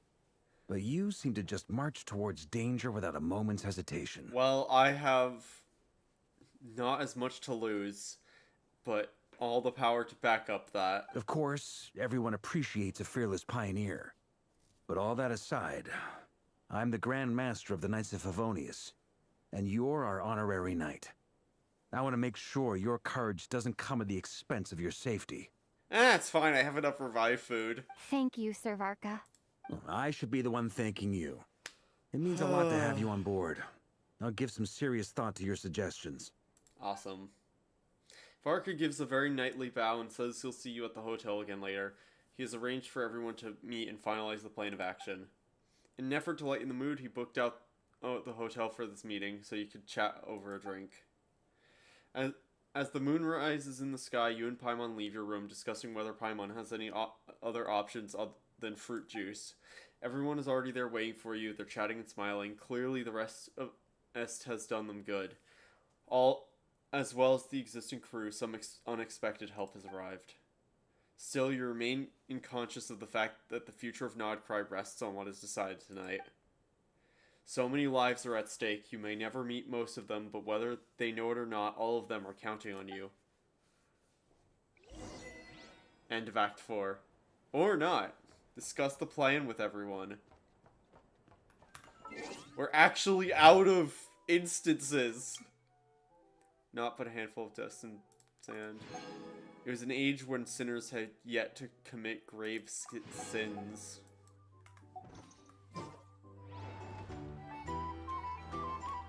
Let's finish this. Okay. Dory's there. This is a thorough plan. But I do have one last question before we take action. How can we be sure that our enemy won't leave the designated area? Great question. Albedo's been hard at work analyzing Rarer and the Wild Hunt's behavioral patterns. His conclusions are as follows. So Dory's part of this now, which is fair. Firstly, from the earliest known confrontation until now, Rarer has never displayed any ability to manipulate the dimension of space. So it's unlikely he has any power in that domain. Secondly, he seems to have a particularly strong vendetta against our group. If we put him in a fight-or-flight situation, he'll choose to fight every time. Yep, that's for sure. Thirdly, finally, and most importantly, he is consumed by hatred, both for the moon and for his enemies. Turns out, we tick both of those boxes. We have a reincarnated moon in our ranks, and a spy who accessed his private memories without permission. He'll be baying for blood, not looking to escape. Yep. As someone who's had their fair share of interactions with the Wild Hunt, those all seem like valid observations to me. Yep. Understood. Then I will defer to the verdict of the group. Well, everyone, that's the plan in full detail. Albedo and Durin are carrying out their part as we speak. Awesome. Plan approved. Scheduling. Okay, any firepower you need, I got you covered. Let's light this baby up. Awesome. The Frost Moon Scions are behind you as well. And the rest of you? No Dory objections? just being here, like, all right. Yeah, Then it's bro, I'm settled. in. This is the plan we're going with. Next up, an old tradition of mine. Anyone who wants to back out, now's your chance. Wait, we can still back out of this? Everyone says things they regret, right? I don't want anyone feeling trapped because their mouth said yes before their brain had time to think things through. A very people-first approach. I hear that's common practice in the Knights of Favonius. Heh. Who'd you hear it from? D-Luke? Shh. We don't use people's real names at work. This contact will be known only as Owl, please and thank you. It is Luke. This plan can only work if everyone does their part. Flint's and I will absolutely support it. We shall indeed. You'll be glad you accepted our help. Also, you are the last person I expected to see here, Miss Dory. It's not often I get called Dory in a work context. My peers usually call me Lord Sangama Bay. So, the longer your name, the higher your net worth. Is that the idea here? In that case, Mr. Flint's here must be worth a fortune. That's right, I know your full name. It's... The walls are thin here. I'd appreciate you keeping that a secret. Okay, fine. I'm actually only here as a favor for someone else. Do you have any idea how much it would cost to hire me otherwise? Oh, does this mean someone out there actually has the power to boss Dory around? It most certainly does not. We have a long-standing and mutually beneficial business partnership. She's actually the mom of a friend of yours. So Alice pulled strings to put Dory here. Said mom supplied me with a great little trinket, but now that lady's ruined everything. If I don't start building a little goodwill now, my whole business in Notcry is gonna go down the drain. Oh yeah, cause the thing got destroyed. Okay. So what exactly is so special about this pendant? It's a lucky charm that a great mage made for me. We have a business relationship, and she was worried that something bad might happen to me. So, she wanted me to have something that can store power to protect myself with. I finally got it all fully charged up with Kuvaki, and then never went and used it all up at once. Never lost so big in my life! You're right. It was all my fault. I didn't mean to drain all the Kuvaki in the pendant, but I'll make it up to you. Will? Well... I knew you'd say that. Well, it's yours if you want it. In fact, take it now, and I'll even throw in a free Raker of Solnari. Deal?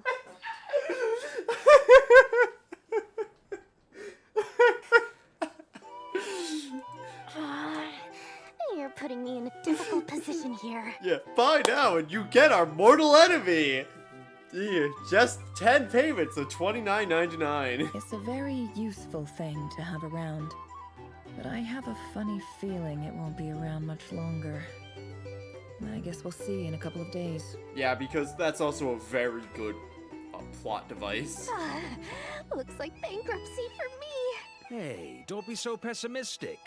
See this through and you never know. You might find a new business opportunity on the other side. With an action plan in place, everyone chats amongst themselves before going on their own business. You and Paimon decide to check how each stage of the preparations going. I thought we were about to just finish it, because they're not telling us about the plan. Hi, Lord Sangmobe. Dory, how are things going? Feeling ready?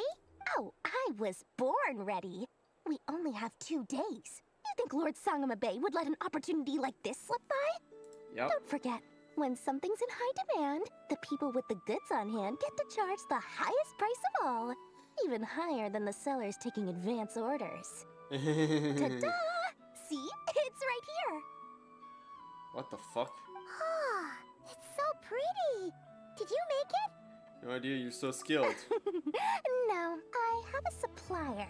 We go way back, so he made me a very attractive offer. He?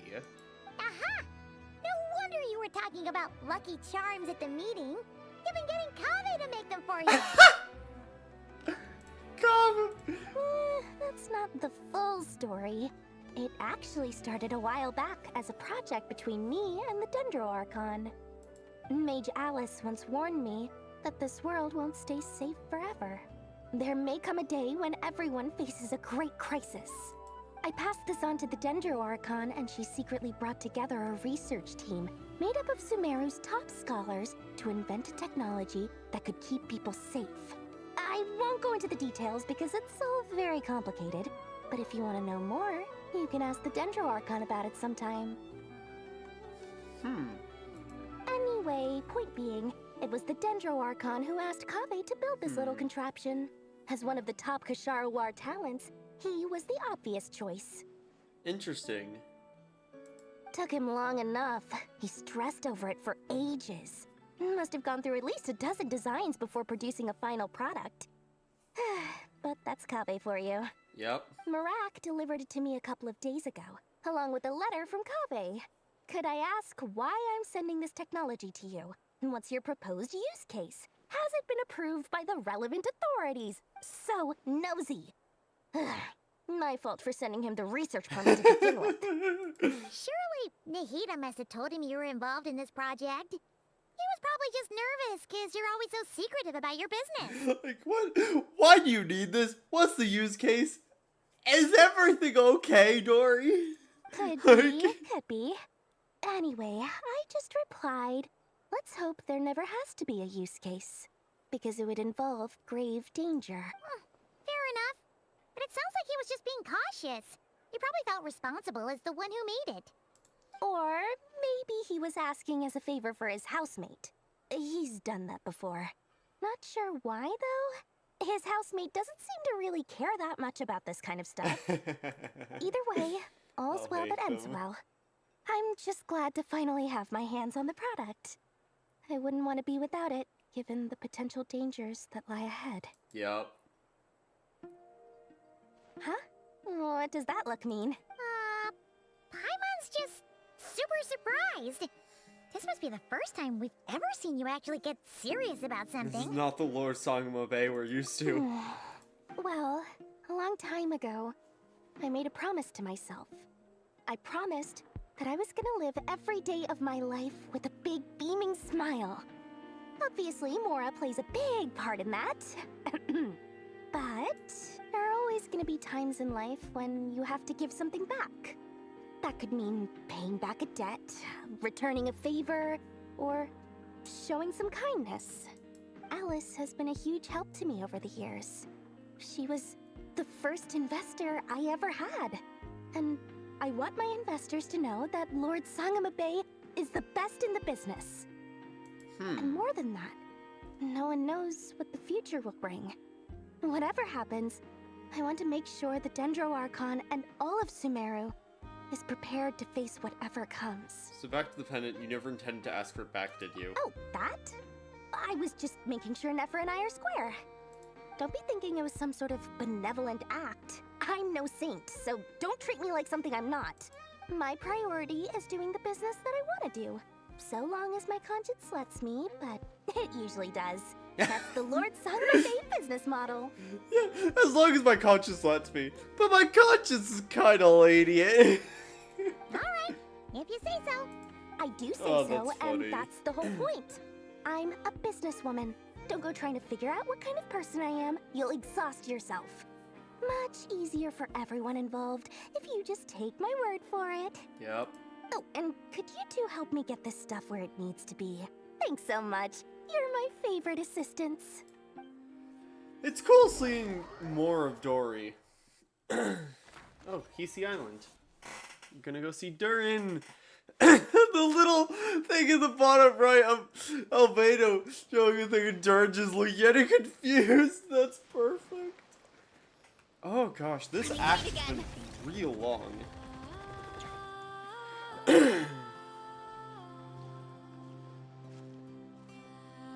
Traveler, Paimon, it's good to see you. Everything going smoothly over here? Sort of.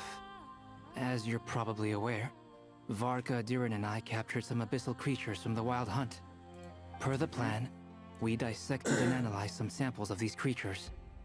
The process went very smoothly. The findings, however, come with some troubling implications. Oh. What? You can actually dissect the Wild Hunt?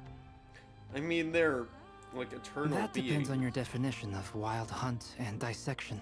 Harmless, lifeless. These words are accurate descriptions. The Wild Hunt is an interesting phenomenon.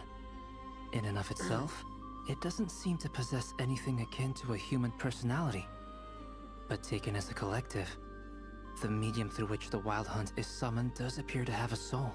Huh. Master griped a lot about the wise Horoptatyr, and seemed somewhat fascinated with the foul Certology. But she barely mentioned Rerir at all. Oh yeah, we've not mentioned the fact that, like pointed out that these two are creations, or at least somewhat, like Albedo directly and Durin somewhat directly, creations of Rhindaughter. I don't think that was because of his lower social standing, though. Anyway, it's a pity. I should like to hear her thoughts on the nature of the lifeform he has become today. It's a strange mix. The furious energy of an abyssal being channeled through a fractured physical existence. A consequence of being torn apart by an unknown power. Gosh. Perhaps the only explanation for his survival in this state is that he sacrificed a degree of individuality in exchange for a continued existence. It's not a bad guess.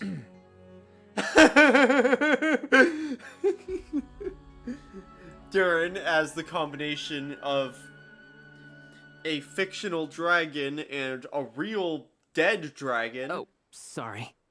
Once I get talking about interesting research, I have a tendency to go on indefinitely. Back to our research findings. Essentially, they confirm my hypothesis.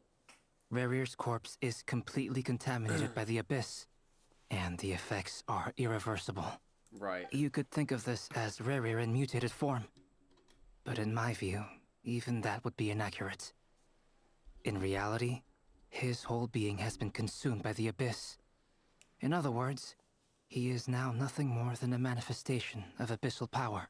Yeah. Yeah, he got...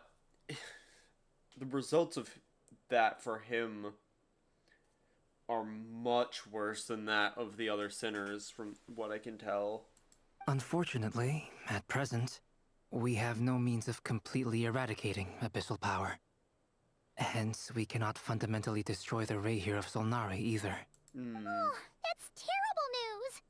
So, that's it? We can't defeat him? Not even if we get the power of the 3 moons? Miss Columbina's situation is a difficult one. She can never achieve wholeness when the world does not accept her presence. It's as if her creator banished her to a place she can never be accepted. It means she spends most of her energy just on her own survival.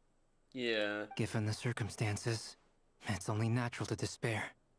But we must see this plan through to the end. Yep. Time to kick off the backup plan. Oh, Paimon almost forgot! This is for you. Dory asked us to bring it. Ah, how wonderful. Well, thank you for making the trip. Durin and I will be heading off shortly. I'm sorry I won't be there to protect you in person this time. Please be careful. We will, don't worry. Alright then. Stay safe. Another part of Hisi Island. And with Varka and Lauma. This is like going... I didn't expect us to start the plan this update. Which means stuff... I mean, we only have 2 days, so it makes sense. Because, like, that's a bit hard to suspend the disbelief that 2 days passes between versions. Yes. But... The fate of my flock is in your hands, Grandmaster Varka. Please keep them safe. My lady, what are you saying? Within the next 24 hours, we will face the biggest crisis the world has ever seen. I think the Abyss War in Natlan about, you know, a year ago, as well as the Conrian Calamity, kind of both two things that are arguably worse than this. Like, maybe not Natlan. Like, Natlan is close. But a lot of people fucking died in that one. Like, were it not for the Resurrection song, a significant amount of the population of Natlan would be dead. This is not a burden that we deserve to bear. But I believe that we reap what we sow in this life. So I intend to act. I must do what I think is right. For me, that means fighting for the future of Nodcry. This gentleman is the Grand Master of the Knights of Favonius, Varka, Knight of Boreas. In my absence, please follow his lead. Hey, everyone. His lips just did not move fast enough. Guess I should introduce myself. Well, to start with, I know my way around a battlefield. Biggest strengths are honesty and hard workingness. Anyway, point is, I don't intend to let Lauma down. I'm gonna do everything in my power to keep every last one of you safe and sound. Frostmoon Enclave. Is that a different side profile than we've seen for Dane before? Because I feel like we've seen one for him for old things. But that looks new. Which is interesting. Because I wonder if that implies we're going to get Dane this in Lunai. Because that'd be fascinating if Dane was finally available at the end of at like 6 point whatever, Luna 6 or whatever. Something on your mind? Miss Columbina, was it? I believe that's how the others addressed you. That's right. Names are funny things. Have you always been called Dainslev? Yes. I take it your own name has a more complicated history. I have a different relationship with names than other people. To be honest, I'm not even sure that Columbina is my name. At least, not in the same way that Dainslev is yours. But it's what everyone calls me, and I go along with it. A lot of my life has been that way. I get so used to things that I forget to question why they are so. I never used to think much about where names come from, or what they mean to people. Maybe something's wrong with me. You're different from other people. I sensed it the first time we met. Like, the design disparity, like, Dane doesn't have a bad design, but you can tell, like, his design is so, like, his clothes are almost painted onto his, like, other than his cape and his mask, everything else looks like it's almost basically painted onto his skin. Meanwhile, Columbina has so many layers of her model.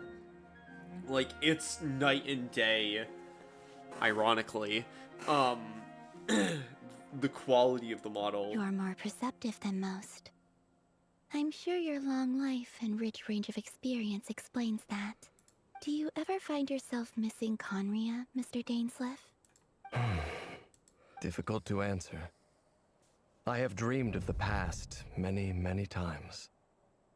Sometimes I'm fighting tooth and nail. Other times I'm lying on the ground, defeated. I don't recall any happy moments from that time. It has been too long. Is that because hatred survives longer than love and affection?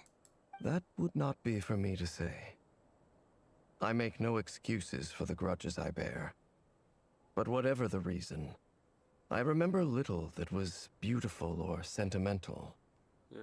I feel like if he was designed now, I know I keep talking about this, but like the lines on him would be animated, this would be animated. The like somewhat moving texture that you see in his cape would probably be on this as well, because I don't know why it isn't. Thank you for your help with the Revere situation. Without your efforts, I never could have learned the hidden truth of his story. You're welcome. I know he's your friend. Friend? He betrayed me. And I never really understood what he was going through in life. Some friendship, that is. Okay. So, do you plan to fight him with us? That's a great question. You see, you're torn. Now you know what really happened. You see the things he's done in a new light. I need some time. Of course. I completely understand. Anyone else in your position would feel conflicted too. Actually, I went through something similar myself recently. Something happened that changed my perspective on a situation. A situation I took for granted at the time, but now I feel very grateful for it. You mean the Harbingers who still support you, even though you've left the Fatui? Yes. I always thought they were only helping me because Harbingers are forced to work together. But then I abandoned them. A warrant was even put out for my arrest. And even now, they still support me. Which means I was wrong about them all along. Or at least wrong about Cendrone and Arlecchino. But, like, Arlecchino is a good egg, and Cendrone is a tsundere. Clearly, they view you as a friend. I feel a little guilty now. I regret not seeing her help for what it was, and not treasuring it. I see the guilt that you're feeling now, because I feel it too. Hopefully, talking about it will do us both some good. Have you noticed that the Traveler and Paimon are over there? I think they've been listening. Huh. Shall we say hello? Sure. Have you noticed the Traveler and the Paimon? Have you noticed the Traveler and the Paimon are over there? Perhaps they've been listening the whole time we've been talking. That's so funny. Just like, oh yeah, by the way, you know those two are over there listening in, right? We were just concerned about you two. I Dane, we've apologize for known making you for worry. years. Like, it's weird to see you emotional. No doubt you wish to know where I stand on the plan to take down the Rehir of Solnari. I'm afraid I need a little time, but I will seriously consider joining you. I will say, interesting that he makes the decision at the distinction at this point that he's already making the distinction now that what they are fighting is not Rerir anymore. It is the Rayhir of Sonari. It is not his friend. You will? Oh, thank you so much! Everyone will be so grateful to hear that! They needn't be.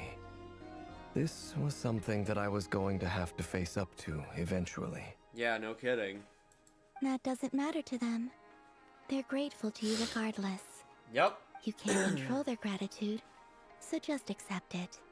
And then, have a think about whether you're willing to join us. Yeah, in terms of like texture talk, it's the same thing with the Traveler. Like, the Travelers have like a bit more detail, but it's still like very comparatively to like Columbina or Lauma or Nephir, like Varka, like Sanctum of the Oathkeeper. It's nearly showtime! Let's go rendezvous with the others. You know the place.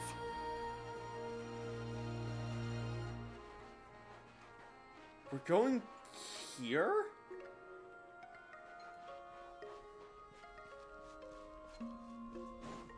Time to roll! Get back on track! This is where we open the moon portal. What the fuck is the plan? Ah, you're earlier than I expected. Hey, Flint's! Been waiting here long? Not too long. I came a little early so I'd have some time to think. Oh, sorry we interrupted that. Are you nervous about the battle? Yeah, like, even Flynn's design looks like what... Like, looking at Quite the opposite. Flynn's design in comparison I'm to Dane, reminiscing like, on my past battles. just... Like, that and the quality of that, like, texture and animation, like, the shading on his stuff, like... He does have a lot of solid colors, but there is more, like, intricate details with his stuff, as opposed to Dane. When I was awakened by the Ratniki, I had not touched a weapon in many years. I felt like the battlefield was not where I belonged. But after waging war against the Wild Hunt for so long, I came to realize something. A life of absolute peace is simply not a possibility for me. Cool. My restless flame indicates that somewhere inside of me, there is a deep yearning to root out the evil in this world. That doesn't sound like such a bad thing. Yep, I agree. Well, in the past, when I was a Fae whose primary concern was hibernation, it was hardly ideal. Yeah. But it certainly serves me well here in the present. And I am delighted to be able to join forces with you in this endeavor. Yep. Looks awesome like to I'm have not you, the bud. first to arrive. Ah, Miss Lauma. She probably heard what you just said about your identity, but Did you sleep okay last night? I struggled to settle down at first because of the nerves. But don't worry. I got enough sleep in the end. I'll be just fine. So we have, what, a day left? Thanks for everything, bud. Please. I'm just doing my part. Don't diminish your own efforts. Hi, Nefer. The goods have been delivered and the Rhino backup asked me plane's to relay underway. a message. She said Anefa will be on high alert and keep a close watch over all secondary districts where defense is required, providing support as necessary. Awesome. Meanwhile, Ino herself will provide range support to us directly, using her latest invention. Excellent. My thanks to all involved. Oh, we're doing this now. The chipset's looking a little unstable. Oh, yep. It won't hold him much longer. We should be prepared to engage at a moment's notice. Yup. No sense sitting around waiting. Let's make the first move while we still have the option. I agree. Paimon, find a safe hiding place. Yeah, Paimon, get the fuck out of here. Got it. Be careful, Traveler. I will. Yeah, get out of here, Paimon. Like, Lumine, if you could actually use a, like, actually good sword, like, I mean, I know I haven't maxed out the sword I have equipped to you, but at least it's better than a prototype Rancor that increases your defense, I think? Everyone, take your positions as soon as the battle starts. Every ounce of strength we have in our bones, let us bring to this fight. Like, I guess the implication with the prototype Rancor is Lumi just got tired of the sword she had, so she just made it. Ready? Let's go. I've seen all your futile ploys before. You have become the authors of your own demise. I wouldn't be so sure about that. You are merely a moment of sport before I tear down the moon. Why? Also, when did your tits get so big?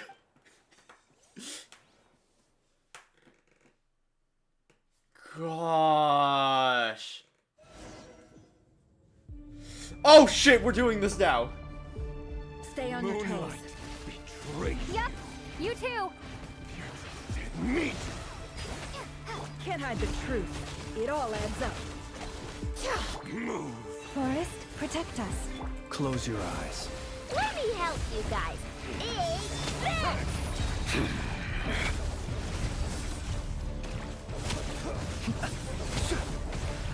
Keep your distance. Moonlight. Water jet! Can't hide the truth. The mystery unravels. For the everlasting forest. Moonlight. Close your eyes. To dust. Be silent. Observe. Futile. Gosh. I'm not gonna talk much during this, because this is... Moonlight. Betray. Steady now. Go! The deception ends here. Moonlight. Betray. Are you quite finished? Gosh, this is a long fight. Beware the creatures of the night. No more lies. Can't hide the truth. With one heart, we pray. Gentle on the field. Wipe out! Go!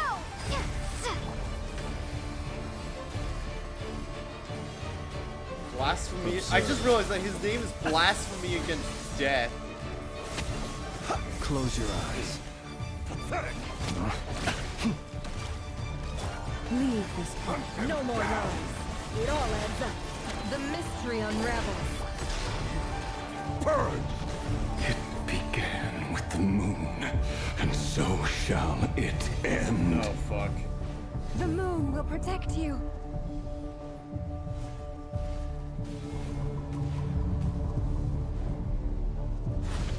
Fuck.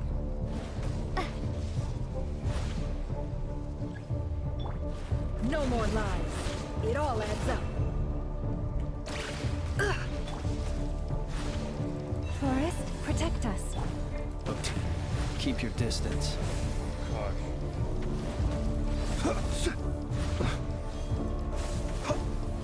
Do you see now?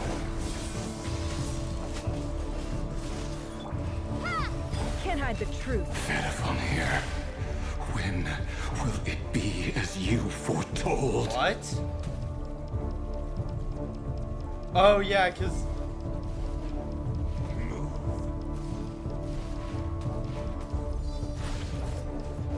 Close your eyes.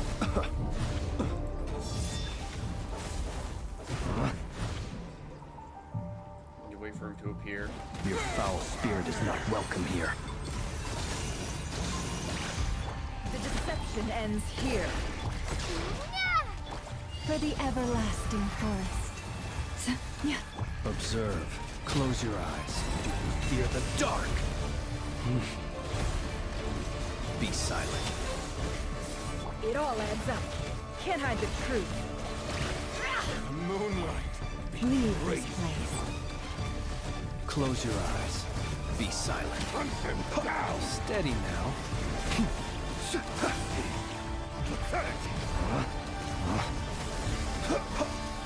To dust. Go! It all adds up. No more lies. Seek within. Oh, gosh. By the frost One more Dendro on the field. Observe. This is such a bad team comp. Be silent. Futile. Fear the dark. moonlight. Great night falls.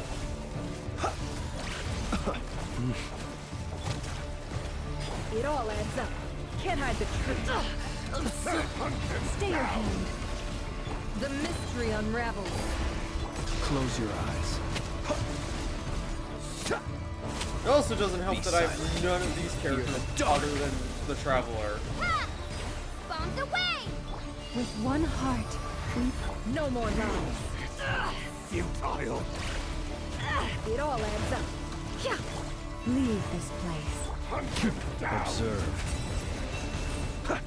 Moonlight.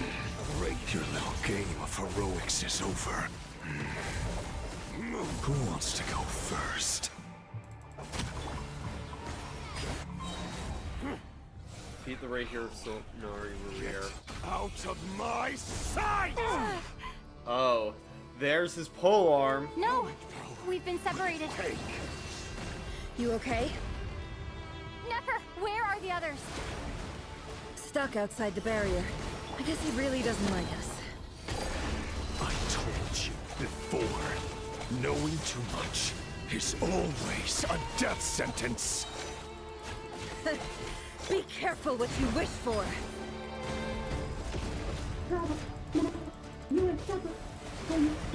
Lauma, can you hear me? Silence. Gosh, he's fully went back up to But at full least I know health. they're still there. I need to focus. Stick to the plan. Remember my most important task. Just stalling him. If I can stall him for long enough, the moment will come. Okay, so we're not actually trying to kill him. We're on a stall mission.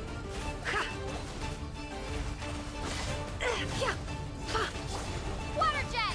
It all adds up. Absurd. Gosh, there's so much damage. No more lies. Seek within.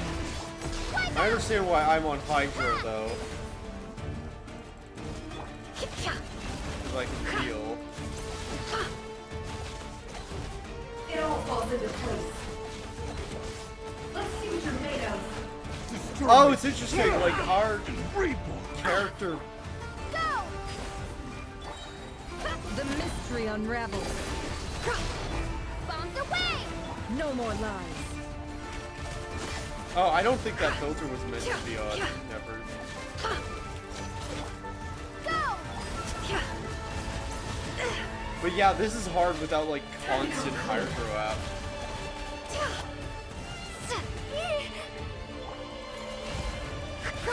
Time to come clean.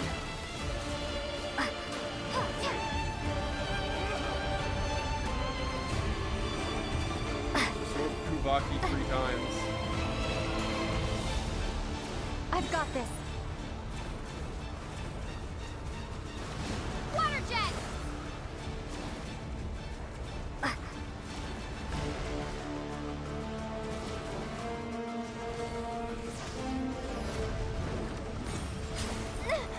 The shield's broken.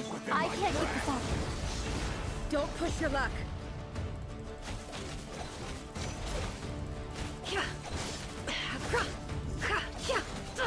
Absurd. It all adds up.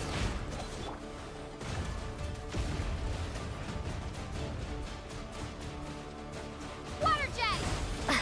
Can't hide the truth. Seek within. Gosh. Such a long fight. It all adds up. Destroyed and reborn. No more lies.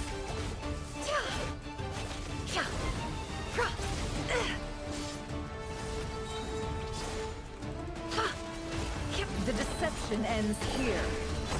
Wipe out! Can't hide the truth. Like, if that burst stayed in one place, Hydro Traveler wouldn't be nearly as bad.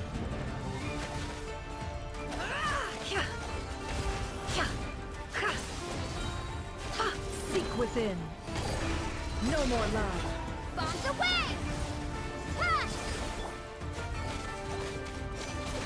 Gosh, it's just... If we're, like, not even dealing damage to you anymore. Go!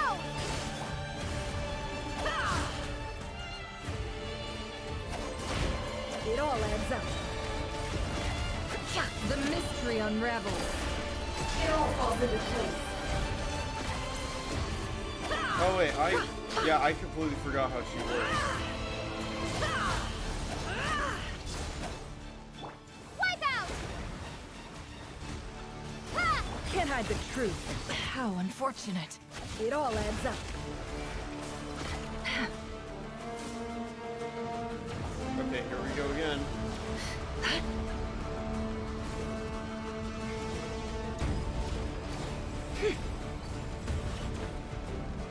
Curses. There's no other way.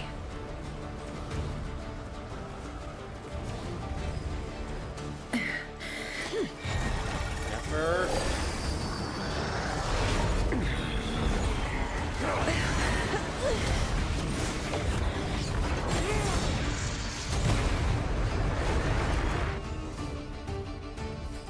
The only way to defeat Rarer is to borrow his own power. Columbina's just sleeping at the table. That means Columbina will have to disappear while you two bear the brunt of his attacks. You have to hold on.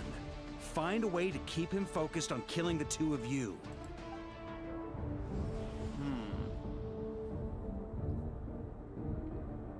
Never! Your eyes are bleeding.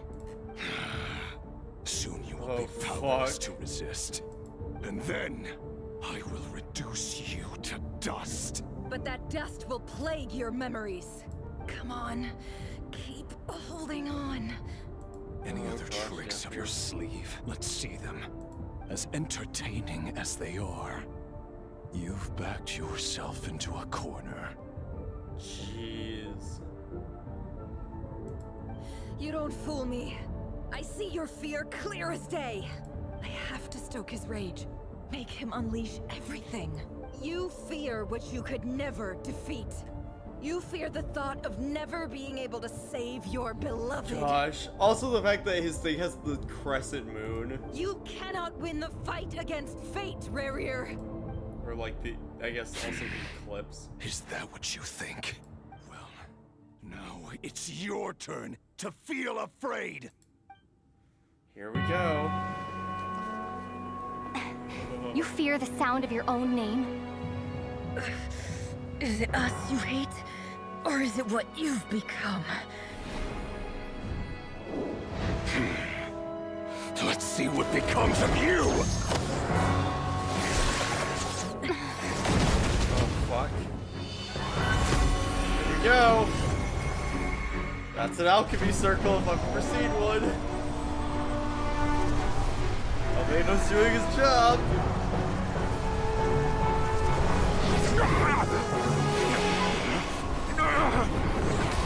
What's happening? That power. I've seen it before. Oh yeah, because obviously it's Ride Daughter's power.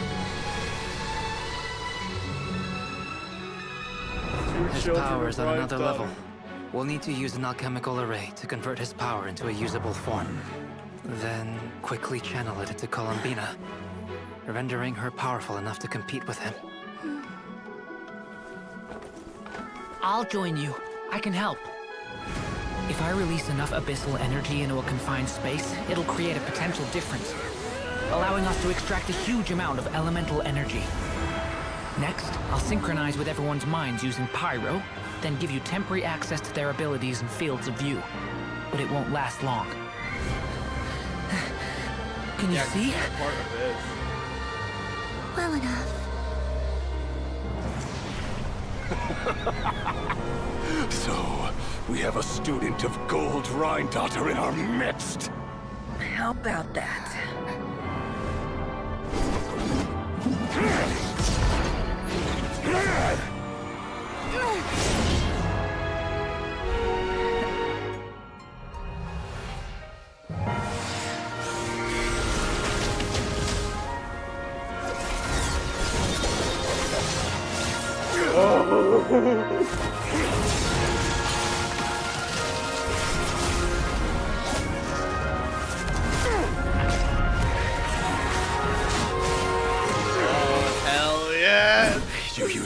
using power against me?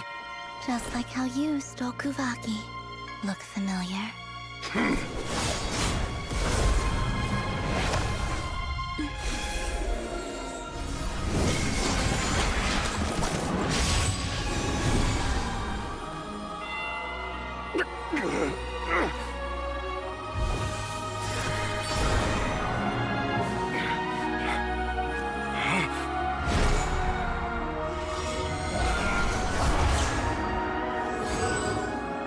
Don't you realize?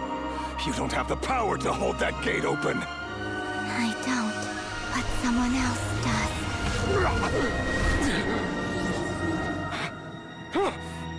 Goodbye, Rerir.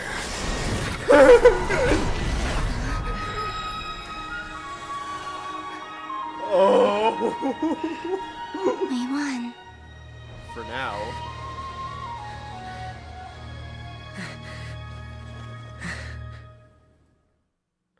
Durin actually having wings as well.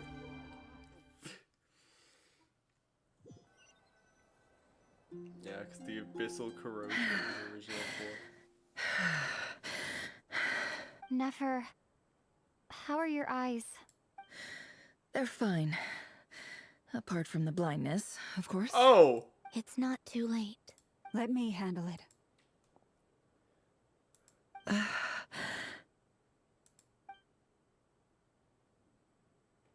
Here we go. Here she goes bleeding again.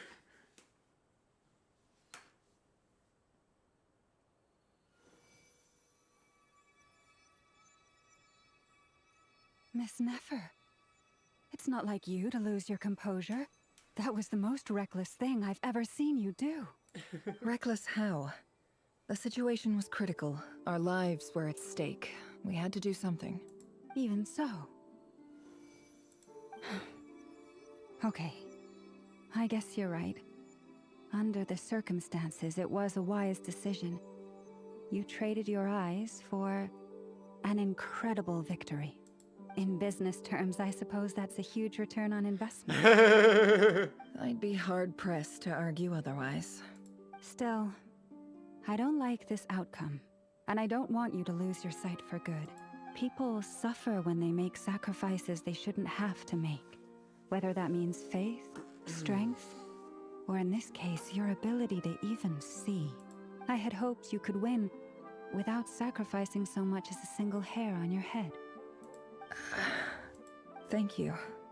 Really. All done. Don't try and open your eyes just yet. We'll see how you're doing in a couple of days. Until then, please follow your recovery plan to the letter. I'll send full details through Yehoda. For now, just get yourself home, relax. My dear friends, we have fought bravely and achieved a spectacular victory. What the fuck is the... A dark cloud has been lifted from the skies of Nodcry. All There's in no this way. land will be grateful for what you have done. There's no way he's gone for good with that. Like, what on earth is the rest of this is the rest of the Nodcry story about? The moon will remember this day. Thank you both. We have so much update left. This is... Yehoda shows up and helps Nefer get home, and you of course have Paimon to escort you back. The sight of Nefer navigating the road with her eyes closed is a new one for you. She proceeds cautiously, but as her silhouette disappears into the distance, you notice she seems almost smug. There's something I want to let you know. You used all your power? What is it? When Durin connected everyone's minds so I could access their powers, I also felt everything they felt. And since Nefer's eyes were injured, my eyes are hurting now too. Huh. Hold on. Let me try. I only feel the pain. There's no actual damage. I just thought I should tell you. You're right. There's no damage. That's a relief. But I must say, I'm surprised to hear the Kutar share something like this with me. In the past, you never used to open up about yourself. Things are a little different now from how they were. I'm learning to share how I truly feel with my friends. Friends. You have no idea how glad I am to hear that. Oh. You can't help but break into a smile at the orange friends as a warm and fuzzy feeling fills your chest. One by one, your fellow teammates report in to inform you that everything is under control. At Llama's insistence, you lie down. You fought on the front line against her rear, and now you need rest. ...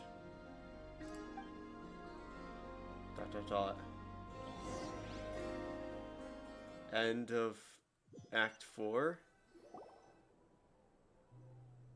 No, not quite yet. Dream sequence, maybe. Yay! You're awake! I am? How are you feeling? Any aches and pains? Did you sleep well? Paimon, just out of curiosity, has all the food in here gone bad yet? Because it's been sitting around for a while. I'm doing all right, Paimon. No need to worry about me. Phew! Well, that's good. Paimon's been sitting on the edge of the bed worrying about you for ages. You slept a whole day and night. Poor Paimon had to eat all by her lonesome. Oh, gosh. Glad to hear you didn't starve. How was the food? Well, it wasn't the same without you there to share it. Honestly, Paimon just can't relax when you're not your usual self. She couldn't enjoy the food and settle down to sleep. Well, I'm back to normal now. Oh. Oh yeah, and Albedo swung by earlier. He said to tell you to head to the tavern when you woke up. Varker and the others are organizing a victory feast and they want to celebrate with you. He also dropped off some medical supplies, but you seem fit as a fiddle, so guess you won't be needing those. If you're feeling up to it, let's head over now. Wouldn't want to keep them waiting. Yep. Before the moon's fall. This has been a long act.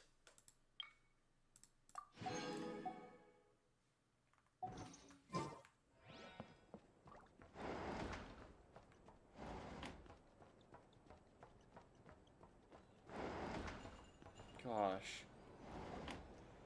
Like that. We're here. Like that fight was on the level of like end of version story fight, but this is Luna 2. Oh, Traveler and Paimon! Hi, Yoda. Perfect timing! We were literally just saying how there's no way we're holding this victory feast without you any longer, and we would have postponed it till tomorrow. How are you feeling today? Much better, thanks. Don't worry about me. I like when she gets lines. Relieved to hear it. If that changes, just let me know. Happy to check you over at any time. Yep, we're here for you. Anything you need, just let us know. I really like Durin's design. I like how fucking weird it is and complicated. I only just realized that he does have his wings out at all time. They're just curled up. Oh wait, where's Nefer? How are her eyes doing? Nefer's right over there. I'm sure she'd love to catch up with you. Alright. Hi, Yoda. I'm talking to you first. Oh, wait. Oh. We're here. Oh, Traveler and Paimon! I didn't realize How that are you feeling Much better. this was thanks. gonna Relieved to immediately hear. go Yep. into this. Oh wait, where's Nefer? How are her eyes? Nefer's right over there. I'm sure she'd love to. Okay. Talk to Nefer. Hi, Dory. Hello, you. Recovered from the battle?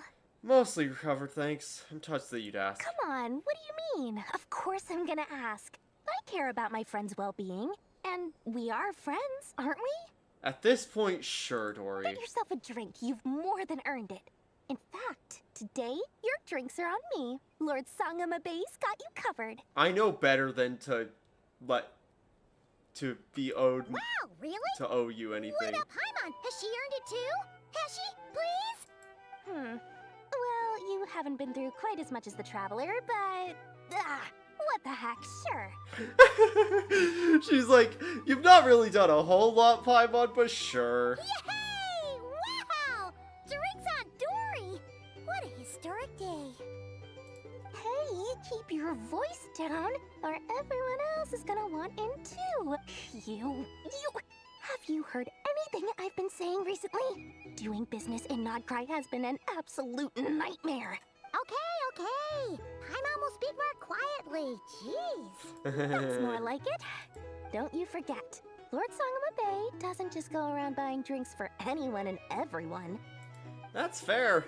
That is interesting. It's like, yeah, no, I'm not gonna do the typical thing of like being like, oh, drinks on me, everyone. But instead being like, no, I'm willing to pay for you two because of everything. Your eyes still freak me out, kid. Hi, Dave. I see you've recovered. You bet. Snoozed your way to a full recovery. I'm doing much better. Thanks for checking on me. Glad to hear it. A healthy body is paramount. Nothing else in life is possible without it. So take it slow. You can't afford an injury. Glad you helped us in the end. Paimon, too. You really saved the day when you swooped in to open that gateway. I came to accept that although Rerir was my friend in the past, here and now, he was an enemy that must be defeated. Yep.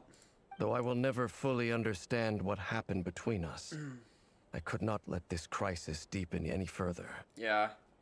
At this point, it's best to consider the sinner as your enemy. Except for Rhindar. Rhyndar's a weird one, where, like, we kind of aren't on more neutral terms with her. Like, we haven't made enemies of any of the others, I don't think. It was just Rerir at the moment. But I have a feeling like that's gonna change. We fought a very necessary battle. And you played your part admirably. Yep. Thanks. I know it was hard, but you'll get through this. Yeah! And if you ever need to talk, just remember, we're always here. Yep. I'll do that.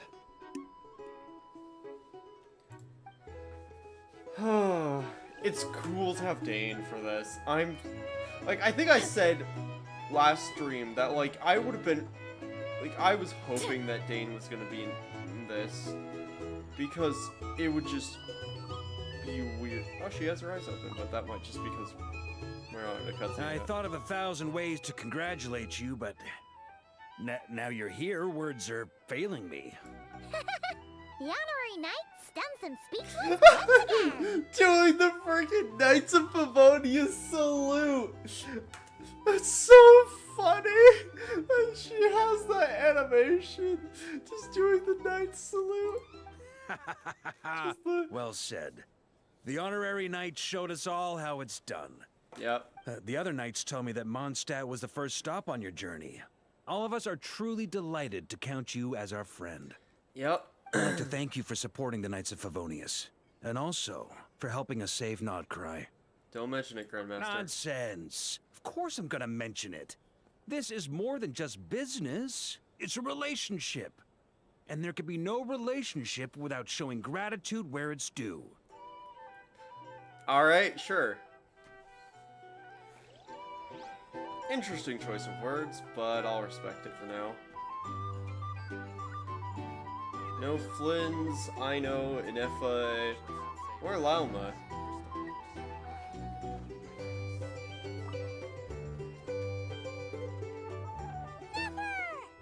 Hi, Nefertiti, I mean. Traveler, Paimon, are you recovering well?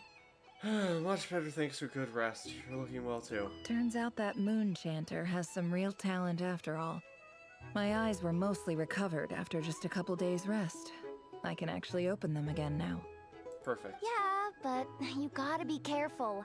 Lauma says not to strain your eyes while they're still healing. Yes, thank you. I'm well aware. Yehoda, could I borrow you for a moment? I could do with an extra pair of hands.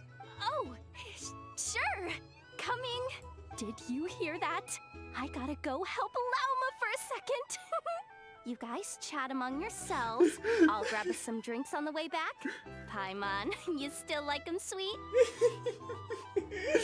She is so, like, Yehoda is such a fangirly mess. She's like, oh, I get to help Lauma. Okay, I'll be back. Like, Oh gosh, I love Yehoda so much. Like, fucking great. She's awesome. You bet. Make it extra sweet, because Paimon's earned it. Sure thing. Awesome. What's on your mind? The Raker of Solnari. Kind of a snake, don't you think? More of a wolf in my mind. No, definitely a snake. A poisonous one who spewed his venomous hatred everywhere. Anyone who seeks revenge out of hatred for other people has become a snake. That's something my dad used to say. She says as someone who has done that. I guess he didn't like seeing people go down people go down the path of revenge. Perhaps.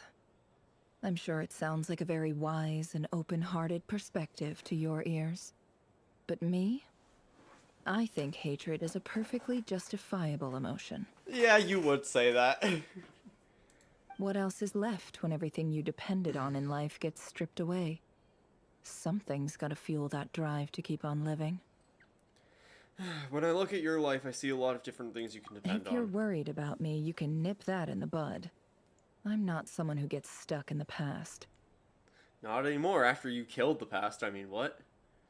Also, is that an emerald bracelet? I really would like that. Like, I keep spending gems on all these rooms, and that joke is not funny unless you've watched the Blueprint streams. It's just... I suddenly feel like I was wrong to call my father a liar. He was just a fool. That's why the Academia turned their back on him, and why the other tribes ganged up on him.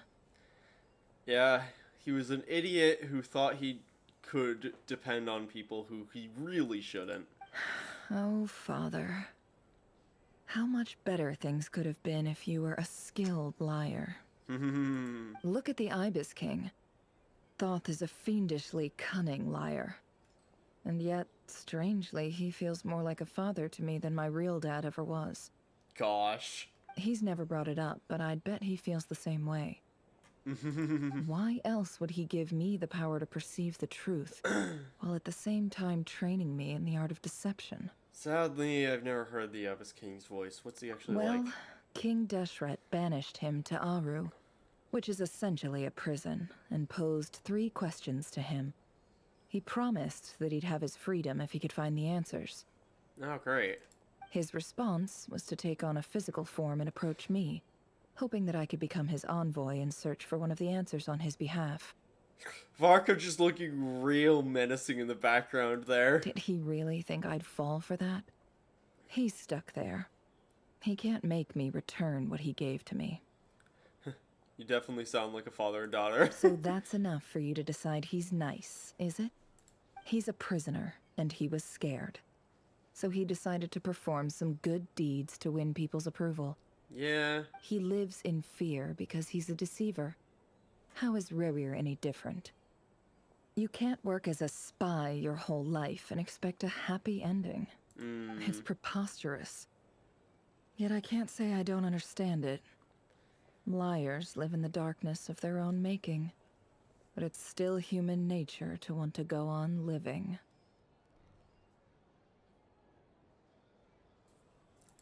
They say that a liar's soul is the most worthless thing in the world. What do you think? I'd have to disagree. That's interesting that you get polarizing decisions. I'd have to disagree. Oh, really? Well, it takes a very kind person to find compassion even for liars. If you ask me, the soul of a liar really is worth nothing. Because all they care about is themselves. I don't know about that.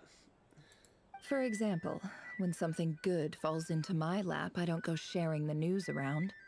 Stops other people trying to steal it from me. I have a feeling people over there may have overheard that. So be it. They have sharp ears. I can't keep anything from them. Is that your way of saying you've warmed up to them now? Oh, is that what it looks like? What it looks like is you're starting to see us as your friends. Well, You all know my past now, and I can't simply eliminate everyone who knows too much. So I guess I just have to put up with you.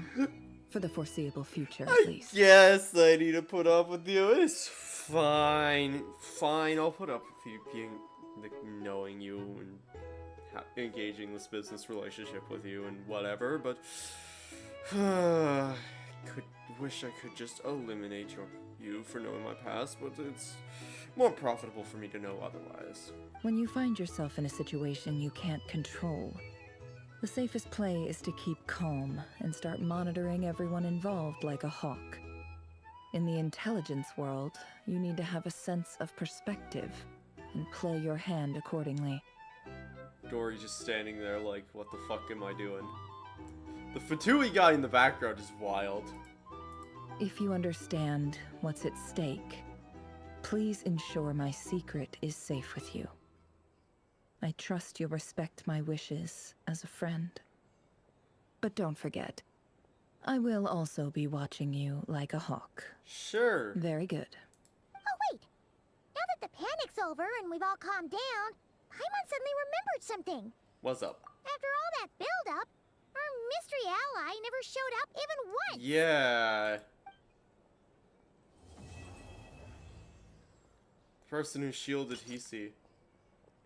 Noise is coming from doors. Huh? Am I imagining things?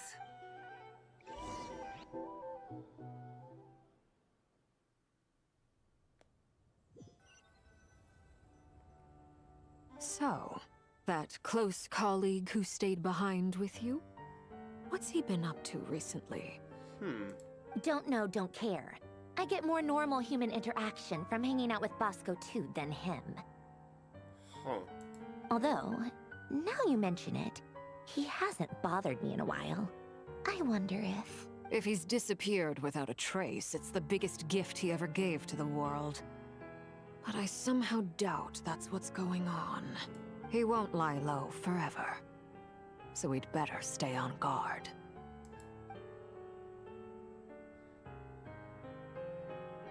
So the Fatui stuff is the next push, I think.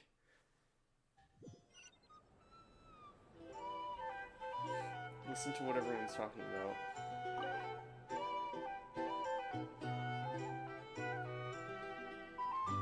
Ah, Lord Sangama Bay.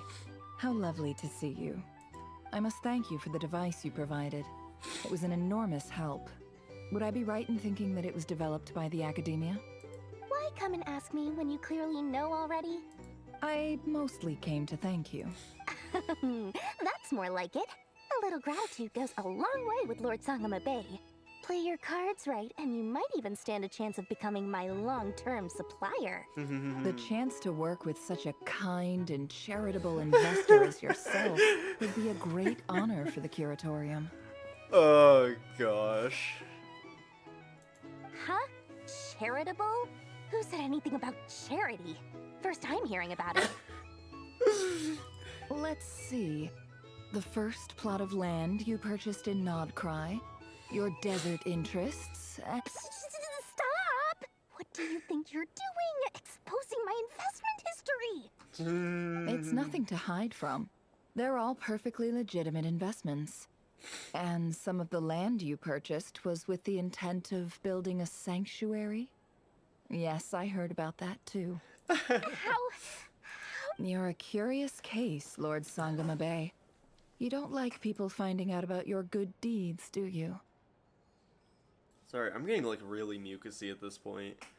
But I'm afraid no matter how hard you try to keep things under wraps, where there's a will, there's a way. Yep. You did it for Sumeru, didn't you? It was empty land that was gonna go to waste otherwise. I figured if I built something there, it might at least get some use in an emergency. Huh. Disasters are capricious things. They strike without any warning. I've lost family to a disaster before, and I don't want to lose any friends or business partners if I can help it. My elder sister used to dream of finding a sanctuary. Somewhere with plenty of food, water, and medicine. Where everyone could live happy lives. It was something I looked into, but after discussing things with the Dendro Archon, I decided on a more effective strategy. The tech people handled the tech, and Moneybags provided the Mora. It just made the most sense. It's a pity that so few people know the truth about you. Everyone says that you view everything in terms of Mora, and all you care about is growing your own wealth. Well, it's convenient that way, isn't it? To make everyone think that you're one-sided. So, what's the problem with that? Everyone wants to be rich. It's human nature. So yes, I love Mora, and it's nothing to be ashamed of. But surely you have dreams of your own, beyond just making Mora. You don't get it, do you? My dream is to invest in other people's dreams. And, you know, make a nice little slice for myself along the way. Just thinking about it makes me happy. That sweet, sweet sound of Mora. Thank you. For the device? And the pendant. Oh, that. I was just returning a favor. Don't worry about it. Sure. Seems like we've both been away from home for a very long time. Yeah. So long that I barely remember what my family even looked like. That would be your mother, father, and sister? Yeah, though it's been years since my sister passed away. Oh. It's not like I want to forget them, obviously, but memory can be even more ruthless than the most calculating business person. Beyond a certain point, if something isn't helping you, it just gets rid of it. Gosh. My sister can't help me now. Slowly but surely, her face is fading from my mind's eye. It's become a vague impression. Not everything will fade. When loved ones pass away, the beautiful memories are the ones that last the longest. Yeah, that's true. If you ask me, that's the one silver lining in all of it. Well, that, plus, I'm sure that life is much better now than it was back then. Oh, absolutely. I have tons of Mora, a big beautiful house, business is booming, and I'm as happy as can be. You've got a lot going for you too. Boss of the Curatorium of Secrets? I'm sure there's plenty of Mora to be made in that line of work. Gosh. I appreciate the vote of confidence. Interesting to hear Dory be vulnerable like that. Oh, Dane's gone. Glad I went and talked to him before. How have you been holding up? Any adverse reactions? If you start to take a turn for the worse, make sure you tell me right away. You don't need to worry about me, Grandmaster. I'm fine. I mean, I barely did anything, so... What? You're too humble, young man. You played an indispensable role in the battle for Nodcry. We can't thank you enough for your support. Sometimes, when people praise you, it's because you deserve it. The best thing is to accept it calmly and with grace. It's important to learn how to respond to words of admiration. Let's do a quick demonstration. Albedo, that was an incredible feat of alchemy. The pressure was on, but you worked flawlessly at lightning speed to get the job done. Thank you. I can't take all the credit, though. Durin played a big part in forming the alchemical array. See? Did you catch that? A masterclass in how to take a compliment. Okay, yeah. I did work pretty hard to help prepare for the battle. No point denying that. Hey, you guys! Hi, buds. See, it's the great work, everyone. You all outdid Hey, yourself. look who's bounced back. Looking good, Traveler. Seems like you've recovered. You won't need to take any more medication. Can I get you a drink? Huh? You know how to order at a bar now? You've sure learned a lot recently. Yeah, no kidding. Handling a drinks order is ridiculously simple compared to alchemy. Don't worry, I'll blend into society yet. I love the implication that this entire time, like, that ever since his body was formed and, like, the fusion happened, while we've been doing stuff in Nodcry in, like, the in-between months, that he found Albedo and that they've just been working together to, like, teach Durin. Because I was kind of under the impression that Durin was gonna just be lost for a while. And that it was going to be a whole thing when we found him again. And then that was probably going to be next update when he's playable, but no, he's just here. Paimon believes it. You're clearly a fast learner, just like your brother.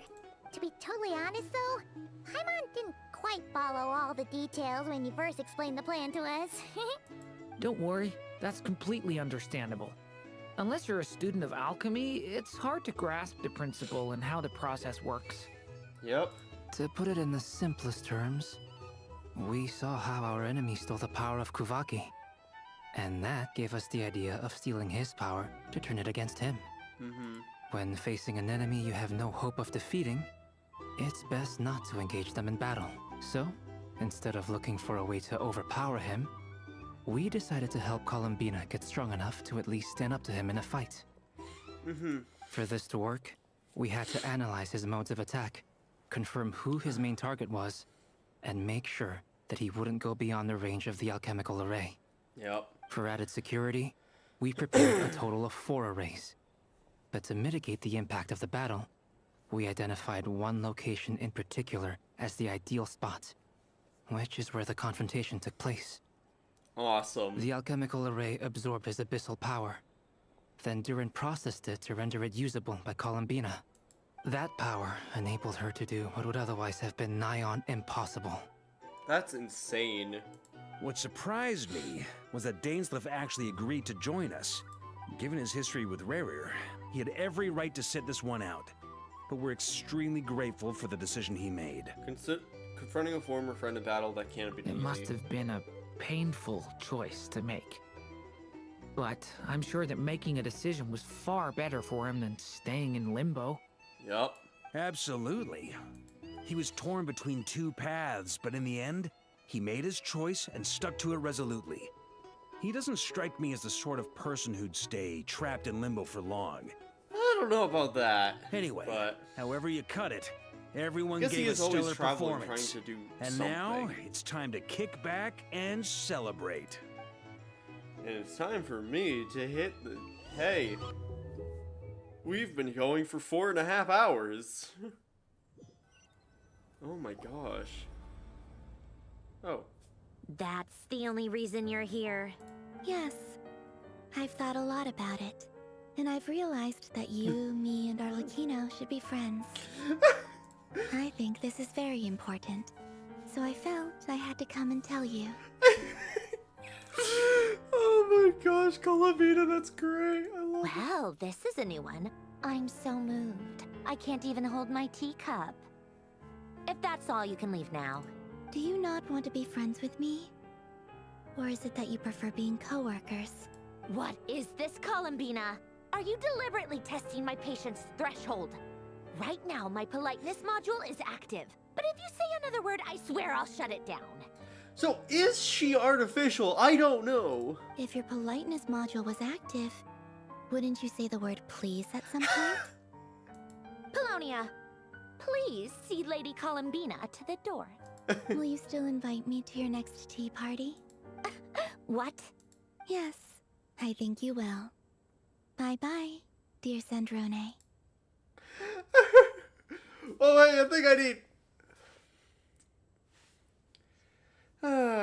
catching up with a friend. Last time, the Wild Hunt escorted you out. Would you rather I handled it myself this time? We just wanted to, see how you were doing now that it's all over. Yeah, we're tying up loose ends. We're gonna leave soon. Why? Out of concern for my safety? I hope you didn't seriously think that the Rehir of Solnari would be able to lay so much as a finger upon me, given how prepared I was. I mean, fair, Mostly because you kind of helped us out, so we just wanted to check you were okay. Looks like all your robots are fixed, huh? Afternoon tea, so we are interrupting after all. Oh, don't you worry about that. Tea time is already a write-off. The visitor before you managed to kill my appetite. Oh. If you're in the mood for tea, go ahead and help yourself. Otherwise, it's going to waste. My coasters are still missing in action, though. Use this notebook instead. Whoa! Pretty hefty notebook. Look at all those calculations. You can ignore those. They're just dumb scribblings. I doodle and write in my free time. Sometimes I remember the distant, dreamlike past. Sometimes I imagine the far-flung future. And other times, I grit my teeth and note down all the crazy nonsense going on in the present. Some people do the crosswords in the newspaper. This is my equivalent of that. She's like, oh yeah, I'm like just calculating, like just doing quantum mechanics in my free time. Trying to predict the future is like daydreaming. And writing about the present just makes me furious. The past is my favorite. If nothing else, it's already set in stone, so I don't have to rack my brains trying to figure it all out. Huh. Although, having said that, the only vaguely interesting memory in my past is probably that guy they call Lord Artificer. Wait, Elaine Guillotine? Who else? Pretty much all the mecha and Fontaine are his personal handiwork. Wait, are you Are you saying you know him? Like, personally? Are you a creation of Elaine? Like, Elaine Guillotine in the... I mean, I guess we were friendly enough. He lived hundreds of years ago. Yep. In fact, I'm probably the only normal person left who knew him at all. We used to chat occasionally back when he was still around. Before he passed away, he asked me to destroy all his manuscripts. I honored his request, but I did read through everything first before destroying them. I mean, I couldn't let the genius of Lord Artificer Alain Guillotin disappear like that. Alain Would have been Guillotin. such a waste. So, that's where the formulas in your notebook are from? I just told you, those are my equivalent of crossword puzzles. They're just dumb formulas that I solve for fun when I'm bored. Alain's work was like epic poetry. The formulas in my notebook are just silly little riddles in comparison. That's insane. Not that there's anything bad about them. I mean, at least, solving those riddles isn't going to hurt anyone. Except me, because I lose a few brain cells in the process. Anyway, while we're on the topic, I might as well tell you about what happened to him and his friends. Alain Guillotin had two close buddies, Renee and Jacob. They spent their childhood years together in the Nazissenkreuz Institute. The Nazissenkreuz stuff is coming up now? It's been 2 years! They were all quite competitive, so there was some rivalry between them. But it was a friendly rivalry. But beneath the friendship and the rivalry ran something deeper, a sense of nostalgia for the past. Unfortunately, childhood would end, the prophecy would come true, the apocalypse would arrive, and the future would never be. Yep. Oh my gosh, I don't remember the fucking names. I used to have the entire lore of the Nazissenkreuz Ordo in my brain, and it slipped. A mad dream that would normally only capture the minds of lunatics begin to take root in their hearts. A dream of saving the world, yeah.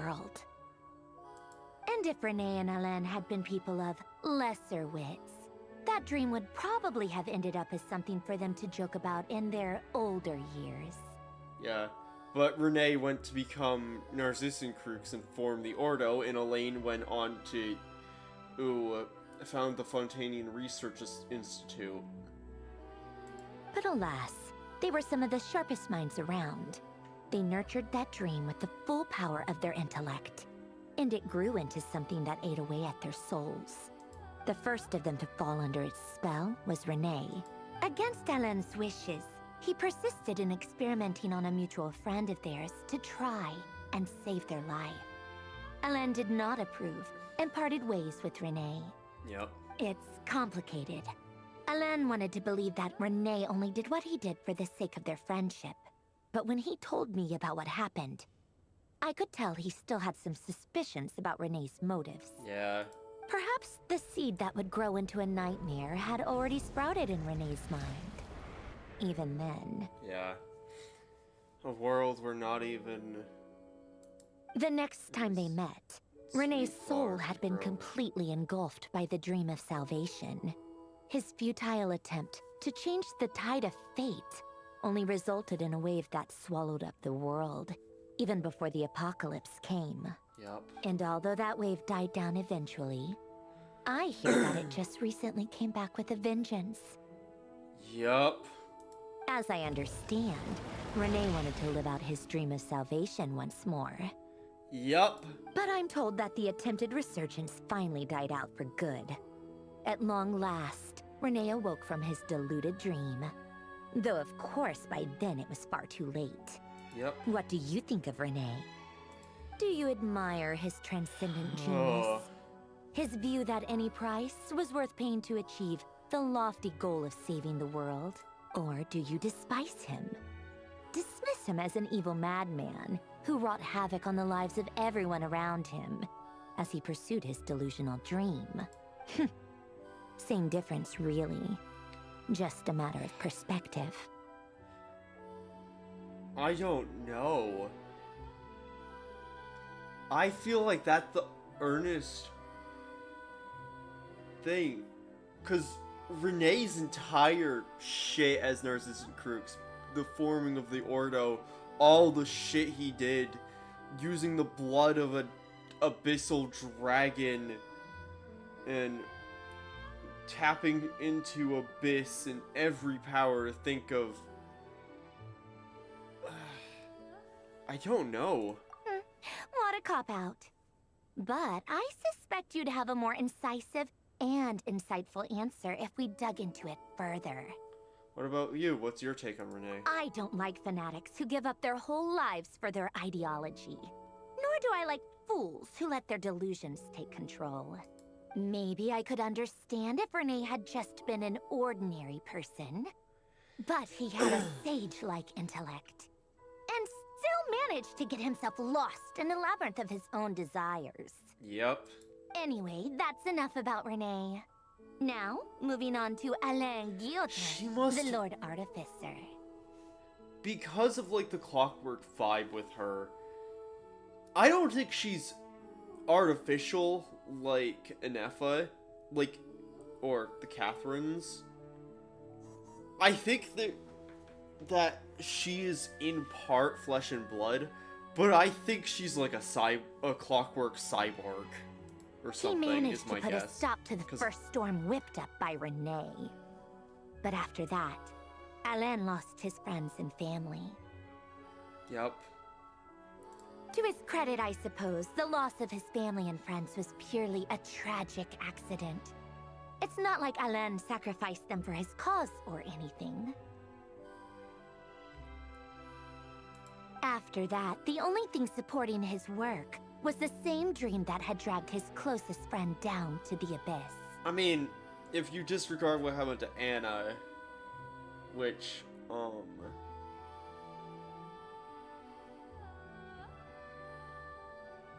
Anne-Marie, or whatever her name was, because she died and then her consciousness got split into, like, 2 parts at least, and the Narcissus Crux Ordo lore is probably one of the things I've been the most invested in this game, and it is so actually, you know what? Do I have it as an actual image? I have a thing that is relevant here. Where is it? Okay, I do. This wasn't at the completion of it.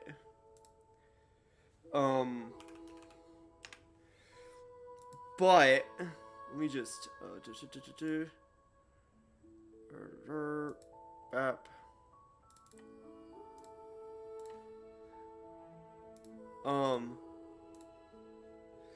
Wait, let me just move this down. It's a big ol' image, I'm sorry. This is the level of shit that I got into for this. Like, I made a conspiracy corkboard not like halfway through the quest line Like... Like, this is the shit that I was doing because of that freaking convoluted ass quest line in Fontaine. This is what I was doing. Oh my gosh. And so, like, yeah, I went insane. I went insane. This drove me insane. It was so convoluted. Like, I think the, whatchamacallit, the dragon plotline in Notlan was also very convoluted, but the amount of BS for this is wild. Like, this is unreasonable that this is this is something I did. And this was before we even ever saw Renee. Or anything. Like, this was like, I think, yeah, like, this was before it ever finished. I did this for you, Genshin Impact. This is the depths you drove me to. Like, what Sandrone is basically doing is pointing at my hyperfixation from a couple years ago and saying, hey, I'm involved in that, and by doing so is cementing the fact that I am going to get her. Damn you, Hoyoverse! Damn you! Oh my gosh. But although the desire to save Fontaine drove him to found the Fontaine Research Institute, Alain continued to reject any form of transcendental knowledge or power. He was suspicious and fearful of it, having seen the way it had affected his closest friend. Yep. I think that formulas and machines derived solely from human intellect were the only thing that gave him a sense of spiritual comfort. Yet Alain's intellect was simply too great. It barely left him space to breathe in his lifetime. Which, the human intellect machine stuff is where he ended up with Seymour. Once he realized that the end of his life was approaching, he finally accepted the truth. The Nazissenkreuz Institute needed someone, and a human being, to see its story through to the end. Oh. He quit working on his formulas, trading them in for the fairy tales that had played such a formative role in his childhood, but which he barely touched in his adult life. He told me that the director of the Nazissenkreuz Institute used to read those fairy tales to the children as bedtime stories. Apparently, they worked wonders at sending kids off to sleep. I think that all he wanted at that time in his life was to be able to sleep deeply without being plagued by depression. By that point, nothing else really mattered. And showing frickin' Anapasis being like the frickin' the fairy tale in the dream. At the very end, he laid down to rest in the ruins of the former Nazissenkreuz Institute orphanage, while the Fontaine Research Institute he had founded continued tirelessly with its work. Wait. I don't remember that 100%, that Elaine's body is in Anapasis. Many years after that, tensions over competing dreams would once again cause a rift, this time between members of the Fontaine Research Institute. But the actions of those fools had nothing at all to do with Alain. And that is the story of two people from the Nazissenkreuz Institute who both wanted to save the world. One went all in on his fantasy of salvation without ever looking back, and ended up calmly sinking to the bottom of the deepest sea. Yup. The other sought desperately to burn bright in his life, even though he wasn't sure where he was going.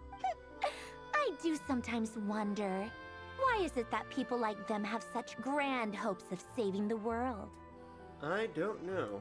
Even the grandest tree starts as a tiny seed. So perhaps, for each of them, their mission to save the world began with a very simple desire. To save themselves. You're probably not wrong. They were young children with friends and family who mattered to them.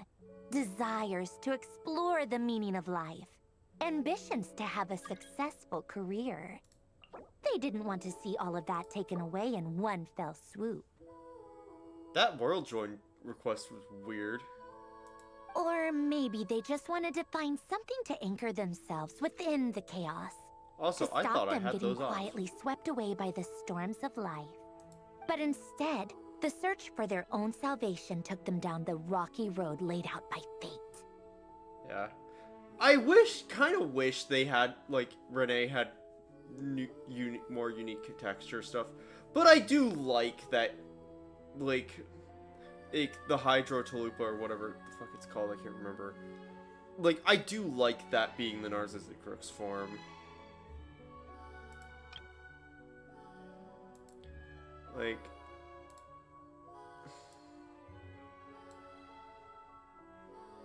let me just,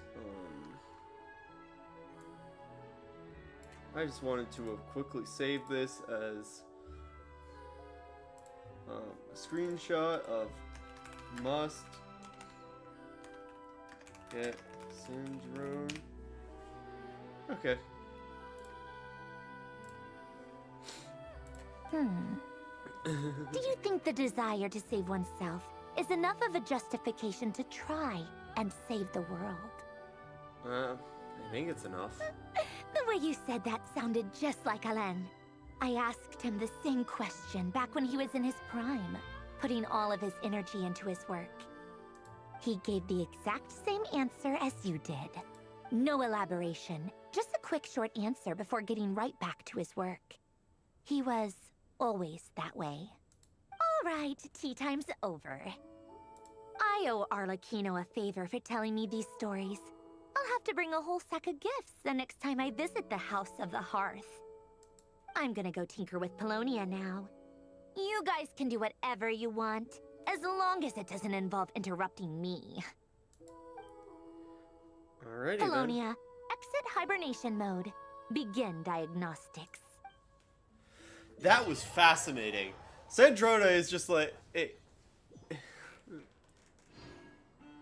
That was also weird, because she was like, oh yeah, thanks Arlecchino for giving me the stories. Like, huh? An elegy for fate and moonlight. Act 4, 500 Primo Gems. Oh gosh. I still need to get that, but I'm getting close.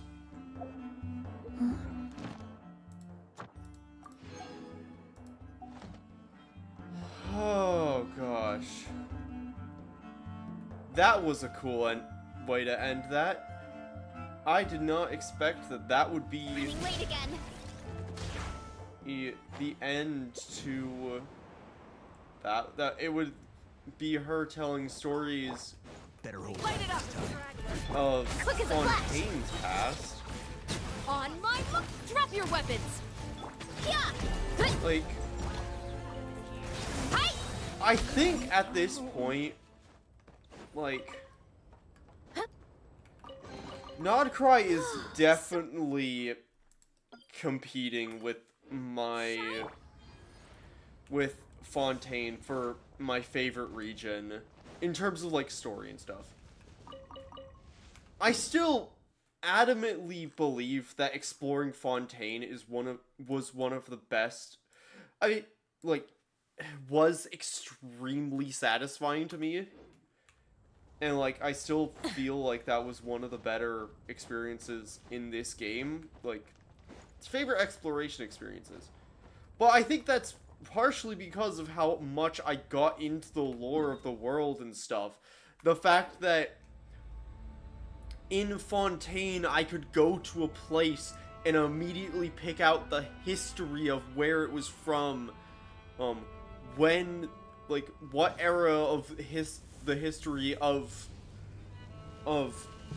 like, what era of history that exists that was from, like I knew the history of the country so intimately at the time that I could look at structures and say, oh hey, I know that was from the Ordo days, or that was from after, that was from long before in the Age of the Dragons.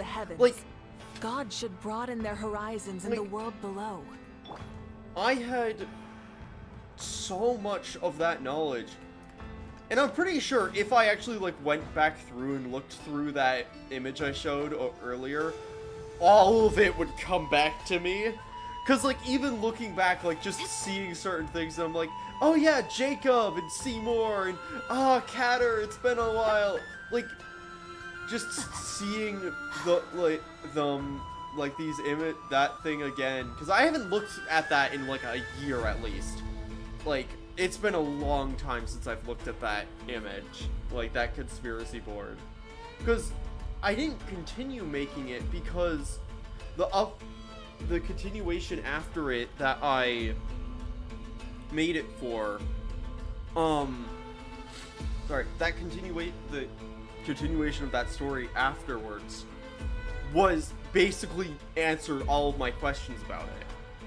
And ultimately, Centrone just told me everything I already knew, except that she was involved in Alan.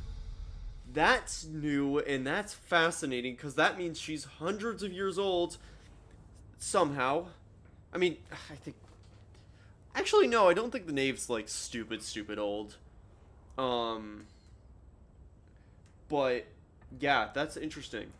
Anyway, I thank you all for watching. I rather enjoyed this a lot, and I think Cedrone has just cemented herself as the one I'm going to be throwing all my polls into. Although, I do want to get Durin, because just lore reasons, really. Like, he fascinates me as a character, and I'm so curious about him. So, because of that, the next time you see me playing this game, it's probably going to be pulling for Durin in Luna 3.